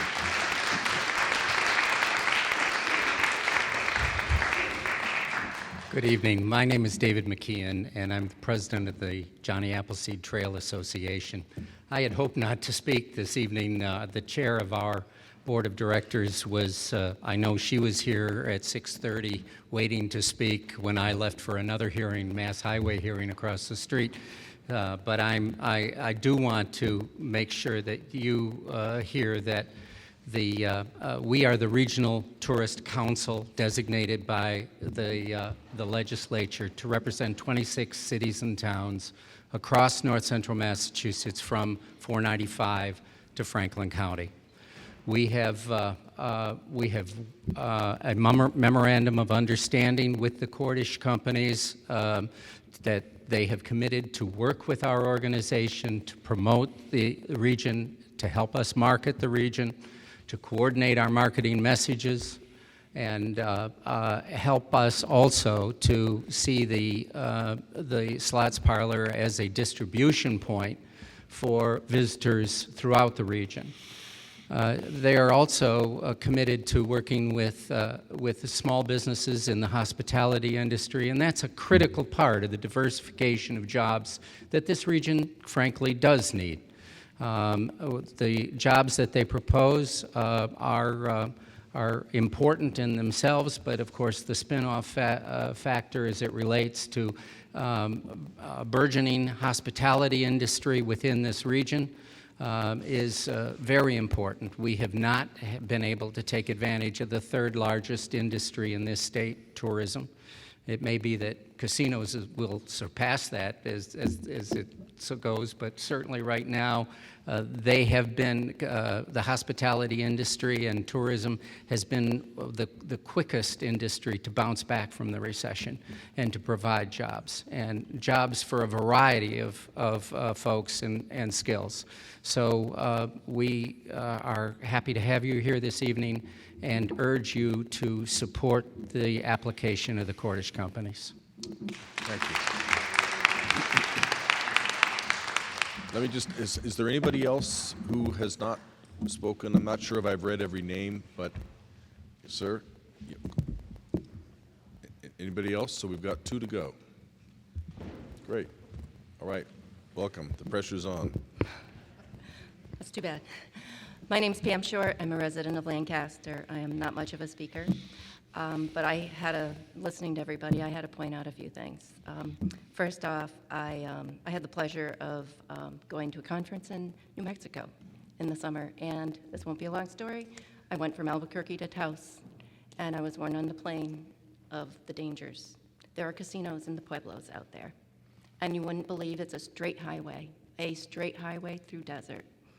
And all you have are scrub bushes, no trees, no nothing, and you wouldn't believe how pathetically you see all these crosses of people who died on the highway. I was warned, do not drive at night. I made sure I was back to Albuquerque before dark. I feared for my life because of what you see there. And I drove up to Espanola. Espanola is a town that I didn't know, and even the AAA agent didn't know anything about. And the woman on the plane, she told me, don't stay there. She said there is a lot of crime, alcoholism, and drugs there. She offered me her Santa Fe condo so I could be safe, the perfect stranger. And I'll tell you, you see rehab centers all around, and it's not pretty. It's very impoverished. And I've seen in poverty because where my husband's from in upstate New York, central New York, where all the farms are gone because they can't make a living, it's worse than that. And it's sad to see all these people, and mostly Indians, be living in such a state of poverty. So I need to point that out. I heard a number earlier, it was hard to hear upstairs. $15 an hour, I don't know where that number, what it was for. I think they were saying, $15 an hour for maybe people will be making. And I'll tell you, $15 an hour, I have a set of twins, 12 years old. They make $15 an hour, between $15 and $18 an hour, reffing soccer. And $15 an hour is what I made when I was at the end of my college. I was a software engineer, and I still am. But that was $30,000, a little over $30,000 a year. That was 30 years ago. And $15 an hour isn't going to give you a quality of living that you want. It's just above the poverty level. I tried Googling after I heard that number. I tried Googling what the poverty level is. Massachusetts is not a low-cost home state to live in. So for a family of 4, the poverty level that I could find, just in general in the United States, is $24,000. And that's not taking into consideration that you've got a lot of places that don't have the high cost of living that we have in Massachusetts. So bear that in mind. $15 an hour is not a lot of money. And I am a software engineer. And I know what you can do with software. These electronic gamings, let me tell you, I love software. And 30 years ago, before most people were really using computers and nobody knew laptops weren't even affordable, they weren't even around 30 years ago. And I was training people at the business I worked at, the Albany College of Pharmacy. And I'll tell you something, I can do anything with software if I want to do it. And you look at Mark Zuckerberg, he made himself a millionaire. But you can do whatever you want. There's psychology and software being mixed together, and they can make you think you're winning. Software is a powerful thing, and it can do powerful things if you use it. But it can do bad things if you don't program it right. And it can make you believe things that you don't really think you believe. And then lastly, I'm just going to, two things. Princeton, I am very closely affiliated with many people from Princeton. And when I asked them, how do you feel about the casino? They said, well, I don't know if we have any say. I was shocked to see John Ladeau there from Princeton, the town administrator, who actually resides in Shrewsbury. He was the former owner of Shrewsbury Nurseries, where I used to get my plants years ago. And now he's the town administrator. I don't believe that anybody from Princeton really has even thought about these casinos. So for him to say that they support it, it must only be because of the agreement they got as the surrounding town, money. And that's what it boils down to, is money. And I'm just going to leave you with, I hear all these things. You know, the President of the United States, Obama, says that jobs are in math, science, and engineering. I don't hear him saying, where are jobs in casinos? That's where you want to be, is in casinos. That's not what he says. So I'll leave you with that. Thank you.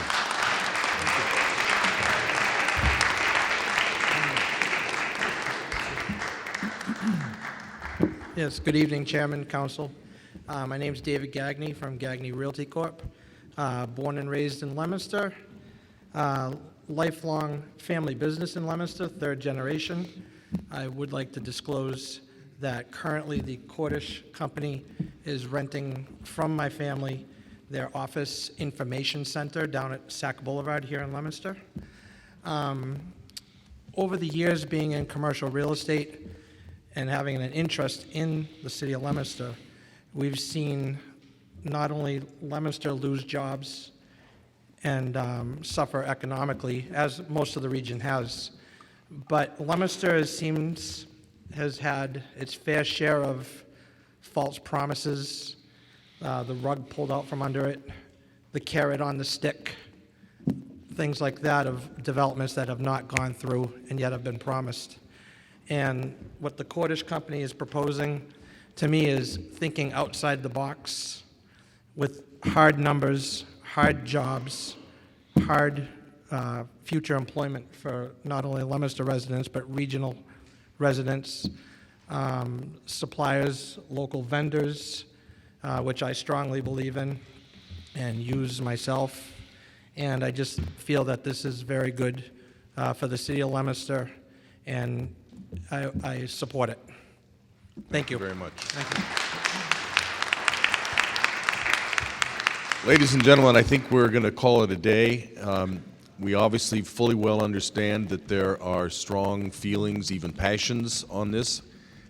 We will take all of this under advisement. A lot of people have given a lot of time on both sides of this, a lot of ideas. We appreciate it all. We will continue to read anything else that you want to send us. And we will do our best over the next few months to make the best and wisest decision that we can. And thank you all very much for your time. Commissioners, yes, wait.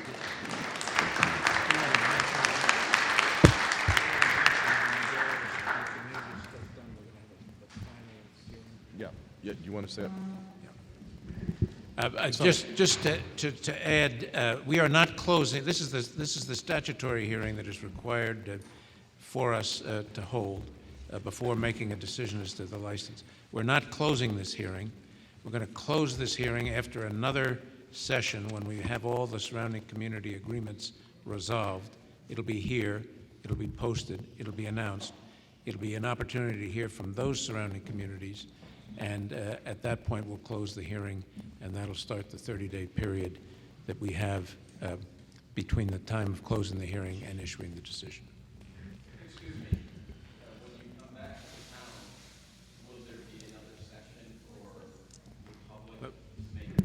Could I have your name, sir? Could I have your name, sir, please? Yes. Yeah, we'll.